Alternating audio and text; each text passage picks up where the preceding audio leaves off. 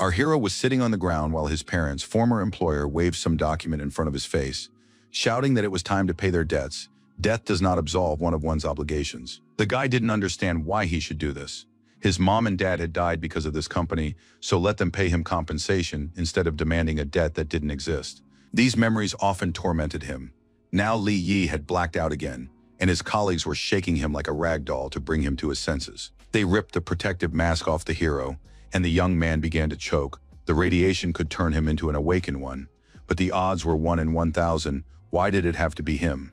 And yet the guy didn't die. He began crawling on the ground, cursing the workers who had put him at risk, but weren't in a hurry to take off their own masks. And once again, it was unclear why this world was so cruel, who had made up these rules, and why some people considered themselves better than others.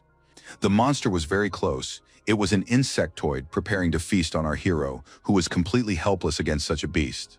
But even as a massive claw pierced him, Li Yi could think of nothing but why all this was happening to him and not to someone else.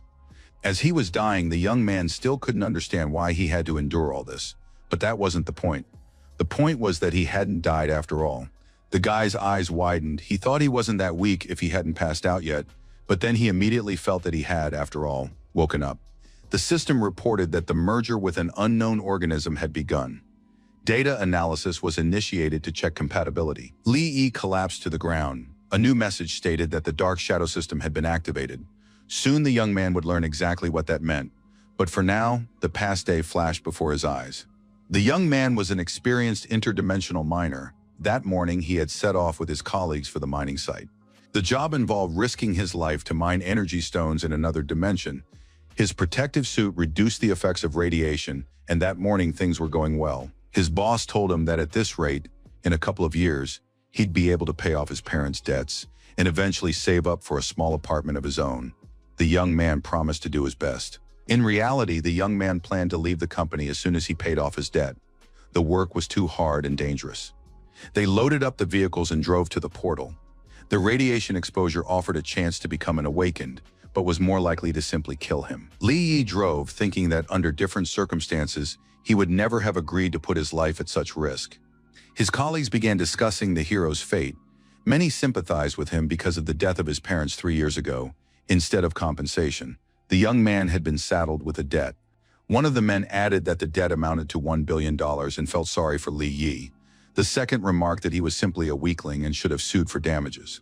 The first insisted that it would be better if the corporation paid with its life, but his friend replied that an eye for an eye was too foolish. Money would solve the problem better. Our hero just listened to all this but didn't rush to join the conversation. There wasn't the slightest point in it. Hearing that he had been called a weakling, Li Yi also remained silent, but his eyes flashed with rage. It was an unfair accusation.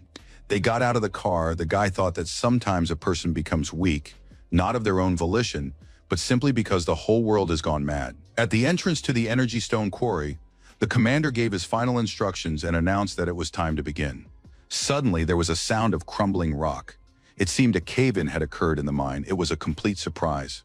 None of the workers had ever encountered anything like this before, even though they all had several years of experience in this mine. Panic set in. There couldn't be an earthquake here. Nothing like this had ever happened in other dimensions, and the miners quickly realized that the most likely cause was the appearance of monsters. The men decided they wouldn't be working today. They had to head back. Rumors were circulating that humanoids had been spotted in this area, creatures even more dangerous than insects. The squad leader yelled that there was no point in talking such nonsense. 3 years ago, the area had been completely cleared of the awakened and monsters. He started to threaten the workers, but before he could finish, a huge monster took the man's life in literally a second. His colleagues froze in horror. No one dared to take a step forward or backward. It all happened too quickly. Li Yi shifted his gaze from the inspector to the monster that had killed him. His eyes widened in surprise and fear. It was a huge humanoid. Several more of the same were already approaching the spot where the group of miners was located. The monster had pierced the man right through, and the workers scattered in all directions. Some of them managed to escape to a safer distance, but most perished just like the squad leader. Li Yi was also running for his life. He needed to pick up the pace. There were about 17 kilometers left to the exit, but covering that distance on foot wasn't so easy. The young man glanced back to assess the situation. He couldn't decide whether there was any point in running at all, or if it was futile. Meanwhile, the humanoid monsters were going wild. The miners kept screaming. There was little chance of surviving such an attack, but there wasn't much more of a chance of making it to the portal either. The monster hurled one of the men forward, and he literally knocked Li Yi off his feet. The situation was growing increasingly tense. The impact against the rocks was so strong that for a moment, our hero simply couldn't breathe from the pain.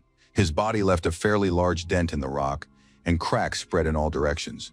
But the young man still managed to get back on his feet. At that moment, he saw the surviving workers climbing into the truck. Someone had already started the engine. Li Yi shouted for them to wait for him too. The truck had already started moving toward the exit. The guy began waving his arms to get his colleagues to slow down and pick him up. His plea went unheeded, but the escape plan was thwarted by a massive humanoid that immediately attacked the vehicle. Sharp claws pierced the roof, as if it were made of paper. Fortunately, they didn't hit anyone. How they were going to get out of here now was completely unclear. The body of the van was punctured, just like the roof. Grabbing two miners, the monster leaped away with giant bounds. Our hero looked in that direction and realized that the other humanoids were now focusing on the overturned van. Several had already closed in to feast on the workers when an explosion rocked the area. Li Yi was unharmed. The flames did him no harm thanks to his protective suit and mask, but fear completely paralyzed the hero. He watched in horror as the huge creatures burned. They screamed deafeningly and were clearly afraid of the fire, fleeing from it. It seemed that this was exactly how one could try to save oneself, by scaring off the humanoids with burning torches. There were a few of those lying nearby, and this didn't escape the young man's notice. A plan began to form in his mind. Suddenly, another monster appeared as if out of nowhere and swung at him, intending to dispatch Li Yi just as quickly as his companions. And yet the young man continued moving toward his goal. Dodging these hellish lunges, he managed to reach the torches after all. As soon as the flame was in the miner's hand, he felt an incredible surge of confidence, deciding he wouldn't give up so easily. The hero began swinging the torches in all directions and shouting for the humanoid to get lost. And it worked. The huge creatures froze. Now there was no doubt that they were truly afraid of fire. He needed to share his discovery with the surviving miners, so Li Yi shouted loudly so his colleagues would hear what he had to say. He recalled how 10 years ago he first saw news reports about these monsters, back when portals to other dimensions first appeared on Earth. Insectoids, humanoids, and beasts poured into the human world. Only the awakened, those members of the human race who had also mutated due to radiation, could stand against them. The emergence of these people with superpowers made it possible to resolve the issue of the portals and subsequently harness the energy resources of other dimensions. But the miners were not awakened. They were ordinary workers for whom it was not so easy to survive in such a situation. Li Yi shouted for his colleagues to move faster. They had no way to escape the monsters or fight them, so the young man ordered them to quickly gather anything that could burn. They needed to scare the creatures away. He shouted again that the monsters were afraid of fire. One of the miners pointed out that their torches would soon go out. What would they do then? Li Yi shouted that they needed to make their way to the storage room. There was fuel there, and they would be able to hold out until help arrived. He ordered the miners to huddle as close together as possible and back up until they entered the room. Little by little, the plan began to work. The humanoids hesitated to attack people armed with burning torches. When they reached their destination, our hero asked one of the men to quickly pour fuel at the entrance. The man agreed. The miner kicked one of the fuel barrels with his foot. It wasn't full, so it fell easily to the ground, spilling its contents all around. Now, a fairly large pool of fuel separated the people from the monsters. Not knowing what would happen next, the humanoids began to advance into it. Now all the miners had to do was step back and throw their torches to set this flammable barrier ablaze. The fire flared up, the flames rising like a wall, singeing one of the monsters. The rest recoiled in fear. The man who had been helping our hero throughout the ordeal approached Li Yi and thanked the young man from the bottom of his heart. He added that if it weren't for the young man, everyone here would already be dead. The young man replied with a smile that he was always happy to be of service, and if they needed anything else, they should just ask. Then Li Yi looked back to survey the area, and a huge stone statue by the wall came into view. It was massive and very imposing. The young man sighed, saying it looked simply stunning, especially given its scale. His colleague explained that Inspector Wang had found it. Apparently, the deceased had wanted to take the artifact out of here and sell it on the black market, which is why the sculpture was here. Then communication was restored, and the miners were able to send a distress signal. Meanwhile, our hero wondered how old the statue was. It looked ancient. The men reported that they had been attacked by humanoids in Sector 7, They wanted to know when the rescue team would arrive. They were told that help would arrive in 2 hours and to take care of their own safety. That was too long to wait, but the signal cut out again. Several times the man tried to shout that they didn't have that much time, but now no one could hear him. Only static came from the communicator. The surviving miners realized they were trapped, and now they looked at each other in confusion. They began discussing what to do. There was only an hour and a half of power left in their suits. They could try to drive out of there in a truck. No one wanted to die, and many of them had children. Li Yi had no parents, no wife, and certainly no children, but he didn't want to die in another dimension either. His suit's charge was at 61%, and our hero was really hoping that help would arrive sooner than announced. One of the men behind him suddenly told everyone to be quiet and listen carefully to what he had to say. Passing a baton from hand to hand, the scoundrel announced that the suit's power wouldn't last until help arrived, so someone would have to sacrifice themselves. With a terrifying smirk, the miner added that most likely the elderly or orphans would have to sacrifice themselves, and with a menacing look, he approached Li Yi and his companion. Pressing the weapon against our hero's forearm, the man said that in our world the young man had nothing to tie him down, so there was no point in him returning. The baton moved toward the protective glass, and the scoundrel ordered the young man to hand over the battery from his suit. The young man merely cursed. Our hero managed to parry the attack with his hand, protecting the glass from damage, which only angered his enemy even more, and he swung again. While Li Yi writhed in pain, a few more of the miner's accomplices approached. They mockingly suggested he put up a fight. They couldn't wait to have some fun. One of the men grabbed the young man, while the other lifted his protective glass, saying they would help him get a little radiation and become an awakened one. And then he would save everyone. The mask was flung aside.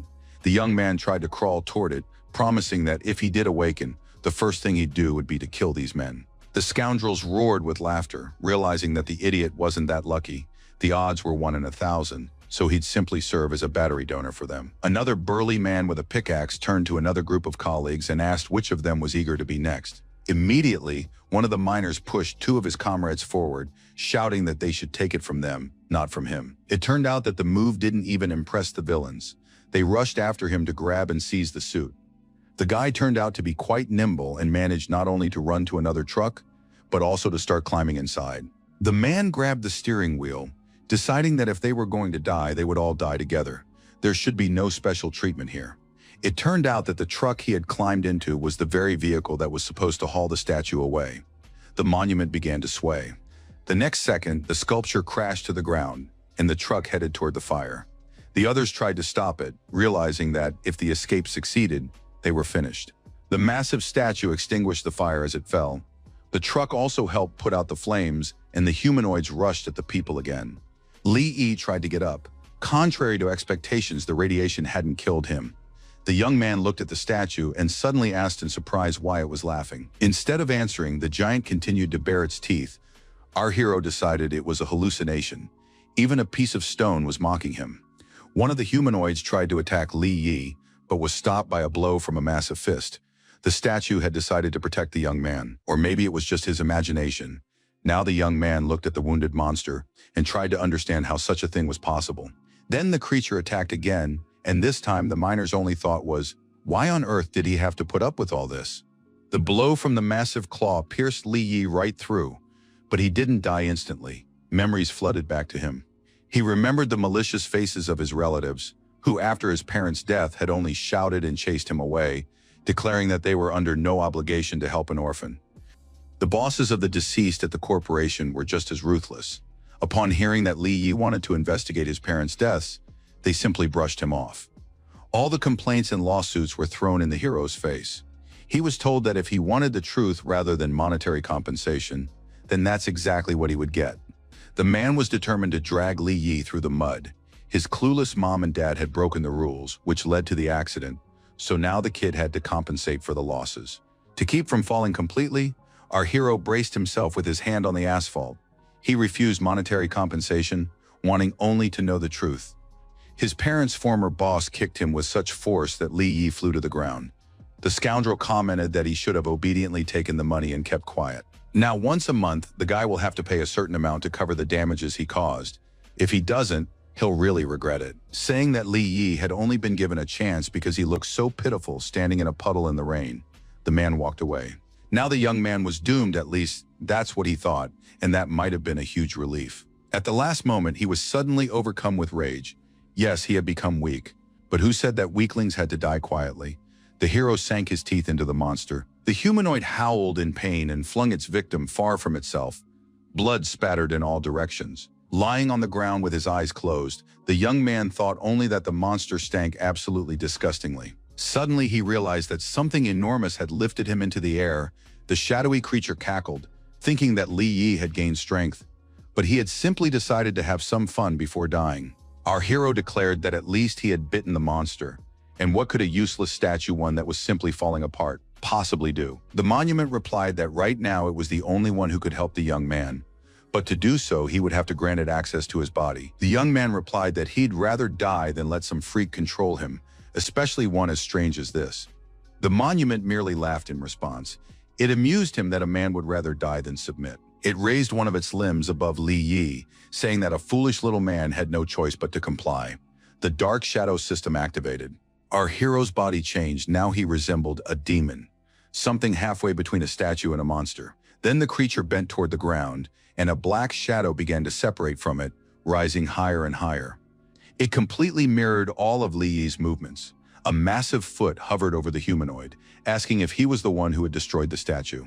In the very next moment, the monster was crushed, and the boy declared that he wasn't going to let such actions go unpunished. Now the shadow hero looked more like the body's owner than the sculpture that had taken him over. The remaining humanoids rushed into the attack, and Li muttered under his breath that it was getting too noisy here. He activated his enormous shadow again and ordered that this unfortunate misunderstanding be corrected immediately. All the monsters vanished in less than a minute. Dealing with them was no trouble at all. All the shadow had to do was click his teeth, and the massive beasts simply scattered into pieces. They really did stink to high heaven. The shadow settled back on the ground. It was time to deal with the scoundrel miners. Li Yi headed toward the enemies, having first cut off their escape route. The men began begging for mercy and making threats at the same time. Then a voice in our hero's head asked what he would do if he gave it control. The young man headed straight for the scoundrels who had tried to kill him. They whined that they were just trying to survive, that it was nothing personal. They fawned, arguing that without their help, Li Yi would never have become an awakened one, so he should thank them for their assistance. This infuriated the guy to the limit. His eyes flashing, he asked how exactly his colleagues wanted him to thank them. The men fell to their knees, saying they didn't need thanks. It would be better to pretend nothing had happened and just let them go. Pulling back his black shadow ropes, Li Yi replied that he would not only release them, but also help them a little. With a sharp movement, he used the shadows to simply rip the masks off his enemies' faces, repaying them in kind for what had been done to him. Blood gushed from the miners' mouths. It seemed none of them had been lucky enough to wake up. The scoundrels had simply perished. After taking the batteries from their protective suits, our hero headed toward the rest of the squad. The men were afraid that the same fate would befall them. The old man shouted that he hadn't done anything wrong at all. Li Yi simply tossed 2 batteries at the miners' feet and told them that now they could use them without any problems. No one would stop them. A shadowy ghost of the monument appeared behind him, and Tio whispered that it would be better to get rid of unnecessary pity and sympathy. He added that they could kill the hero, but the guy disagreed. He looked ahead confidently. Declaring that he had no intention of heeding useless advice, the hero headed for the exit. The monument reminded him that circumstances wouldn't always work out so favorably. Outside the cave, there were a great many humanoids. Upon seeing Li Yi, they all rushed toward him. This came as a surprise to the boy. The monument ordered him to hand over control of his body, or else try to fight this trash on his own. The shadow assistant noticed that the boy's legs were already trembling at the mere sight of the monsters. Let him think carefully. Without the monument's help, he was nothing. Instead of continuing this tedious conversation, the young man charged at the humanoids. He easily dodged their blows and struck so quickly that he killed the monsters one after another. His speed had improved. His strength had increased just as dramatically. Now the hero could tear the humanoids to pieces with a single blow. He managed to notice every movement, so the creature's numerical superiority was also no problem. It seemed that the guy's vision had become sharper and more comprehensive. Even his field of view had increased many times over.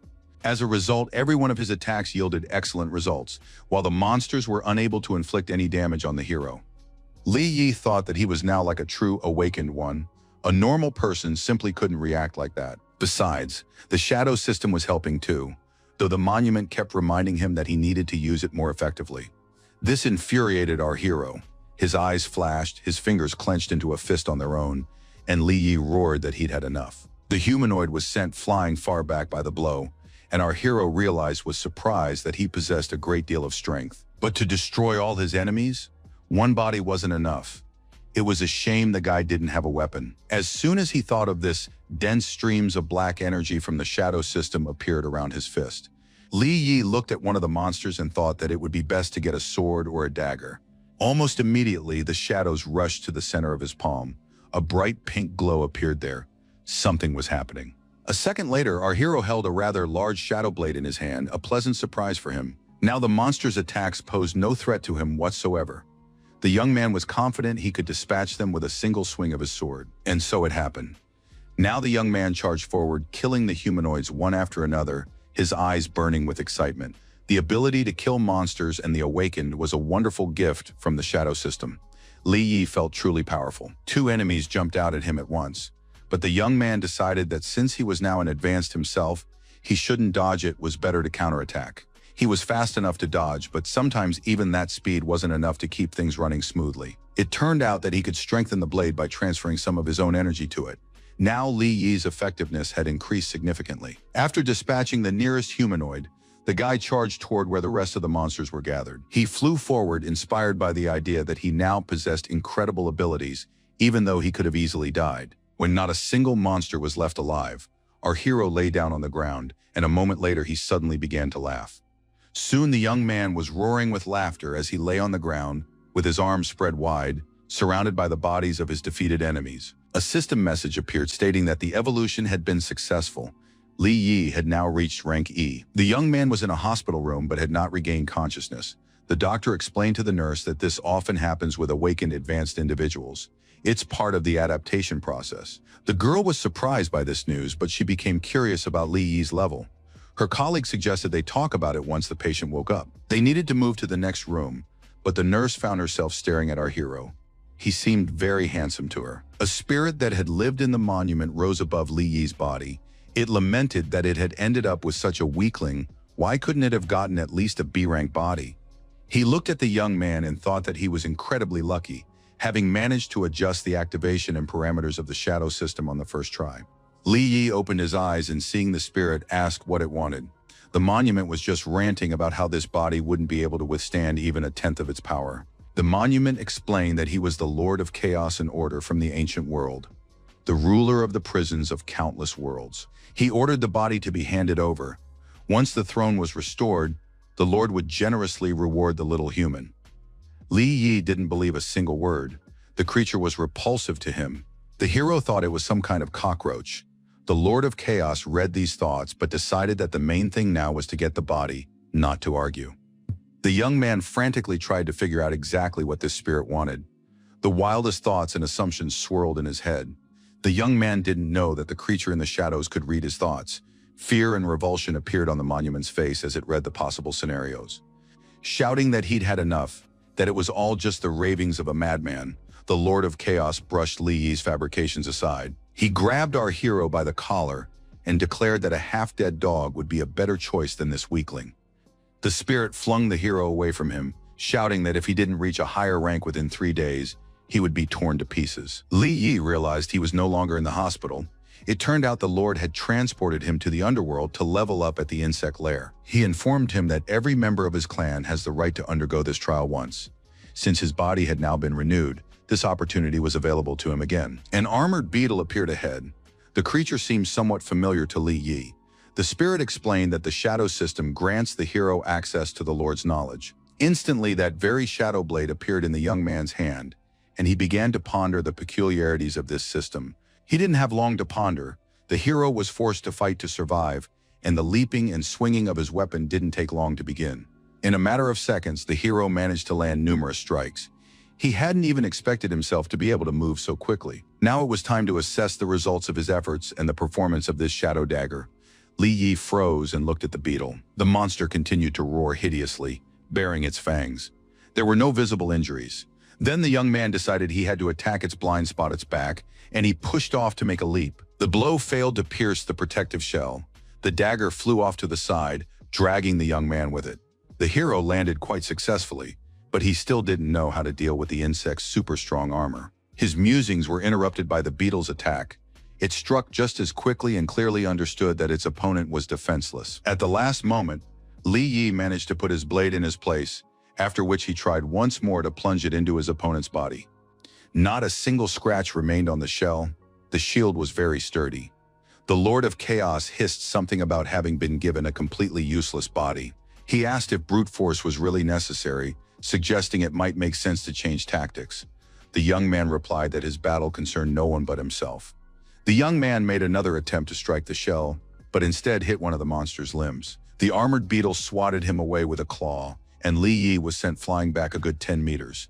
The opponent was very strong. The young man was thrown against the stone wall of the gorge.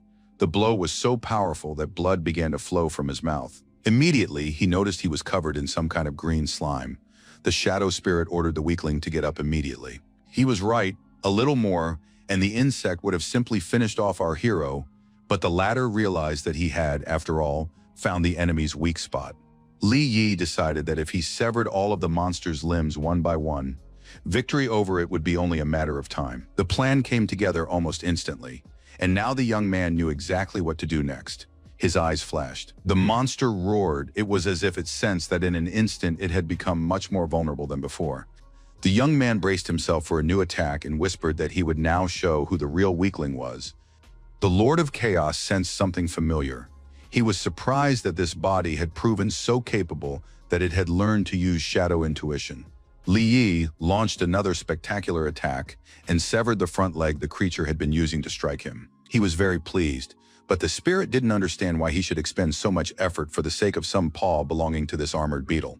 Our hero explained that this would give him the opportunity to carry out his plan and reach the monster's most vulnerable spot.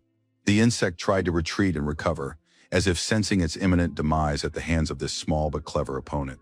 Meanwhile, Li Yi decided that to carry out his plan, he needed a more powerful weapon and activated its creation. A rather long sword appeared from the shadows, perfectly suited for the attack. The boy darted toward the monster and, finding himself beneath it, simply slashed open the abdomen of this enormous insect. Once on the ground, he looked up to see if his hunch about the weakest spot had been confirmed. The monster's head, covered in streams of yellow slime, fell right onto the young man, a sight not for the faint of heart. But the desired effect had been achieved, and our hero repeated his lunge with the long sword, full of determination. Soon a crystal appeared at Li Yi's feet. He had defeated the armored beetle. The Lord of Chaos laughed, saying it was merely a Y-rank monster. Why was the man so out of breath? The young man felt a surge of strength. His progress toward breaking through to the next level was only 0.2%. But the spirit explained that he had obtained an energy stone, which was good for accumulating experience. The young man decided to keep going and took a few steps toward the cave, but suddenly heard something there. He couldn't make out anything, and the Lord of Chaos suggested using shadow intuition again to look. The hero asked what kind of skill that was. The spirit advised him to concentrate shadow energy in his eyes, and the ability would activate on its own. He had already done this with the beetle, but hadn't even noticed. Immediately, a notification appeared stating that the hero had unlocked the first-level shadow sense, and his eyes changed slightly in appearance. There was another insect ahead, and Li Yi activated the skill just in time. Some spikes were hurtling straight at him. They were accompanied by a pale green glow, and the young man barely managed to jump up. Otherwise, he would have simply died. The spike was large and so sharp that it pierced the stone wall, and a greenish cloud of poisonous smoke emerged from the point of impact. He immediately had to make a few more incredible jumps, but the guy simply didn't have time to make out what exactly was flying at him. He sensed movement around him and dodged intuitively, all the while cursing the skill, calling it completely useless. The very next moment, he had to perform what was practically a somersault to survive. The projectiles themselves remained invisible to the hero. Then he ducked several more times in different directions, straining to see what was flying at him from all sides. The spirit replied that it wasn't a useless skill, but that the man lacked strength. So Li Yi declared that he would increase the amount of shadow energy in his eyes. The spirit remarked that this was getting more and more interesting. Some E rank was masterfully controlling shadow energy like a true pro. Li Yi identified the two monsters, a distortion beetle and a stinger beetle, both E rank. It didn't take long to review the information. The Lord of Chaos noticed that the young man now had the information he needed, and he asked him to wait a little longer. It turned out there wasn't just one or two of these creatures here. There was a whole swarm of them. The spirit noted that there was even a saying about this. If you spot one cockroach, it means the darkness is teeming with them. Our hero readied his weapon again and took a few steps back, preparing to defend himself. The insects advanced with a vile hissing. These beetles looked simply repulsive. He didn't even want to look in their direction. Since the enemies were approaching from both sides, Li Yi took up a defensive stance, which pleased his shadowy friend. The monument praised the little man's intuition. Meanwhile, the young man decided that this time he would use two types of weapons in battle at once. He activated his shadow sense over a wide area and shouted at the monsters that they'd all better get out of here right now or die. A quiet voice behind him whispered that no one had ever unlocked the second level of this skill so quickly. When the shadow becomes your follower, the enemy's heartbeat turns into a funeral march. The worthless E-rank knew how to pleasantly surprise. Along with the new level of the Dark Shadow system came access to the knowledge archive and the ability of shadow manifestation. Meanwhile, Li Yi threw himself into battle with all his might. It even seemed to the young man that the insects had begun to move more slowly, and he realized that this was a manifestation of the new shadow skill. Now the system highlighted all the enemy's weak spots in purple, and for good measure, sent notifications with the information. The second level of the shadow sense worked perfectly. Once the weak points were detected, breaking through the defense was no trouble at all. The hero decided to test the new shadow spikes technique as soon as he realized that all the weak spots of the stinger-bearing bugs were on the underside. For every monster killed, he received a percentage toward a D-rank breakthrough, but it wasn't very much, and the young man grew a little annoyed. He decided to finish this task quickly so as not to waste his time and look for a more effective way. He decided to finish off all the monsters at once and immediately charged forward. His level began to rise more rapidly. Li Yi rushed forward, piercing the beetle's defenses in the abdominal area. Now he didn't even need to aim. Everything happened instinctively. The guy hadn't expected that the second level of shadow sense would improve his accuracy so much, and he was very pleased with it. Suddenly, a new enemy attacked him. The hero dodged, but still didn't understand what that green glow was. It was a distortion reaper beetle. The spirit noticed that the man had good reflexes, but his brain was slow to process things. This conclusion was premature. Li Yi activated his shadow manifestation and instantly immobilized the opponent with a lasso. He immediately began searching for the insect's weak spot, ordering it not to move, or else it would be worse. It became clear pretty quickly. He needed to aim for the monster's jumping leg. Then it wouldn't be able to withstand the attack. At the same time, the guy was attacked by beetles shooting spikes, which complicated the task, but not too seriously. Li Yi activated a sharp rope from the shadows and shouted that the insects wouldn't have as much fun shooting without their butts. He destroyed all the enemies at once, simply by pulling all the rope loops toward himself. His level progress increased significantly. Soon, flying creatures followed his comrades. They all also fell victim to the sharp rope of the shadow manifestation. The spirit caught himself thinking that the man finally looked befitting of the power he had received. Though his poses looked repulsive, he fought with dignity. The gift granted by the Eye of Shadow enhances reflexes and strength, but most importantly, it grants control over shadows. However, this gift consumes a vast amount of spiritual energy. That was the price. Rank E was still too low.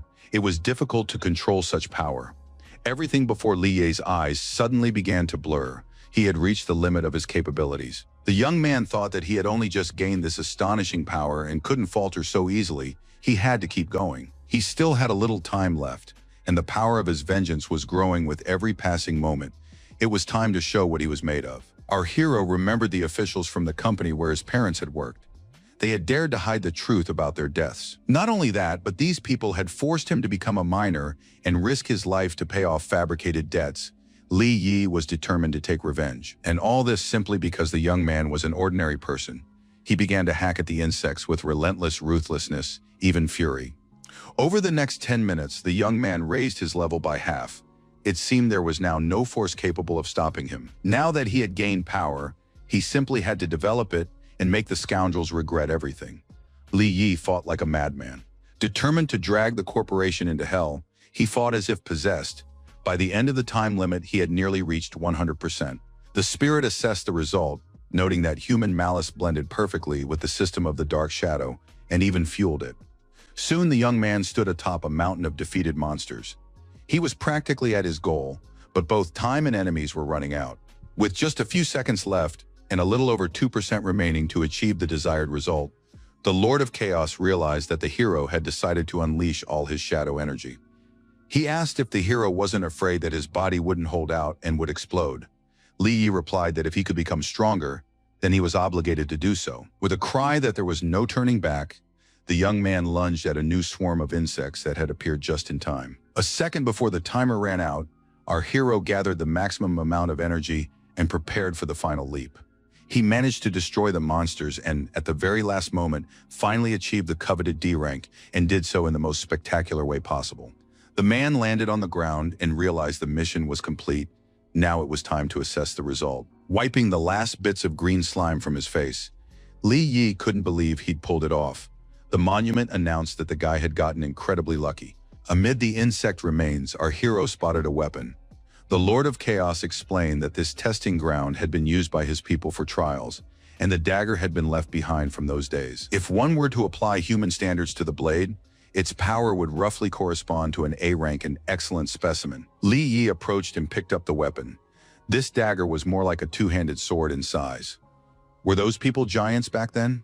The spirit replied that not exactly, but compared to his shadow powers, all these daggers and blades were mere toys.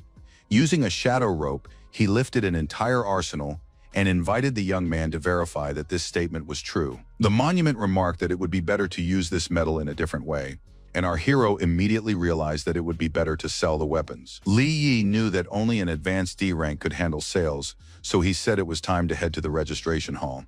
The relevant organization operated practically without days off, but our hero's abilities were rated at E rank, and he began to protest. The girl at the registration desk replied that although his physical stats were good, no significant energy fluctuations had been detected, which was why he had been assigned that rank. The young man grabbed the slip of paper and began to read. The administrator added that he was registered as a minor, so he would receive a 15% pay raise. On the street, Li Yi noticed that the shadow system was simply excellent, but people didn't appreciate it. The spirit explained that this was because they couldn't see the shadow energy fluctuations. The hero decided that this was perhaps for the best, but there might be complications with selling the equipment. The only option left was the black market. All shady deals took place there. The Lord of Chaos remarked that it sounded promising. The visitors sensed the miner's arrival by his scent. It seemed they were good at reading people. Guests like this hadn't been seen here in a long time. Li Yi surveyed the assortment. His spirit was indignant that these ridiculous little people would attach stones to metal and call it a divine weapon. Some guy started trying to kick Li Yi out, saying that a miner might break something, and with his salary he wouldn't be able to cover the damages even in 100 years. The hero asked why customers were treated with such disrespect here. The salesman pinched his nose and declared that a poor, hardworking man was a dubious customer. The guy replied that he didn't like the merchandise on display, then pulled out his dagger and ordered them to call an appraiser. Just then, a couple more customers showed up. They asked what the salesman's rank was, and it turned out to be only D. They were the ordinary girl Su Qing and the advanced D-rank Zhou Ting. The beauty didn't understand why she'd been brought to such a place. The seller greeted the regular customer and asked what he had brought this time. The customer replied that he wanted to sell a dagger from another world to buy a car for the girl. Zhou Ting showed the Wind Howl blade and added that it increased the owner's strength stats. The dealer remarked that it was an excellent item. That's when Li Yi recognized the advanced practitioner's companion and called out Su Qing by name. The girl froze in surprise. After the guy's parents died and he was left in debt, the beauty rejected his advances and told him she didn't want anything to do with such a loser anymore. Zhou Ting asked if the girl knew this man, and she replied that he was just a fan after all. She was a celebrity, recognized everywhere. How could she possibly know some minor? Then the snob started yelling that the establishment standards had fallen. How could they let in a lowlife who would just go and talk to a celebrity like that? He swung his sword and shouted at Li Yi that the garbage collectors were down the street. He should take his junk and get lost. Zhou Ting struck the dagger our hero had brought, but something clearly didn't go according to plan. The result was unexpected. The Wind Howler's sword shattered into pieces. This simply couldn't happen to a truly valuable weapon. Our hero calmly replied that the junk here wasn't his artifact at all, so it wasn't clear yet who should be chased away. Su Qing began accusing her companion of deceiving her, since he had claimed the sword was very expensive. In a fit of rage, the advanced practitioner lunged at Li Yi, shouting that he would now show the young man his place in this world. The young man easily dodged, hissing that his opponent was moving too slowly and his energy wasn't strong enough. The advanced fighter's reflexes were quite good, but he still couldn't land a hit on our hero. He made one attempt after another, trying various techniques, but nothing worked. Li Yi didn't take any damage. The guy dodged masterfully. He was much faster than his enemy and on top of that possessed certain hidden advantages.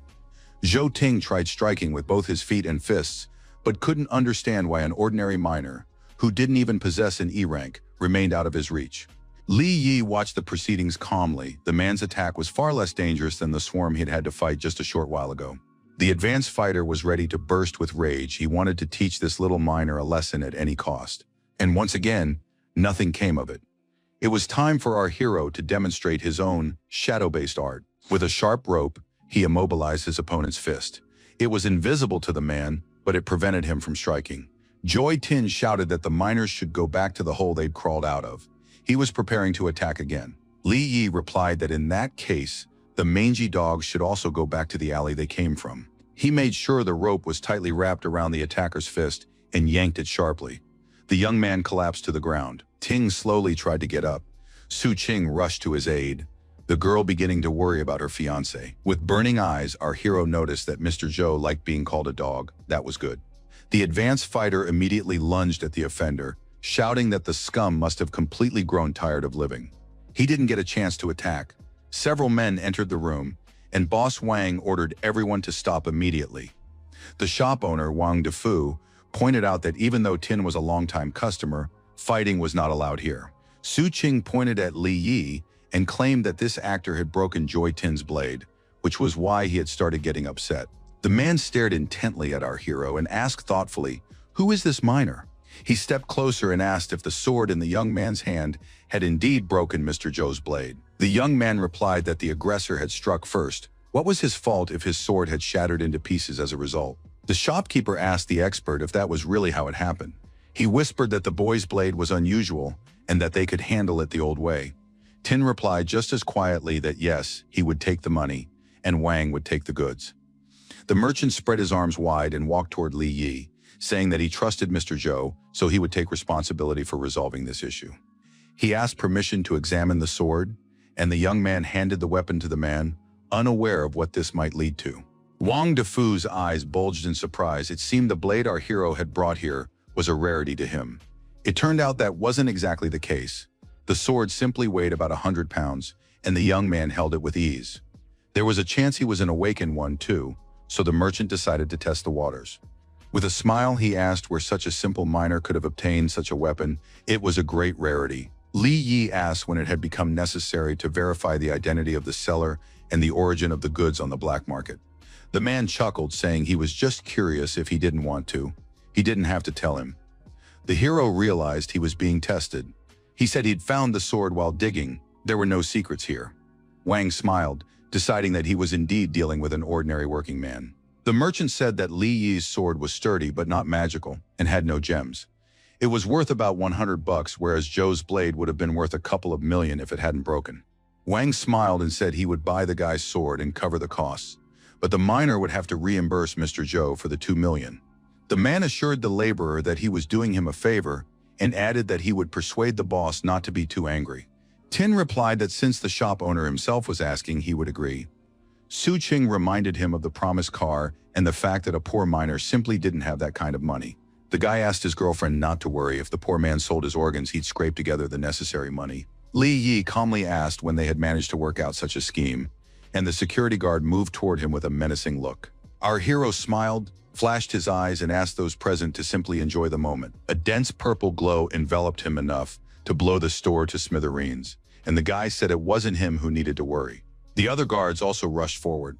The boss ordered them to thoroughly maim this insolent brat. They turned around with the guests to head to the tea room, not even suspecting that the battle's outcome would be nothing like they expected. Only when one of the thugs flew past and slammed into the wall did the shopkeeper and his accomplices take notice of what was happening.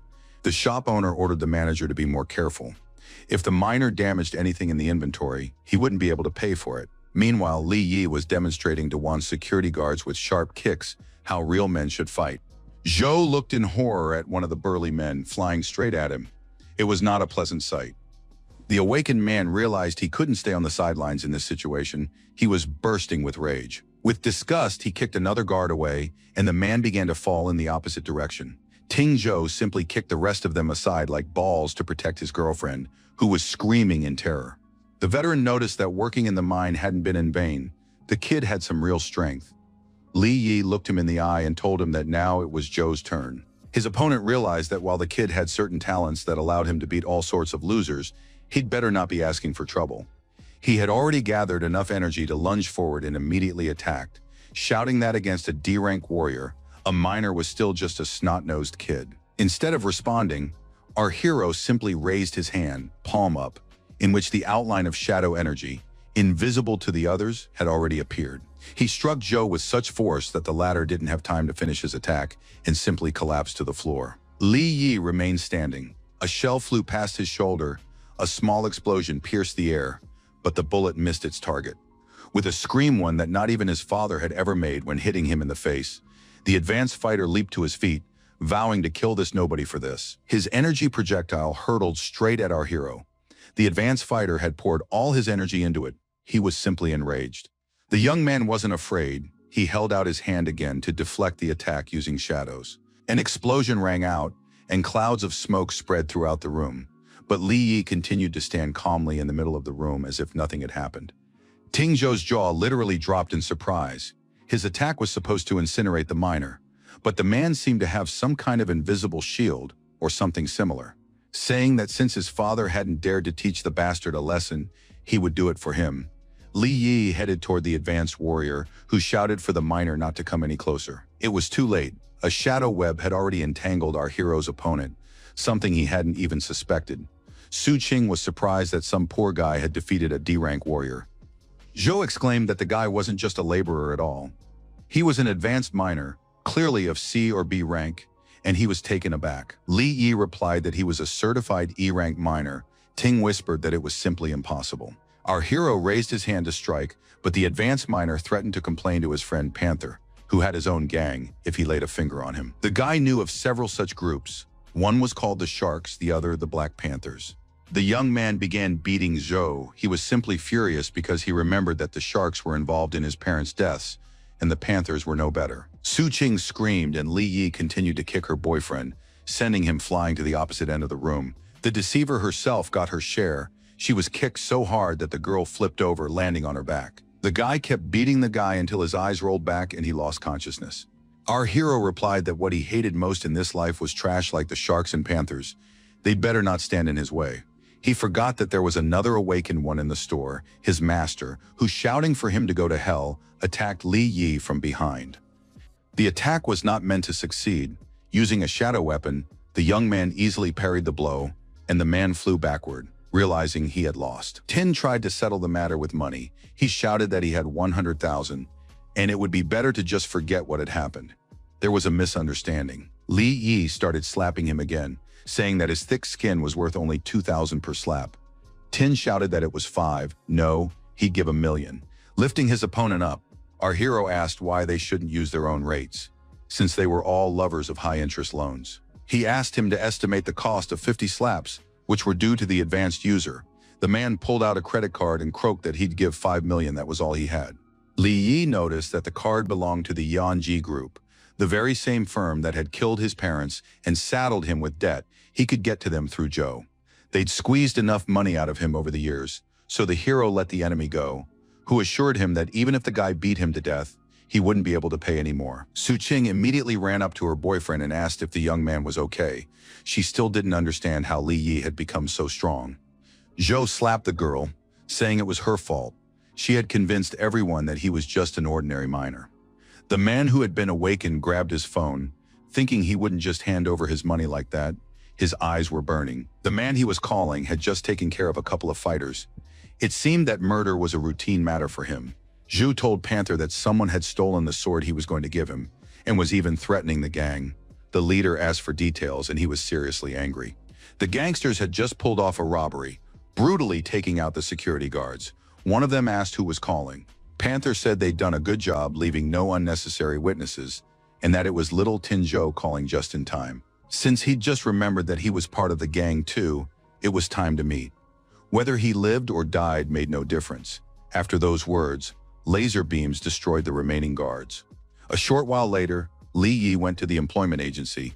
An employee immediately asked how he could help. Our hero explained that he was an advanced E rank and was looking for a suitable mission. Then two rather unpleasant men showed up, saying there were no missions here for trash like him, unless he was a suicidal guy. The others started whispering too, saying that for an E rank, the kid was way too cocky. He should just sit quietly and be grateful they were giving him food. Everyone immediately started joking that no team needed trash like him. He should go out on the street and look in a trash can for colleagues. The young man calmly listened to all the taunts, but he wasn't about to leave. He had something to say to these bullies. Besides, the $5 million that Joe had transferred to his account had been immediately deducted by the sharks as debt repayment. Taking the job was now a priority. While the hero was thinking about this, someone entered the building and it immediately became so quiet that literally every step could be heard. The more advanced ones tensed up and began discussing how this was what B-rank energy actually felt like. You could sense it even with your back. As the girl walked through the hall, many whispered that they couldn't even move, that it was hard to breathe. It was her aura at work. The beauty looked quite sweet, and just by her appearance it was hard to suspect she possessed such strength and power. Everyone except Li Yi was frightened. One guy asked hoarsely what an advanced practitioner of such a rank was doing in a place like this. Our hero thought that this girl's strikingly strong energy was completely devoid of any intent to kill. Either she was hiding it, or she truly lacked such qualities. The masked beauty's assistant announced that a D-rank advanced miner was needed to work in the D-rank Beast Abyss. Perhaps someone was interested. Li Yi stepped forward, and everyone was surprised that someone with an E rank could even move while suppressing such a strong B rank aura. It was simply impossible. The guy gave a sly smile and said that it looked like he was exactly the person they were looking for this position. An agency employee informed Miss Quinn from Longman Street 3rd that they had plenty of D-rank options, but the girl was interested specifically in our hero. She thought the miner wasn't so simple since he'd been able to withstand her aura, so she said there was no need to look further. This miner would do. The agent said that was impossible. The man had arrived late and hadn't registered. He wasn't even in line, which was against the rules. The advance flashed her eyes and declared that she set the rules here and had made her choice. The man bowed and apologized. The girl headed for the door. Li Yi followed her. Everyone else wondered if this was the first time the advanced one had made such a personal visit. They were curious who this miner was. In the Beast Abyss dungeon, right at the entrance, there were countless minotaurs, quite ferocious ones, it must be said. One of the main damage dealers in the party was a bard. He was a sort of support who cleared the way for Queen and Li Yi. Thanks to his flute playing, the monsters' heads literally flew to pieces without any effort on the part of the rest of the group. There were also several swordsmen who finished off the minotaurs that were a bit slow on the uptake. The monsters didn't stand a chance. If any of the beasts dared to attack, they came face to face with the massive spiked shield of the warrior leading the squad. Moreover, the minotaurs didn't realize until the very end that they were facing such well-trained people and continued to charge at the squad. Li Yi appreciated the training and teamwork. Quinn was surrounded by true professionals, and she was the center of it all. It seemed everything was going to go smoothly. But that was only if you ignored the details. Our hero decided to tap into his sense of shadow and get a feel for how things really stood. The squad had been moving forward fairly quickly. Now they had stopped, trying to figure out where to go next, each lost in their own thoughts. The minotaurs were below. This dungeon of the Abyss of the Beast was clearly more difficult than the D rank it had been classified as. The hero wondered if the others could sense their presence. A spirit appeared and reported that Li Yi's shadow vision had reached the 2nd level, and he could see much more than the trash he'd set out to raid. The squad pressed forward. Our hero decided that maybe the others didn't know about the monsters, but Quinn simply had to sense them.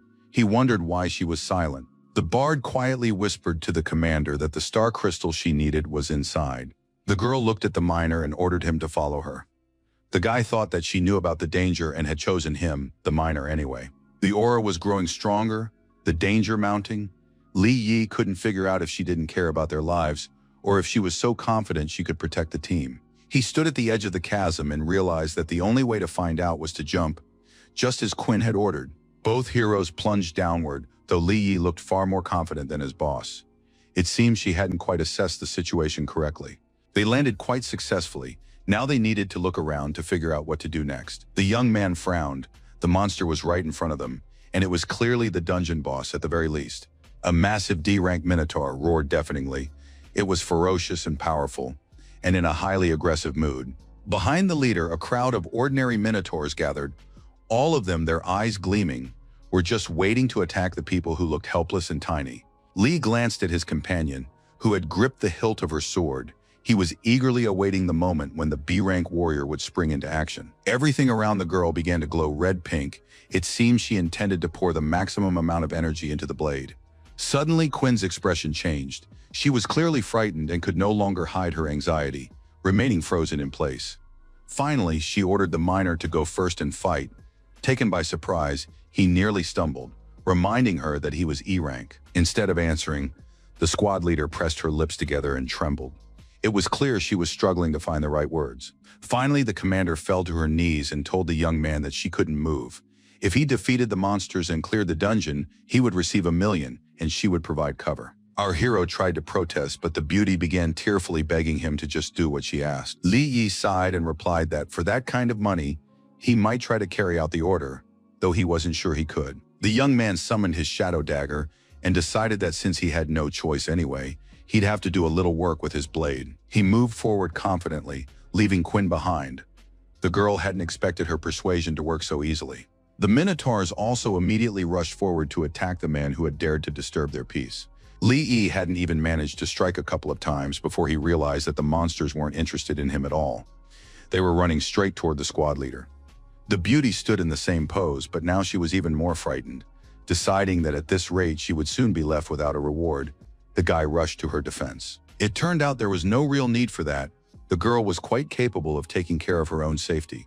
A flash of light sent the monsters flying backward, crippling many of them. The young man wiped the sweat from his forehead and thought he'd underestimated his colleague a bit, but that was for the best. At least he didn't have to worry that she'd die. At that moment, another Minotaur leaped at Quinn, and it was clear she hadn't yet gathered the energy for another defensive move. Then Li Yi summoned that very same huge sword he had tried to sell in the shop and rushed to intercept the monster. With a single move, he managed to stop its attack. The enormous monster was now falling backward, but it was clear that this was far from over. The guy asked Miss Quinn why she was drawing the monster's attention to herself. He was curious to know what the secret was. Instead of answering, the girl ran further down the tunnel, shouting that she was leaving these minotaurs to him. Well, the hero couldn't do anything about her, so he set about hacking at the enemies. It wasn't exactly too difficult for him. In a couple of minutes, he had taken down everyone in the area and was getting ready to tackle the next wave. Meanwhile, the squad leader was running for her life. It seemed she wasn't so much afraid of the monsters as she was eager to get her hands on the crystal. The beauty had ventured deep enough inside and now believed she was out of danger, not noticing the monster that had followed her here. As soon as the girl caught her breath, she heard a roar behind her and looked back in horror. It seemed the plan had failed. The advanced rank mage stood there, trembling with fear, but still asked the Minotaur why he wasn't afraid of her. Instead of answering, the monster swung his club. It seemed that the aura of a B-rank advance was nothing to him. Li Yi was there too. He couldn't understand why Quinn was scared, since she was clearly capable of fighting back against the Minotaur. Suddenly, the commander screamed and raised her hands to her face. The bracelet on her wrist cracked and glowed pink where it had broken. Immediately, the energy flash we were already familiar with appeared, its radius of effect growing larger and larger. This simple trick sent both the monster and our hero flying far backward. The boy suffered no damage, but the monster lost its combat power. Li Yi noticed that the bracelet on the girl's wrist had cracked in another spot and was now simply falling apart, unable to withstand the strain. It suddenly dawned on our hero that the commander was using a protective item, and all these attacks were not her doing at all. He asked if the advanced one really had no combat abilities at all, and she shyly lowered her eyes.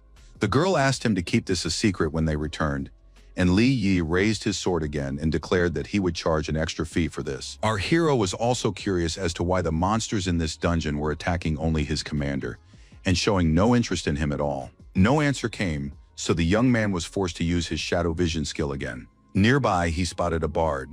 The bard was well camouflaged, so he was invisible to the naked eye. It seemed the Minotaur's behavior was due to his performance. He was snapped out of his thoughts by a girl's scream calling for the miner's help. Another Minotaur was about to attack. Shouting that this was a never-ending problem, the young man swung his sword. He was forced to fight in such a way as not to injure Quinn with a move that had a wider area of effect.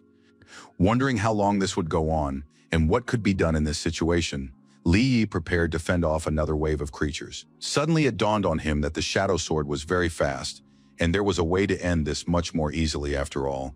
The bard's target was Quinn, so why not use her as bait? He summoned shadow chains to bind the monsters and prevent them from reaching the girl. Now he needed to resort to a trick. Our hero loudly declared that since the commander was without her protective gear and wasn't a combat type, she'd have a hard time without his help. The minotaurs couldn't move, but they hadn't noticed that yet. Meanwhile, the guy was heading toward them, saying he wanted to clarify something. Quinn shouted for him not to leave her for long. She also didn't understand why he had suddenly decided to report on all his actions. The girl was left unattended and watched anxiously as Li Yi fought the minotaurs. The bard decided that since she was so helpless, this was a perfect opportunity. He thought that since that damned miner had nearly ruined his entire plan, it was time to stop relying on monsters and kill Quinn himself, especially since she was defenseless. The villain crept up behind the unsuspecting girl. He drew a long stiletto and was already preparing to strike. The shadow sword proved faster than the blade. The bard's hand never managed to complete the move. Our hero appeared as if out of nowhere. Quinn and her would-be assassin were both very surprised, and the man, moreover, was left without an arm. She fell right before the villain's eyes, and he didn't immediately grasp how this could have happened. Tears welled up in his eyes. While the bard clutched his wound, our hero explained to the commander that his colleague had used infrasound to orchestrate the Minotaur's attack on her. The man, whose name was Luden, laughed, admitting he'd been too careless and hadn't expected a miner to outsmart him. But that didn't mean Li Yi had already won. The bard immediately used some skill that required a large amount of energy. He drew it from the wounded monsters. Waves of red glow rose from each Minotaur. Those of them who were able to rise gave all their strength to the advanced one. He knew how to control living creatures. The bard managed to create a massive cluster of red energy that gradually took the form of a gigantic Minotaur. He shouted that he wouldn't hold back anymore. Li Yi whispered that Luden's aura now matched the C-class. Quinn guessed that he had grown stronger thanks to the monster's life energy. Right at our hero's feet, the ground split open and streams of burning lava appeared. This, too, was the bard's doing. The girl explained that such a skill could have appeared after leveling up. The advanced one hadn't demonstrated such abilities before. The guy thought that such a trick was even enviable. In fact, Luden's cheating deserved respect. It was quite something to level up so easily. The C-class lava Minotaur roared. Li Yi and Quinn had little chance against it, and besides, they shouldn't forget about the bard himself and his special skills. For a few seconds, our hero tried to assess the possible outcomes, but soon realized it was a waste of time. The enemy attacked using a broadsword, but because of the lava, the area of effect was much larger, and the damage was widespread. A purple glow struck the advancing group. The young man managed to shield himself and the commander with his sword. The attack was so powerful that an explosion erupted. For a few seconds, it was completely unclear what exactly was happening. Both heroes were thrown backward. Thankfully, they weren't killed, but they were hurled along with rocks and debris for a good 10 meters. Queen began to choke. Li Yi thought that S rank was beyond his own capabilities, but there were other ways to fight besides direct confrontation. The girl noticed that the miner was injured and asked anxiously if she could help in any way. The enormous Minotaur, glowing with lava, began to approach again. The young people took each other's hands. It seemed our hero already had a plan in mind. He squeezed the beauty's fingers tighter and assured her that everything would be fine, as long as she followed all his instructions. The next second, Li Yi rushed forward, shouting to his girlfriend to try not to fall behind. She was scared but obeyed. To Quinn's surprise, the Minotaur didn't budge, letting them slip past. She asked if the miner could also command monsters. Our hero replied that he had no intention of revealing his secrets. In fact, he had used shadow ropes, but the beauty didn't need to know that. The monster continued to roar but couldn't pursue them yet. The girl asked what they were going to do now. Li Yi replied that she needed to get as far away from there as possible as soon as she could and hide in a safe place. They moved a little further into the maze, but it was time to split up because the guy couldn't control the shadows from such a great distance. He ordered the commander to keep running without stopping, while he would buy her time by holding off the enemy. Then he would definitely find Quinn. Her main concern was to get through the maze and not get into any new trouble. The beauty moved forward, and Li Yi thought that he was concerned not so much for the deceiver's well-being as for the 1 million reward she had promised. Meanwhile, the C-rank Minotaur was shaking his head from side to side, trying to figure out where his victims had gone. A question rang out from behind him. Was the monster looking for him? It was the miner, and he clearly wasn't scared. The bard, in the form of a monster, spun around and swung his axe, shouting that he needed Queen Xian. Where was she? The blade struck where Li Yi had been just a moment ago, but the young man managed to parry the blow with his sword just in time. Sparks flew from the clash of metal. Our hero jumped back behind Lyudin again and suggested that the man figure out for himself where the girl had gone. The miner intended to attack from behind and struck with all his might, but nothing happened. Li Yi realized with horror that there wasn't even a scratch left on the Minotaur's back. Its skin and the muscles beneath it were as hard as rock. To make sure he wasn't imagining things, he struck the monster's leg again, and the result was the same. Lyudin turned around and laughed maliciously.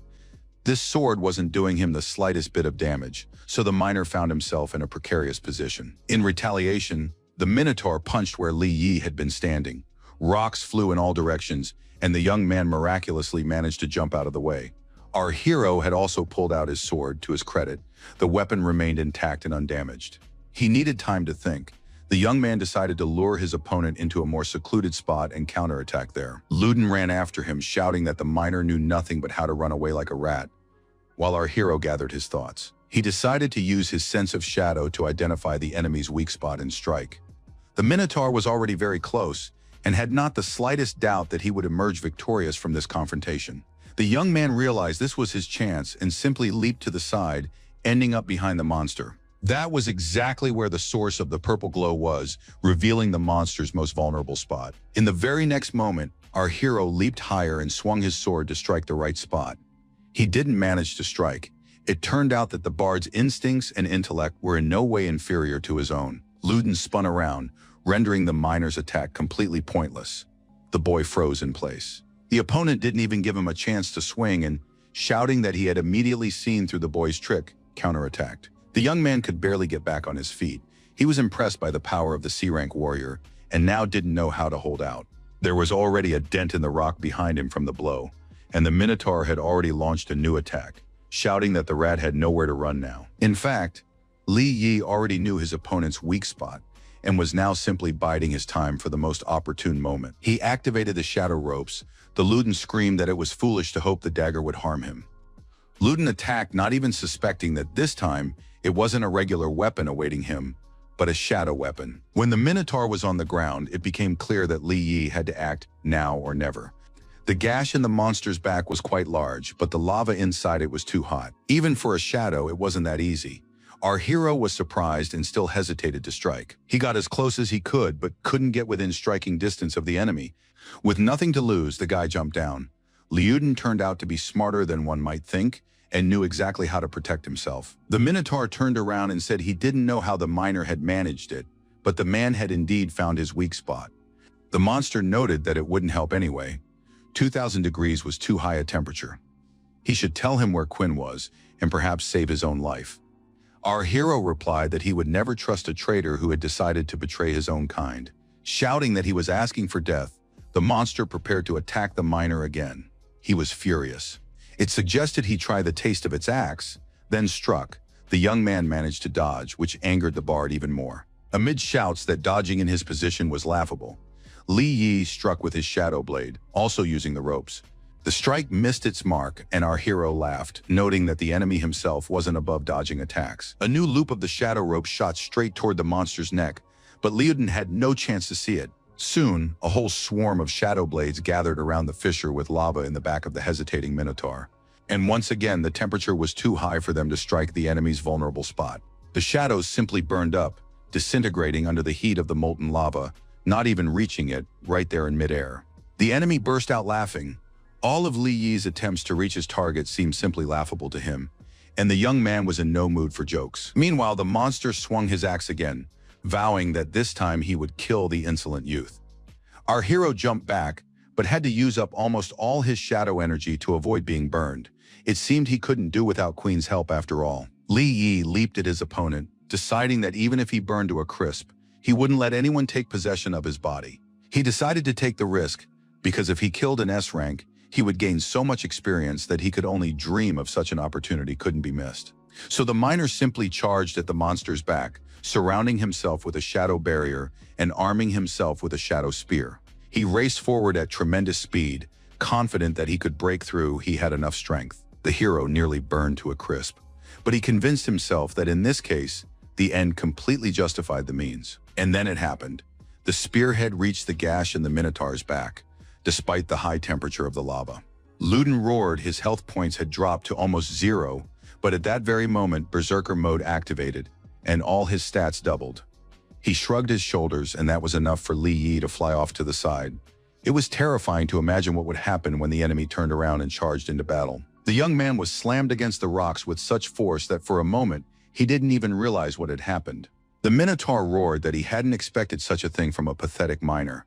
But there's a limit to everything. The heat made it hard for our hero to breathe, so he just stood there and listened as the monster promised him instant death right here and now. Suddenly, our hero's expression changed. It was as if he had regained his senses and even recovered. For some reason, the amount of shadow energy had surged dramatically, and now Li Yi felt confident he could withstand another attack from the enemy. The Lord of Chaos appeared and explained that this energy had always been within the boy's body. It simply hadn't been necessary to release it until now. Li Yi was fortunate enough to activate a new shadow skill right then, and now the shadow energy had fully restored him. The Minotaur sensed the opponent's terrifying aura and realized that this was not just about healing. Something more was at play. Deciding that he couldn't let our hero awaken new abilities, the bard swung his axe again. The blow missed its mark again. The young man leaped back with such speed it was as if a hurricane had swept him away. The monster assessed the miner's new stats and continued his advance. Now he too did not hesitate with his attack. And again, nothing worked. Liuden couldn't believe that some E-rank could display so much strength. Something was clearly wrong here. With a scream that would flood everything here with lava, the Minotaur set about carrying out his threat. Li Yi realized these weren't just empty words, but he was curious to test his new abilities, so the hero didn't run away. A torrent of flame and lava surged straight at him, but not a single muscle on the miner's face twitched. Meanwhile, the bard in the form of a Minotaur roared that he would burn the boy to ashes, then spit on him and trample him. It turned out that this confrontation was far more interesting than the previous one. The monster looked at Li Yi with disappointment and fear. He stood right in the lava, taking not a single scratch, as if it were just an ordinary puddle. The young man was extremely pleased. If the entry-level Shadow Awakening offered such capabilities, what would happen once he leveled up the skill? The guy looked at his enemy and asked the boiling guy if he could turn up the heat a bit. It had gotten a little chilly in here. The miner joked that his opponent had gotten a little carried away, but now it was time to put an end to the fun. Aiming his spear straight at Liuden's chest, Li Yi declared that now it was his turn to have a little fun. The Minotaur grew angry and with a roar leaped toward his death. The young man had already begun his attack and had no intention of stopping halfway. He enveloped himself in energy, which allowed him to withstand the high temperatures. Both shadow blades were also ready for battle. The miner immediately put them to work, leaving purple trails in the air as he moved so quickly.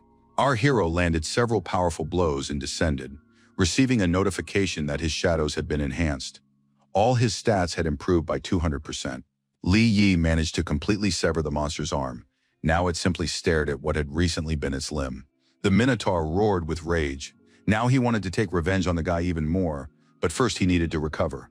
Meanwhile, the hero decided to work a little on his sword technique, so he practiced to slice through the giant's arm. Using both blades, the miner turned the stone flesh into a scattering of shards. The weapons worked not only effectively but also spectacularly. Luden was unimpressed. Releasing 2 streams of lava, he regenerated, growing new arms right before the stunned Li's eyes. Soon both were already holding weapons.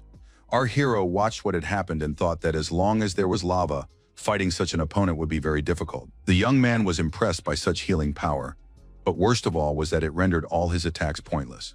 The hero activated his dark vision and noticed that the enemy's energy streams were gradually weakening. At this rate, he wouldn't last long. The Minotaur ignored this remark and launched an attack, shouting that now he should try the taste of his axe one more time. The monster unleashed a whole series of blows, but Li Yi managed to parry every single one, and on top of that he was actively swinging his sword himself. Luden continued his lunges again and again. It seemed he would only stop once he had killed the miner. The young man, however, remained completely calm. His attacks were gradually tearing the monster's body apart, but it paid no attention to this. At some point, the bard suddenly realized he could no longer lift his axe. He asked in fear what was happening. His body began to shrink. The lava was getting smaller and smaller. Li Yi explained that the enemy had completely exhausted its energy reserves. He pointed his sword at the Minotaur and ordered it to prepare for death. It should not expect mercy, for there would be none. The enemy asked him not to rush into such decisions, since he and Li Yi were on equal footing, to which the young man replied that there was a catch. Quinn had promised him 1 million for his safety. Then the bard declared that money was no object. If the miner handed over the commander, he would receive 5 million as soon as they returned to the city. Our hero was far from stupid, so he refused. He didn't want Liuden's men to finish him off as soon as the money was handed over. He wouldn't be returning to the city. The Minotaur shouted that nothing of the sort would happen. He wasn't the kind of scum who broke his own promises. In response, Li Yi merely smirked, then thanked the bard for refreshing his memory. Once Qin Xian's father, Xiao Shang, got his hands on the man who dared to offend his little daughter, the leader of the Longmen Third Guild would pay him more than 5 million. Liuden thought he'd rather die than fall into Xiao Shang's hands. Besides, the organization wouldn't spare his family either. He picked up a fragment of a prison from another world, intending to pull off some trick, shouting that no one dared to judge him for such a decision. Immediately, the Lord of Chaos appeared. He was very interested in the object in the Minotaur's hand, or rather, its origin and how the monster had obtained it. Once upon a time, there had been a portal between the Beast Abyss dungeon and another realm. But then it shattered into pieces, and everyone became prisoners of this dimension. Li Yi tensed up. The bard burst out laughing and declared that it was our hero who had forced him to resort to extreme measures, so now he should get what he deserved. It was a mistake to display the shards so carelessly. Using shadow energy, the guy easily snatched the artifact. The monster was left with nothing, but worst of all for him was that the bard had been distracted and lost his vigilance. Our hero not only got his hands on the portal fragment, but also got as close as possible to his enemy's vulnerable spot. With a single flick of his wrist, the miner plunged his shadow dagger in, and Liuden howled in pain and terror. He knew it was the end. Li Yi jumped down so that the giant wouldn't harm him in its death throes. The young man moved very quickly. The impact of the monster's body hitting the ground caused the shadows around the young man to waver, but he didn't bother to worry about it. The job was done. After the bard's death, a rather large crystal rose up from the lava. It was almost as big as the miner himself. The young man thought it was no wonder so few energy cores dropped from ordinary minotaurs. They were all here. His level of shadow vision had increased. Suddenly, our hero's expression changed. He heard some strange sounds, and the walls began to tremble. The spirit explained that without the lava minotaur's energy, the dungeon couldn't exist. It was about to collapse. Soon, everyone inside passed through the portal and found themselves back in their own world. They had been frightened by the earthquake. Quinn and Li Yi were there as well. The girl said she was happy that they had both survived and offered the hero a job at her father's company. She was impressed by his skills. The hero declined and asked that his abilities be kept secret. The commander asked the same and gratefully handed over the promised money. Then the young man remembered that he wanted to sell his sword, so he asked if anyone in the guild might need such a weapon. Qin Xian noted that she didn't sense any magical energy, but the material was quite unusual. She would take the blade for appraisal and be sure to contact the miner. Li Yi waved cheerfully in farewell and walked away, adding that he would wait for a call. He understood that the girl must be well-versed in weapons and artifacts. He walked through the city at night, thinking that the beauty could have bought the entire set if she had recognized the sword's true value. But the hero had already received 1 million, so he was satisfied. Back in his room, the young man began examining the fragment of a portal from a prison in another dimension.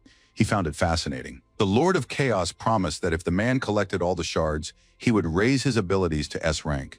The spirit thought he needed to recover quickly. The guy was the key to the gate, and since fragments had started appearing, the spirits might still be alive. One day, all of them, the spirits, would enter the final confrontation and take over the world, but it was too early for Li Yi to talk about that yet. He decided that, for now, the hero must become as strong as possible.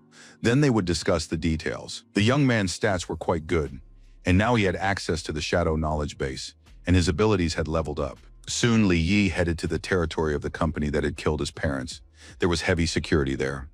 The premises were patrolled by several advanced C rankers and even one B ranker. Overall, it wasn't entirely clear why such precautions were necessary.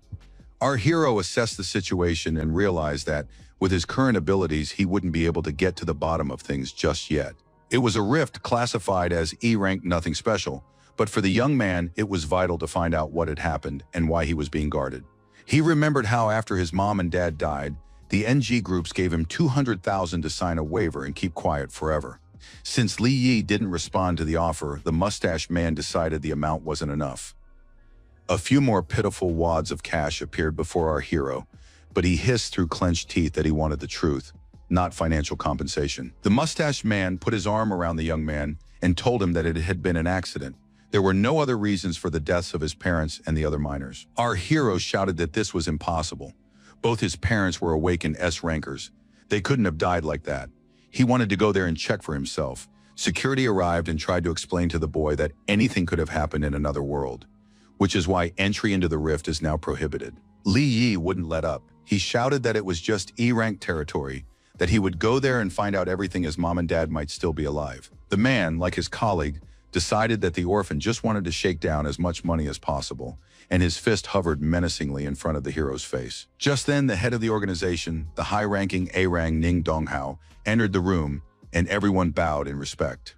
He ordered them to immediately stop laying hands on the boy and shaking him, and let him explain what he wanted in a civilized manner. The head reminded the employee that he had ordered him to comfort the victims' families. Was this what comfort and compensation looked like? Donghao handed Li Yi some money and asked him to take it. It wasn't much, but it would help him get by. The young man replied that he didn't want money but the truth. The manager reached out to help him up and promised that an investigation would be conducted and the orphan would be informed of the results. King Xin, the spirit, took on an energy-saving form and replied that no matter what race you are, there's always a risk of being deceived and robbed. He advised Li Yi to gather all the fragments if possible. This would help determine what had actually happened, since the rift was the entrance through the destroyed portal. The young man sank into deep thought. The last thing he wanted right now was unsolicited advice. The spirit could see these thoughts, but tried not to react so as not to ruin everything. Overall, the young man was inclined to do as the spirit had said. Noticing that the Lord was furious, the hero reminded him that he hadn't said anything out loud. Let him deal with it however he wanted. Suddenly, our hero's phone beeped. He'd received a notification about a mission invitation. This was interesting. The administrator asked why the veteran had taken so long to get there. It was a D-rank chemical zone, and the guy was scared, but he lied and said it was a long way to get there. The man nodded and asked him not to delay. The raid would begin soon, and the team was already assembled. Someone called out to Li Yi. It turned out that his Uncle Hao was also supposed to go on this mission. They hadn't seen each other in a very long time. The man hugged the hero, remarking that he'd grown so much in the 5 years since his parents' death, he'd shot up like a weed. The team consisted of advanced C-rankers, and they were unhappy that they had to wait for some E-rank miner. The administrator explained that they would have to dig. Their goal was to find a snow crystal and bring back 60 kilograms of samples. Li Yi thought there were a bit too many high-level advanced members for a D-rank dungeon. Something was clearly off here. Our hero also sensed the presence of other awakened ones beyond the portal. It looked like the mission was going to be an interesting one. He didn't know that someone was watching them. The creature whispered with satisfaction that all the toys were assembled. It was the blood leopard, and now he was looking forward to some excellent entertainment. The game had already begun. The squad members passed through the portal and moved forward. The older man asked why Li Yi wasn't wearing a protective suit, and Li Yi explained that he had awakened. The others heard this and started laughing stupidly. To them, an awakened miner was utter nonsense. Uncle Hao asked him not to argue with the guards, to which his nephew replied that he wasn't that stupid, and besides, he wasn't angry. The young man surveyed the area and decided that the vegetation was perfect for hiding. It seemed as though everything had been arranged specifically for a stealthy attack. Li Yi asked his uncle to walk a little faster, and they pulled slightly ahead. The young man felt a strong urge to kill right there. Finally, their enemy's patience ran out, and he detected their presence. The energy beam was quite dense. The hero tried to figure out if someone was spying on them or had just appeared by chance. The guards behind them were unhappy that they were moving slowly. The miners were now constantly slowing down, sensing trouble. This time, Uncle Hao suggested they speed up. Li Yi thought this was a great opportunity to observe the others and the enemy from the shadows. A plan began to take shape in his mind. The young man grabbed the old man's arm and told him to hold on tight. He intended to use shadow speed. They shot forward like lightning, zigzagging as they went. The guards were amazed at how fast the miner could move. In reality, our hero realized it was time to leave these people behind and think only of himself and Hao. One of the men was about to follow them, but his colleague pointed out that there was no need to worry. If those two died, it wouldn't concern them. From a tree behind them, the blood leopard watched the group. He was trying to figure out whether they sensed the threat or not. The guards showed no signs of alertness, and the assassin thought that if everyone was as dim-witted as these three, the game might get boring. One of the men told the boss that he felt threatened. that they were being watched and that something was wrong with the mission, to which the boss replied that they were C rank and the dungeon was D rank. So there was no need to get paranoid. The second guard also told the boss that he sensed something strange and that it was giving him the creeps. He suggested they return to the portal before it was too late, but the squad leader asked his colleagues to calm down and not panic. He didn't get to finish his sentence.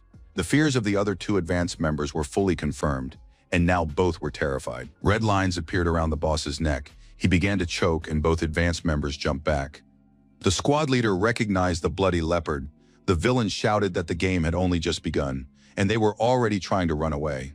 The man asked to spare his brother, saying they could come to an agreement, but the leopard pointed out that the three of them had been harassing the Black Leopard gang for a long time, so that wasn't an option. He tugged on the red energy threads. His victim was dead in a second, and the killer laughed, saying that the talks were off. The remaining brothers hadn't expected things to happen so quickly. They froze in horror and could only mumble incoherently. The second brother came to first and lunged at the enemy, shouting that he would beat him to death. The leader tried to stop him. Red energy threads entangled the man's fist before he could land a blow, before he could even get close to Leopard. Soon the entire group was securely immobilized. The killer laughed, saying it was all very pathetic, but he wouldn't fight.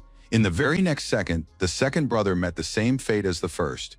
He didn't even have time to scream in pain. The remaining advanced fighter couldn't believe his eyes, but quickly realized that the same fate might soon befall him as well.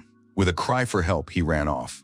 The killer laughed behind him, saying that now the hunt would be much more fun. Meanwhile, our heroes were far enough away to take a break. Uncle Hao asked his nephew why he had decided to leave the other advanced ones behind. The young man asked if the man had offended anyone lately, or if he might be having problems. The man replied in surprise that an ordinary miner doesn't get involved in such matters. When asked why his nephew had asked about this, the young man replied that this mission was a death trap. No one was supposed to return from this cursed place. Hao exclaimed that this frightened him. Li Yi asked him to tell them if he knew anything, and a surviving guard appeared from the grove. He immediately accused our hero of sensing danger and running away, claiming that because of him, his brothers had died. The miner replied that the boss hadn't been so useless after all and had helped the killer reveal himself. The man yelled that it was unacceptable to speak in such a tone. When asked what was going on, Li Yi made a characteristic gesture and said that the man would die soon. The man tried to protest, but the red lines we've already seen wrapped around his body, and only a raspy sound escaped his throat. The blood leopard stuck out his tongue in delight and remarked that he hadn't expected an ordinary miner to be so interesting. Our hero had already activated his night vision, so the enemy's appearance wasn't much of a surprise to him. The old man recognized the blood leopard. He appealed to him to spare the ordinary miners. What good would more deaths do? Li Yi tried to identify the enemy's weak points, but there were none. Meanwhile, the killer informed him that he didn't have to cross his path to die. He accused the man of getting drunk a few days ago and blabbing about how he had survived. Hao began to assure him that he would take that secret to his grave. The leopard raised his hand and began wiggling his fingers, hissing that he had believed in only one truth his entire life. Saying that only the dead can keep secrets, the killer pierced the old man's shoulder with a red beam. Li Yi managed to shout a warning, but failed to hit the heart. Even such a wound was dangerous. The young man cursed viciously. It seemed now was his turn to intervene. He activated both shadow blades and leaped at Leopard to attack. The latter stood motionless. Li managed to dodge the red threads, and the opponent replied that he was pleasantly surprised. Now it was clear how the miner had managed to shut Tinjo up. The assassin then added that he was far more agile than that brat, so this time the kid didn't stand a chance. Their two streams of energy collided, and the shadows did their job. The young man managed to dodge the new attack. The leopard shouted that if our hero wanted to die first, that was fine. Instead of answering, the young man activated a shadow enhancement for defense. They clashed again. The enemy managed to be faster than Li Yi, pushing him back.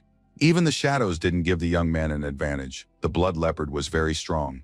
Still, the miner managed to hold off the onslaught, which greatly surprised his enemy. The latter asked how such a thing was possible. No answer came. The villain lunged forward, slamming Li Yi into the nearest tree. The impact made the young man's bones crack. Uncle Hao cried out in fear, but his nephew advised him to stay back. They needed to change tactics. He would definitely lose in close combat. The leopard licked his lips hungrily and told him not to worry so much. They were both going to die today anyway. Reactivating his shadow vision, Li Yi replied that it remained to be seen who would die and who would live. He created a multitude of shadow daggers and immediately sent a whole swarm at the enemy. Dodging them was impossible. But Leopard didn't even try. He created threads and calmly watched as the blades fell to the ground, failing to reach their target. He asked confidently if that was all the miner was capable of. Li Yi was already flying at him with his sword raised and shouting that it wasn't. The assassin remarked with a smile that the kid had some great tricks for a miner, but there was one nuance to consider. The opponent waved his hand and red threads sliced his blade to pieces. After that, Leopard realized that Class E was no match for him. Just then, the ground cracked open, and a bald, advanced-looking figure leaped out, declaring that the bloody Leopard was about to be sent to hell. The man's body resembled a snake and immediately coiled around the opponent, who laughed, saying he'd been waiting for him to show up. His eyes flashing, the killer replied that close combat was his specialty, and that all his advantages would now become weaknesses. The red threads once again did all the dirty work for the Leopard. His opponent didn't even realize what had happened. Filled with a sense of self-importance, the maniac spread his arms wide in a theatrical gesture. The shreds flew dramatically in all directions. The young man watched what was happening and couldn't understand how this was possible, since the intelligence report had classified Leopard as only a Class C. He grabbed his uncle, shouting that they needed to focus on escaping. Maybe they could return to their world before they died. Leopard laughed and asked quietly if the kid was really so stupid as to think they could go back. Nevertheless, he decided to play along a little longer. The nephew and Hao ran through the night forest. Our hero kept bandaging the wound, but his uncle begged him to leave him behind and save himself, saying he was just wasting time. The boy ignored these words and asked what the miner had done that made Leopard ready to kill everyone here. The man grew serious. He was silent for a moment, then explained that it was because he might have discovered the truth about the hero's parents' death. This information puzzled the young man. He asked him to repeat it, and the hero's lips even turned pale. His night vision kicked in involuntarily, and Lee asked again what Hao had just said. The young man calmed down quickly too. He needed to extract every bit of information he could from the old man. The old man replied that at first he wasn't sure, but after Leopard showed up, he realized that Kui Shi Hao was clearly involved. It was that mustache guy from the NG group. The guy's father had told Hao that he was conducting dangerous experiments, after which he died, literally the very next day. Li Yi grabbed the old man by his clothes and asked why he hadn't told him anything sooner and had done nothing for so long. The old man began to cry, saying he had made a mistake, but that he was just a simple miner and had to feed his family. The young man loosened his grip, and the uncle fell to the ground. Now the hero wanted nothing to do with someone who had allowed his parents to be slandered. Hao stood up and explained that he felt guilty, but mostly for having recently let it slip in the bar. He didn't get to finish. The blood leopard's red silk threads had already done their work. Li Yi noticed them too late. He suddenly realized he would never learn the details from the old man. The miner tried to say something else, but now our hero could no longer hear anything. He was paralyzed by horror and despair. Uncle Hao's last words were a plea for his nephew not to hold a grudge against him. The miner begged him to forgive him. Blood spattered onto Li Yi's clothes. His face showed no emotion anymore. What was happening came as a shock to him. Leopard smiled as he realized he had figured it out. Standing before him was the son of those two S-rankers. No wonder the boy's face looked familiar. He launched his attack, promising that he would now reunite the family. The enraged miner also charged forward, shouting that this would never happen. The battle began. Both opponents moved very quickly and delivered blows of incredible force, but neither achieved their goal. However, the more time passed, the harder it was for Li Yi to hold his own against a stronger enemy. Soon he sustained his first wound. The assassin asked how terrifying it was to watch one's own blood and flesh fly in all directions. Our hero replied that these bloody silk threads were not invincible. Let him not get his hopes up, for he had already torn several of them. The young man summoned his massive sword. He had already realized that when the leopard attacks, it becomes most vulnerable. With a single swing, the miner freed himself from his bonds and rendered the killer completely helpless, at least for the moment. Li Yi managed to wield his blade and activate the shadow ropes at the same time. Now the threads were useless. The opponent hissed in surprise, realizing he'd traded damage for damage. It seemed this kid was actually worth something. By this point, our hero had expended nearly all his energy. He suddenly realized he had reached his limit. The leopard smirked, deciding that it had all been a bluff, and he had already decided that the time had come for some real fear. The threads rushed toward Li Yi again, but this time he looked doomed and didn't even try to do anything. Suddenly, the killer remarked that he could have finished it all in one go, but the miner was only E rank, so he wouldn't rush. The runt lifted the guy into the air and spread his arms, now inviting the hero to simply come over and kill him. The miner said nothing, continuing to stare at his enemy with hatred. The killer smirked, noting that no one had ever managed to kill anyone with just their eyes. Leopard added that he was always very pleased when ants like Li Yi thought themselves capable of great deeds. The villain smirked, noting that he could reveal one more secret to make our hero's thirst for revenge even stronger. Uncle Hao had left out half the truth. The boy's parents had died in another dimension, but not as a result of an accident at all. Baring his sharp teeth, the killer revealed that he had personally had a hand in these people's deaths. He had simply reveled in his own grandeur. This revelation was the last straw. Never in his life had the boy wanted to survive and settle the score so badly.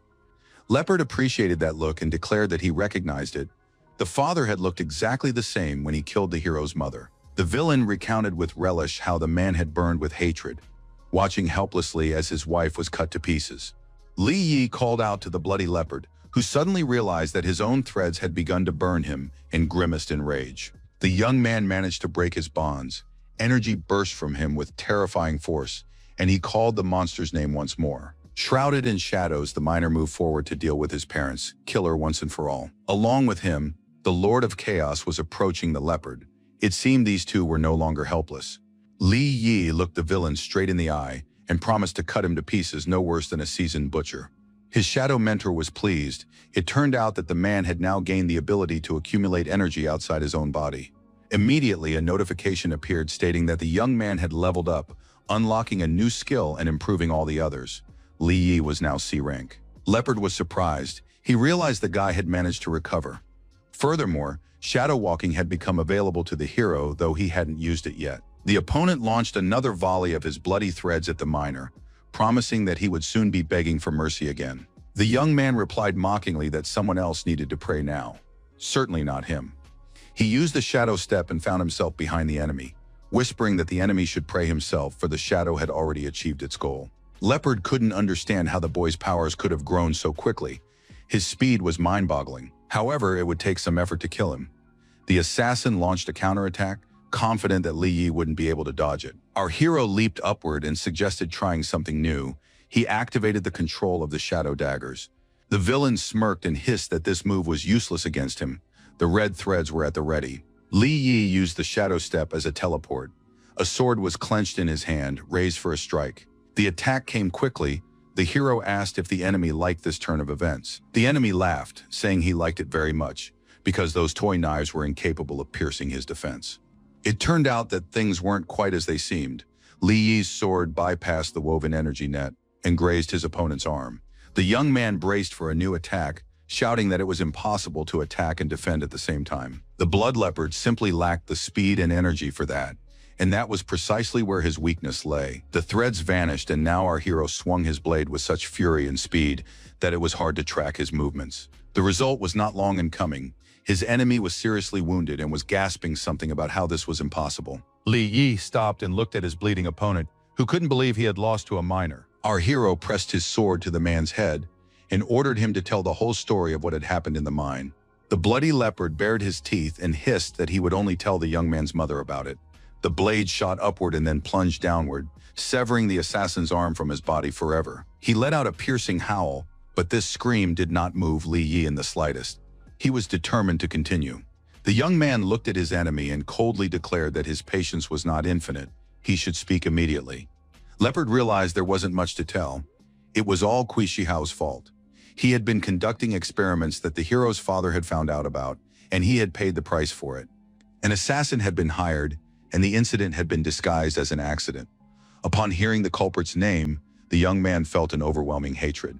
Leopard burst out laughing and asked if, now that the kid knew the NG group was behind it all, he'd dare to do anything about it. The villain added that he was certain Li Yi would let him go, but those words had already left his lips by the time his head was severed from his body. Li Yi walked away without looking back, promising that the same fate awaited everyone involved in his parents' deaths. It wasn't long before our hero found himself at the headquarters of the company implicated in the murder. In the pouring rain, he watched the entrance. Qixihao emerged from the building. It seemed he intended to go somewhere, so Li Yi had to follow him.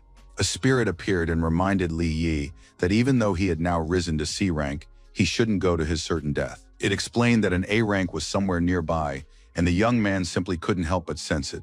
He nodded calmly. The young man explained that the head of the NG groups, the advanced A-rank Ning Donghao, had also gotten into that car. The hero explained to the Lord of Chaos that he wasn't crazy enough to confront his enemy right now. Li Yi sped along, chasing the car. He added that he wasn't entirely sure he could trust the information he'd received from Leopard. It needed to be verified. Leaping across rooftops, the miner thought that he simply had to uncover the truth. Blood debts must be paid with blood. Even if a rang was involved, Ning Donghao would answer for everything too. The car arrived at the Black Panther's warehouse, and Li was very curious about what Kui Shihao had left here at midnight. The gang leader shouted for the boxes to be unloaded carefully. It was experimental equipment. The mustached man asked if that old miner, Hao, who talks too much, had been killed. The gangster glanced back at him with displeasure. He explained that there was no information on the whereabouts of the blood leopard, and the fragment of the portal to the otherworldly prison that he had used had vanished, so the question remained unanswered. Shihao asked how that was possible. Wasn't the killer an S rank? He was told that this time, the mission was guarded by as many as 3 S ranks. Anything could have happened. The mustached man shrugged and ordered the equipment to be set up as soon as possible. They were in the final stage of the experiment, and a mistake was now unacceptable. The thug asked if the money was ready and was told not to worry about it. Li Yi listened intently to every word. He realized the killer hadn't lied, and that Kui Shihao was indeed involved. A surge of energy revealed the young man's flash of hatred. This did not go unnoticed. The leader of the Black Panther's gang glanced in the direction where the young man was hiding. The man immediately attacked with a burst of flame, asking who was there. Fortunately, our hero was skilled in shadow movement and shifted out of the way just in time. The mustached man asked what was going on.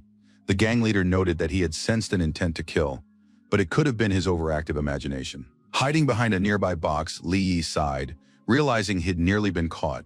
He could only hope that his C-rank abilities would be enough to survive and get his revenge. The next day, our hero headed to the Queen Group Association, which ran the organization from Longmen 3rd Street. The spirit asked why they had come here instead of looking for available work again and signing up for a mission. Li Yi explained that he intended to obtain the 3rd portal fragment, so he shouldn't get too clever. They needed a weapon. Right at the entrance, an administrator met the guy and asked how she could help him. The miner said he wanted to see Qin Xing.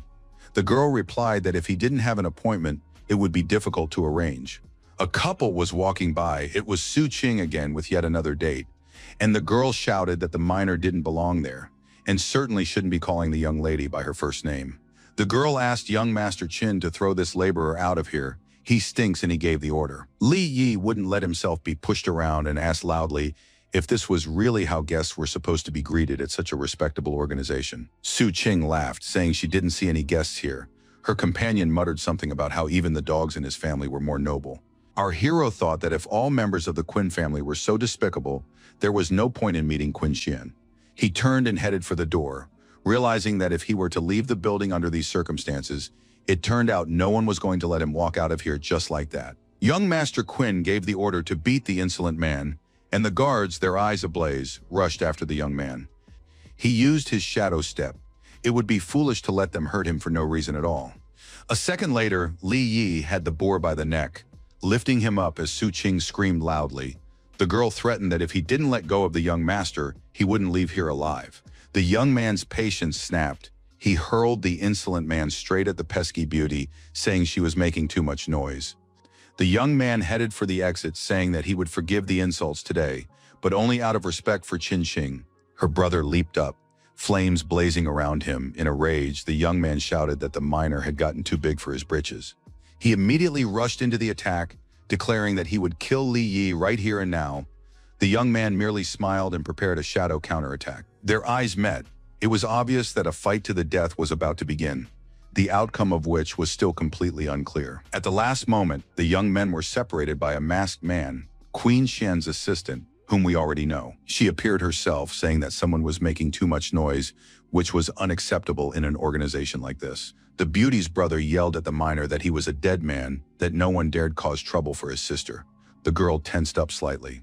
She ordered them to leave the guy alone, but that was not at all part of the angry daddy's boy's plans. So the girl asked them to throw him out. And it wasn't Li Yi at all. The assistant grabbed his cousin Qin Xian by the collar, who still hadn't figured out what was going on. The young man started babbling something about family ties and how one shouldn't jump to conclusions. Su Qing was out of luck again. She tried to explain something about the dirty miner, who had dared to call the lady by her first name, but she just looked pathetic. Her eyes flashing, the girl realized that this man was her friend, so why shouldn't he address her as usual? Qin Xing ordered the guards to throw that vile couple out of the building and never let them back in. Su Qing began begging her not to do this again, since she had only been trying to defend the family's honor, nothing more. The beauty threatened her cousin that if he disgraced their name with such relationships again, he would pay dearly for it. He nodded, indicating he understood. Then Queen Xing finally turned to Li Yi, saying she hadn't expected his visit, after which she smiled and invited him to sit down. She apologized for her distant relative's behavior, and our hero reassured his friend that you can never be sure of other people's sanity, but that everything was fine. The secretary met the girl at the office door and told her that the president wished to see her. The girl apologized and promised she would be back soon, asking Li Yi to wait for her there for a moment. He nodded with a smile. Qin Jian asked the assistant the reason for the visit, and she replied that the gentleman hadn't explained. He had simply ordered her to summon his daughter immediately. The door closed behind them, and immediately our hero felt a burst of colossal energy, very powerful. Someone entered the room and called out to the young man. It seemed that this energy was part of his aura, nothing more, nothing less. Intelligence reports indicated that this was an A-rank individual with a host of advanced skills, Mr. Quinn himself. Seeing the ability to paralyze with fear and the ability to restore energy from natural sources, Li Yi was impressed. His eyes flashed. A mental attack was already coming at the boy, one that was difficult to resist even with the help of shadows. The hero explained that there had been a misunderstanding. He was just a miner. The man was surprised that this kid wasn't feeling the proper effect of inner fear, so he wasn't in a hurry to believe him. He intensified the pressure, saying that it seemed as though things weren't so simple. The young man was clearly downplaying his status. A torrent of yellow energy engulfed Li Yi so completely that he was practically invisible, leaving only a silhouette. The boy had no choice but to demonstrate his abilities to survive. Mr. Quinn informed him that one must be at least B rank to withstand his attack. Father Jian roared that he wouldn't allow anyone to deceive him or his daughter. He demanded the young man immediately reveal his purpose for coming and why he'd concealed his identity, or else he'd regret it. Just then, the girl burst into the room and accused Qin Shaoshang of deliberately sending her away to test her friend. This was unacceptable, and she grabbed her father by the ear. He tried to persuade the beauty to behave appropriately and give him a chance to save face. But Jin Yin wouldn't hear a word of it. She was seriously angry.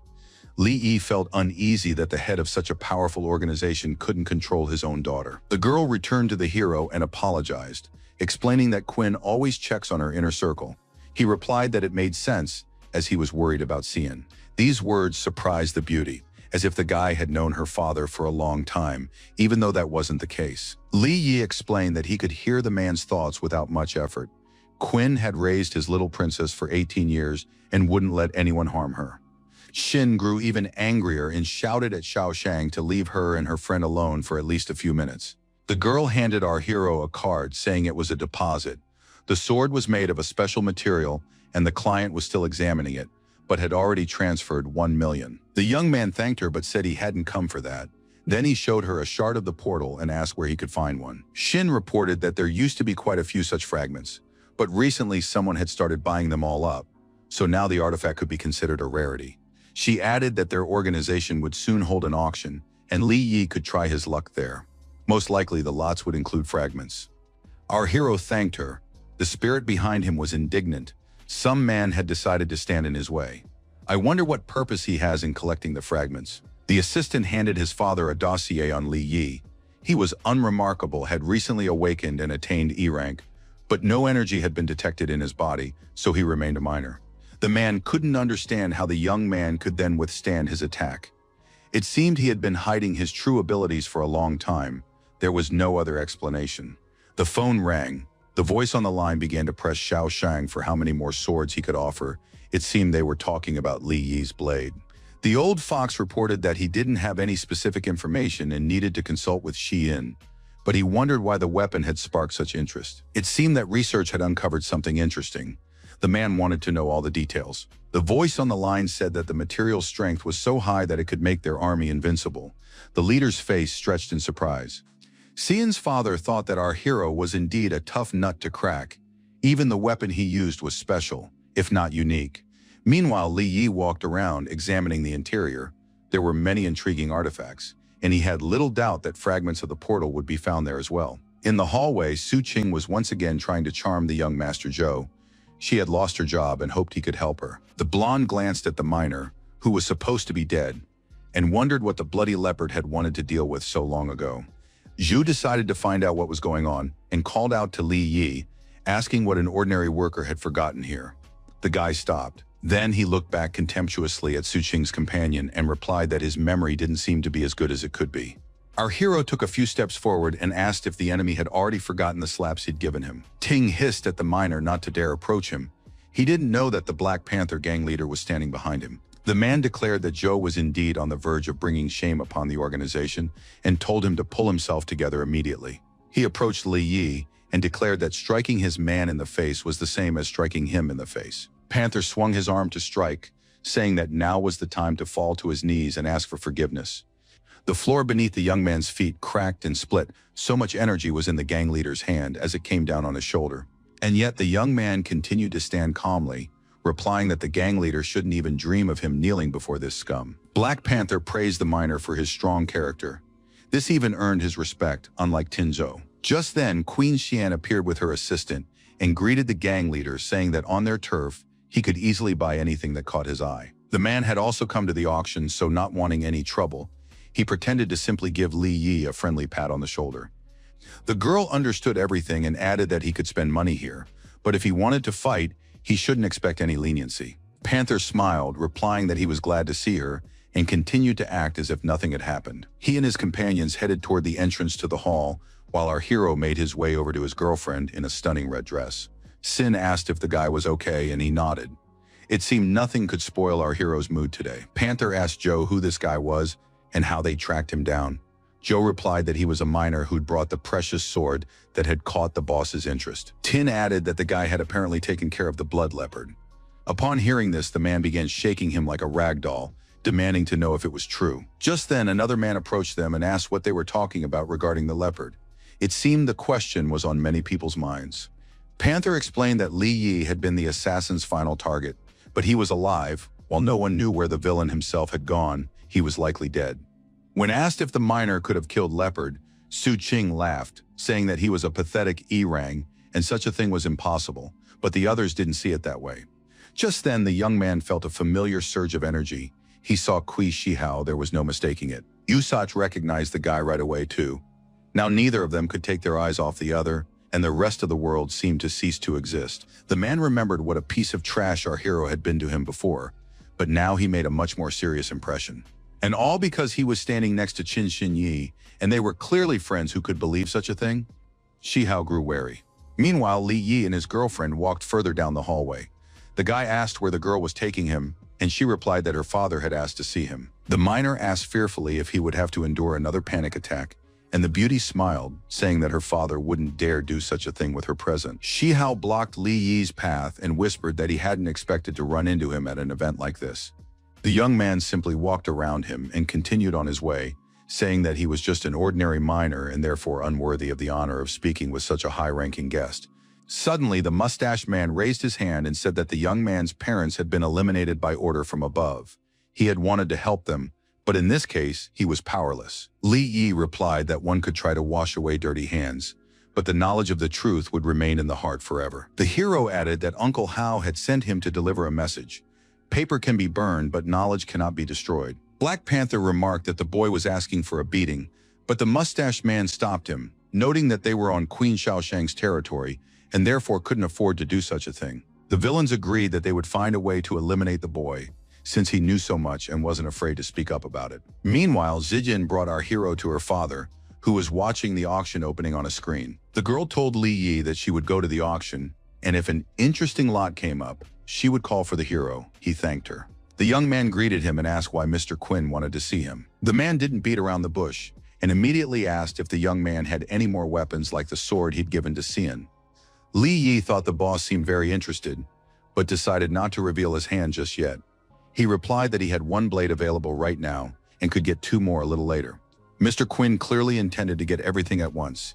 He announced that on top of the promised $5 million for the sword, he would add another $40 million to acquire all the weapons. The hero replied that $15 million for a blade was a perfectly reasonable price, but they both knew that swords weren't just for trade, sometimes they saved lives. When asked how much the miner wanted then, he replied that $25 million for each sword would suit him. It was a high price, and the friend's father didn't expect his guest to dare suggest such a thing. He looked at him in surprise. The old man slammed his fist on the table, realizing that this was too much when Cian appeared, saying that the item our hero was interested in had been put up for sale. The girl urged her father not to delay, and he meekly agreed to transfer $70 million to the account immediately. Cian led Li Yi to the edge of the balcony, saying that the item the young man wanted to buy was right there, or at least that's what she thought. By then, the first bids had already been made. Someone offered $65 million, and the next bidder raised the price to $100 million. A blue crystal, a fragment of the portal, was indeed lying on the red cloth. Someone shouted that they were willing to pay $150 million. Li Yi was surprised to realize that his friend was right. Well, he had enough money to buy at least one fragment. When the next lot appeared, our hero bid $30 million for it. For a start, the price was quite reasonable. In the neighboring box were his enemies, who didn't like the fact that the youngster was going to buy one of the fragments. The mustached man immediately raised his paddle and nearly doubled the price. He wanted to see how much money the young man had. In response, the young man added another $10 million, but that was practically all he had. Mr. Quinn and his daughter noticed that the lot wasn't worth that much money. Surely Li Yi didn't want to spend everything he'd just received on it. That wasn't reasonable. Li Yi didn't answer because all his attention was focused on Kuai Xinhao and on preventing him from getting the fragment. Suddenly, an interesting thought occurred to our hero, and he asked what the relationship was between the Quinn organization and the NG group. Xin didn't comment on the question, so the guy slyly asked which of the two companies had deeper pockets. Mr. Quinn replied that there was no doubt about the correct answer. But why should he help our hero? Li Yi replied that it was simply because he had something. Immediately, ancient swords made of that very ultra-durable material appeared in the room as if out of thin air. The man said he would buy these two blades at the agreed-upon price as well, but that still wasn't enough to compete with other buyers. The hero had promised more. Shin's father stared intently at the young man, trying to figure out if he was capable of keeping his promise, since the origin of his weapons remained a mystery. The auctioneer struck the gavel twice, and then Cian intervened again, shouting that if her father hesitated, she would cover Li Yi's expenses. Was that really what he wanted? The girl took the young man by the hand and dragged him into the hall, saying that they couldn't let the villains buy the fragment. Our hero followed her. He still couldn't fathom how people lived for whom $70 million was comparable to pocket change. Nevertheless, he raised his paddle and shouted that he was willing to offer $100 million for this lot. Xiao Hao knew that without this shard, their experiment was on the verge of failure, so he doubled the bid exactly. The guests in the hall began whispering that these two had lost their minds, raising the bid higher and higher for a fragment that clearly wasn't worth such sums. Black Panther asked the mustachioed man what they would do if the kid won the auction. The villain replied that he didn't have the necessary knowledge anyway.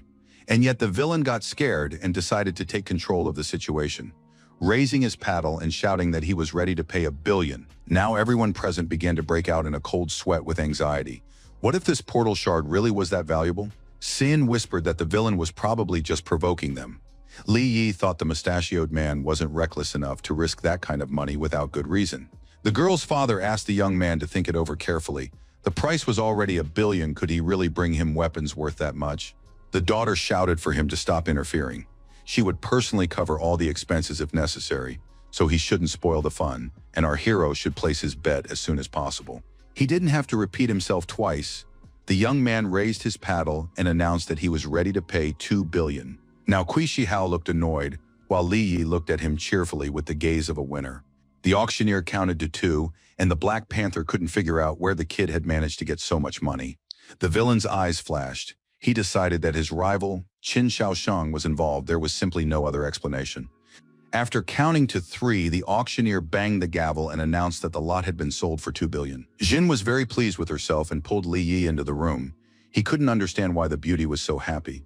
He asked what was going on, and the girl replied that she simply loved watching the bad guys lose.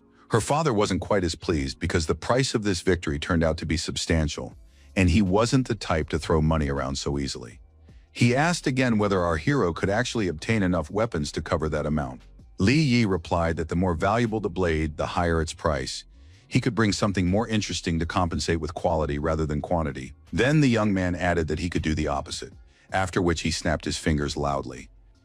The room filled with swords. Now it looked more like an armory. Jinyan began looking around in fear. There were over 100 blades here. Mr. Quinn was delighted. This more than covered his expenses. Li Yi's strength of character simply amazed him, and he immediately began thinking about how to make use of the young man. Besides, his abilities clearly went beyond the E rank. The man decided to broach the subject gently, but his daughter beat him to it. Xian asked the young man to call her the next time something interesting happened. Her father immediately grew nervous, realizing that this was dangerous. He said he would walk his daughter home, and she waved goodbye to Li Yi. The young man thanked Mr. Quinn. The man replied that he had some parting advice. The young man was clearly no ordinary person, but the NG groups weren't pushovers either. They shouldn't be underestimated, and he shouldn't rely solely on himself. He hinted that they shared common goals and a common enemy, so he suggested that the hero get in touch if necessary. Li Yi nodded. Meanwhile, the Black Panther was informed that Mr. Shaoshang and his daughter had just left the auction. He informed Kui Shi Hao of this, adding that the only one currently guarding the shard was that young boy. The mustached man replied that they should wait until the boy left the area of Longmen 3rd Street. It was dangerous to attack here. Panther smirked, saying that just in case, he had ordered his assistant to summon 3 C-class experts. Li Yi headed home. On the way, he spoke with the Lord of Chaos, sharing his hunch that Shaosheng had gathered quite a bit of intel on him. Otherwise, he wouldn't have given such advice. The young man added that he wasn't opposed to such a patron at all, to which the spirit replied that Mr. Quinn was merely an A rank, while he was offering the hero the chance to become an S rank by collecting the fragments. The young man didn't reply. It was clear he didn't trust his shadowy companion very much, and the spirit began to get indignant. Our hero's stream of thoughts was so dense that it simply drowned out all of the Lord's own thoughts. Then Li Yi noticed something strange ahead. He instantly sensed a threat and grew wary. It turned out that the apartment he had rented was on fire, and the residents were rushing to leave the building as quickly as possible. Everyone was running away, frantically trying to find their loved ones, while the young man just stood there staring at the house where he lived. The phone in his jacket pocket began to ring. It seemed that what had happened was no mere coincidence. Li Yi answered the call. It was Mr. Kui. He reported that he had noticed Black Panther's men following the young man. The hero thanked him and said they had already proven themselves. The man suggested he hide while he sent backup, but the young man thanked him again and refused, saying he could handle it on his own. 4 advanced agents were approaching him from the building. One of them was Tinzhou, whom we already know. He declared that now our hero had only one way to save his dog's life, to fall to his knees and beg him for forgiveness. Li Yi replied irritably that the Black Panther had clearly underestimated him by sending these wretches to their certain deaths. Tin laughed, saying it was a pure bluff. An E rank couldn't stand up to 3 C ranks, so the only corpse here was the kid. The young man cheerfully asked why then. The blood leopard hadn't managed to kill him. Perhaps there were some theories. One of the more advanced ones suggested that the guy was hiding his true strength, but Joe mockingly explained that he was just an ordinary miner. Someone shouted that Li Yi definitely had no combat skills, after which the opponents rushed at him. The man with the sword was already reaching for the young man's neck to slit his throat, but the young man continued to stand calmly.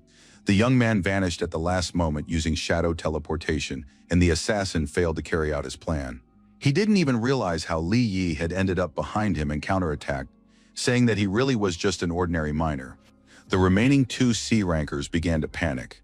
They had already realized that there was a hidden meaning behind our hero's words. Zhou ordered them to calm down and attack together. This would be a difficult task for the enemy. The guy dealt with the attackers in a matter of seconds and didn't let Tin escape, noticing that he too was in a different world. So why was he afraid of a simple miner? He looked closely at the advanced fighter's face and asked why he had felt the need to play with fire. Zhu was gasping and wheezing. All he wanted right now was for Li Yi to take his hand off his neck, and as soon as possible. Our hero flung him away from himself, saying that Kui and the Black Panther wouldn't let Tina go just like that anyway. He was doomed. The throw landed in the burning apartment, engulfed in flames. Zhou tried to figure out where the miner got such strength from. His mind simply refused to accept this fact. Li Yi added that the same fate would soon befall the rest of the enemies. Xian and her assistant were already running toward him. The girl, out of breath, asked if everything was okay, to which he replied that everything was fine. He just felt like having a little something grilled. The beauty asked what he would do now, and our hero replied that since the enemy had made his move, it was now his turn. Cian declared that in that case, she would help him, and this decision was not up for discussion. The scoundrels had to get what they deserved. Li Yi was surprised by this turn of events. He wondered why his friend was so eager to help, and she replied that the Black Panther gang had crossed her path long ago. Then she added sheepishly that they had dared to hurt her friend, and she didn't have that many friends. Realizing that she was referring to him, our hero smiled. He was pleased that the girl considered him a friend. He declared that in that case it was time for them to figure out exactly how to kick those vile scoundrels' asses. Cian led the guy into the house, noting that there were plenty of empty rooms. He could take any one of them until he found a new place to live. Li Yi chose the first door he came across and replied that this room would suit him just fine. The girl immediately declared that he could take any other room, but not this one. She tried to stop the young man before he went inside, shouting that something was wrong with that room. It turned out that the interior was decorated in shades of pink and littered with stuffed animals. The miner simply sighed admiringly, saying it was very girly. The hero added that it was very cute anyway. The beauty explained sheepishly that she didn't want anyone to know she hadn't said goodbye to her childhood. Lee remarked in surprise that he had always considered it normal for girls to decorate their rooms that way. He added that it was way cooler than pretending to be a cold, aloof girl. The beauty was stunned. No one had ever thought of her as cute and cool before. Muttering that it was time to pick out a room, Cian tried to push the guy further down the hallway. He giggled, to which his friend grumbled that she was starving from dealing with him and that this was no time for laughter. In response, the guy simply reached out and literally plucked a decent little assortment of food out of thin air. Saying that this should help, Li Yi handed the food to his friend, who was shocked by how quickly he solved problems. She began to examine the miner from all angles and ask where he had gotten the food. Not only were there weapons there, but food as well. An interesting combination. The young man replied that he knew a few magic tricks, and Cian immediately asked him to teach her too. Suddenly, the guy sensed they weren't alone. A Rang's presence was clearly felt. The girl's father was nearby. So Li Yi headed for the window, noting that they would talk about the tricks a little later. For now, he needed to take care of something. The guy pointed out the girl's father, who was hiding in the bushes, and asked her to do something about it. Otherwise, he wouldn't be able to sleep. The girl preferred to influence her loving parent with a scream. This time, every single neighbor heard Xiaosheng's name. Before drawing the curtains, Li Yi thought that he probably didn't need to fear any enemies here. This was Queen's territory. The spirit was right there. They now had 3 fragments, and the time had come to unite them. The connection formed on its own. The fragments seemed to strive to merge into a single energy field. Something resembling a portal to a prison in another world appeared, but without the remaining fragments opening it wasn't so simple. The Lord of Chaos had his own way of doing this, and he called Li Yi to follow him. The hero asked first to explain what kind of other world they were heading into. They found themselves in a desert, and the young man asked again why there were so many insectoids, humanoids, and other monsters here. The spirit replied that they were all prisoners of this prison. One could consider this other world whatever one liked, but that would not change its essence. Trying to shield himself from the wind, Li Yi continued to question his shadowy mentor about the prisoners in the prison. He didn't understand who had created it. The Lord of Chaos replied that the boy would receive more information once he obtained and pieced together all the fragments. They approached the foot of a huge black tower, bound in chains as if it were a prisoner itself. The spirit explained that this was the Heavenly Tower, the greatest structure in this world. Nothing else like it existed. It was intended for training, so if our hero was determined, he could take the risk, but the price was his own soul. Li Yi nodded, and they went inside. The young man was curious about what the training entailed. It turned out there were 6 floors, and the first was the easiest. The spirit warned that he would have to defeat a shadow wyvern. The miner asked what was special about this monster. They entered the next hall. The young man couldn't figure out where the enemy was. He didn't sense the monster's presence. Then his gaze caught something interesting by the wall. It was a small creature, its tail and paws resembling those of a gecko. An orange eye stared intently at the tower's visitors. The gaze was rather heavy and suspicious, but the monster's size made Li Yi laugh. It really was more of a gecko than a dangerous wyvern. The young man was about to pet the cute little creature, but the spirit advised him not to. Soon the hero would have nothing to laugh about. And yet the boy kept reaching out to the cute little monster. He didn't think it could do him any harm at all. Something made Li Yi stop at the last moment. He looked the wyvern straight in the eyes. It returned his gaze with equal intensity. The adversaries seemed to be greeting one another. The next moment, an explosion of shadow energy sent our hero flying into the air, nearly turning him upside down. The young man instantly jumped up and looked up to see what the wyvern looked like now. After awakening, the monster became C rank, with all its stats increased sixfold. The Lord of Chaos informed him that he had highlighted the weak spots, but Li Yi didn't quite understand how he should proceed now. He asked if the enemy's stats had increased so much, how could he defeat it? The spirit replied that the monster's level was adjusted to match the trainee. The wyvern had already opened its toothy maw, but our hero still hadn't managed to do anything. Only after the monster attacked did the young man snap out of it and leap upward, landing above it. He prepared his shadow ropes and shouted that a larger size meant more blind spots. The shadows rushed after the wyvern, and Li Yi prepared to carry out his cunning plan. His attack failed. The monster's skin was very tough, and it was also immune to shadow damage. The training had to continue, and the young man decided to get closer to the enemy. He crouched down, intending to attack the wyvern from below. Perhaps the creature's belly was less well protected. Both shadow blades were at the ready. All that remained was to close the distance as much as possible, and that wasn't too difficult. The spirit noted that he could only ascend to the next floor after victory, so he'd better give it his all. Li Yi rushed into battle, landing blow after blow, but the monster took no damage at all, merely grinning menacingly, its smile growing wider and wider. Soon the monster's claws grew larger, and it became clear that it had grown tired of the pesky opponent and would soon put its weapons to use. The Lord of Chaos praised our hero for having excellently leveled up his shadow skills, increasing his speed, reaction time, and strength. Suddenly, the spirit asked the wyvern if it was very hungry, and then hinted that a human could also be used as food. Li Yi froze in place. He hadn't expected such a trap. It turned out the monster had expended a lot of energy on him and now needed to make up for it. A massive maw hung over the young man, who was too terrified to even twitch, but knew for certain he didn't want to become a free lunch. He leaped out from under the closing jaws and dashed forward, trying to figure out what to do next. Drooling, the wyvern followed close behind. It really did want to fortify itself with something or someone. Li Yi no longer knew how to save himself. He asked his mentor what would happen if he died here, but the mentor said nothing. The teeth clicked again, and the hero asked if this pet had been vaccinated. The situation seemed unfair to him. Finally, an idea popped into the young man's head. He shouted that if the wyvern was hungry, he had something to offer it. Claiming it was his unbeatable technique, the young man summoned a multitude of roasted chicken legs and sent them straight into the monster's mouth. Without a moment's hesitation, the wyvern lunged for the largest one. Now it showed not the slightest interest in the man. The prey was instantly in its jaws.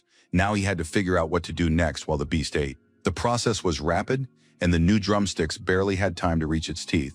Yet Li still managed to summon the shadow ropes again. He confirmed that the treat was indeed delicious, then directed his ropes toward the wyvern. Now it was securely immobilized, but continued to chew on a piece of tasty chicken as if nothing had happened. It was a victory. A system message appeared stating that the shadow skills had been leveled up, and the trainee had cleared the first level of the tower. The spirit clutched his head. He didn't care for this approach, but a message still appeared stating that the connection to the prison gates had been established and access granted. Li Yi didn't like this message. He guessed that this was actually why the Lord of Chaos had brought him here. It turned out that each fragment made the connection to the prison in the other world easier, making it possible to pass through the portal in the future. The spirit intended not just to pass through, but to open the portal, making it accessible to the creatures inside the prison as well. The boy had played with the wyvern, and he was eagerly awaiting the second level. The mentor didn't like his trick with the food, but he was curious to see how Li Yi would handle the next opponent. He suggested not wasting time and testing his strength on the second floor. The guards and stewards would make perfect opponents. Our hero noticed that the spirit looked satisfied and thought that the next level would clearly be no easier than the first. The Lord of Chaos seemed to read his thoughts and said that the boy would see everything for himself now, and then he could decide. They stopped in front of a massive gate. The spirit remarked again that he didn't think there was any serious threat ahead. Li Yi nodded. He was already tired of this chatter, so he simply reached out and opened the door. What he saw was completely different from what he had expected, but the miner chose to keep a calm expression on his face. High above, near the ceiling, a C-rank royal serpent loomed, but that was far from all that awaited the young man behind the door. There was also a lava minotaur and a water turtle, both of the same C rank, and among other things, a pair of humanoids were present as well. Li Yi tensed up in earnest. The young man looked at his mentor and asked which of these monsters could be considered the staff. There was no answer. Instead, numerous monsters rushed at the hero, but he remained standing, assessing the situation. He couldn't hesitate for long. First and foremost, he had to get out of the snake's attack range. It was the largest and fastest. Li Yi barely dodged the blow, which was extremely powerful. Rocks flew in all directions. Now the exit was blocked, so there was no way to leave the room. He had to solve the problem right there.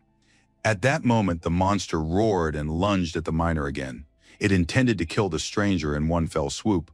The young man used his shadow step again, but he knew full well that he couldn't keep running forever. The Minotaur and other smaller monsters were right there too.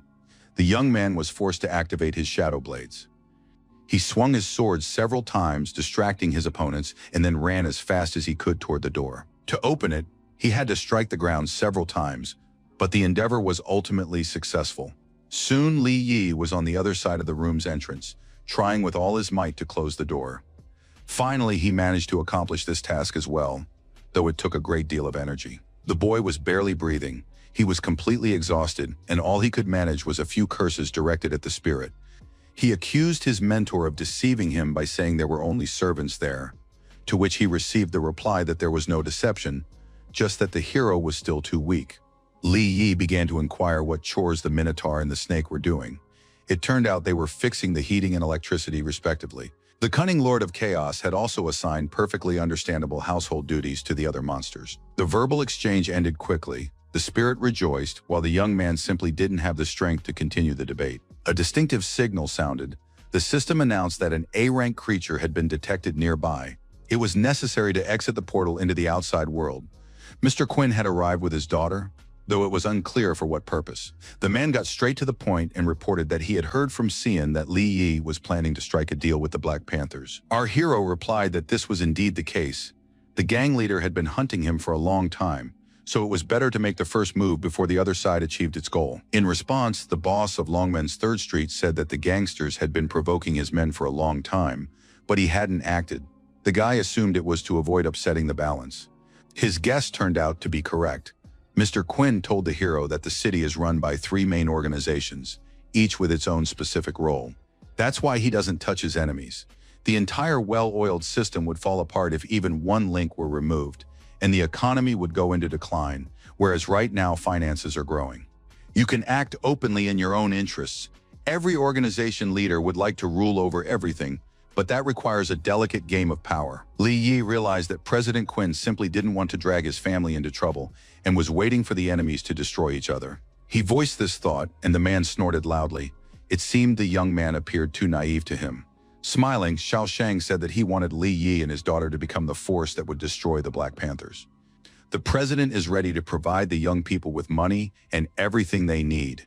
If they fail, he'll be able to protect them, since officially he has nothing to do with it. The young man remarked admiringly that President Quinn had come up with a brilliant plan in just one night. He was impressed. The man turned away. He was crying because he was ready to do anything for his daughter. He was afraid she would run away with Li Yi and leave him alone. Our hero could literally feel the tension in his girlfriend's father's thoughts.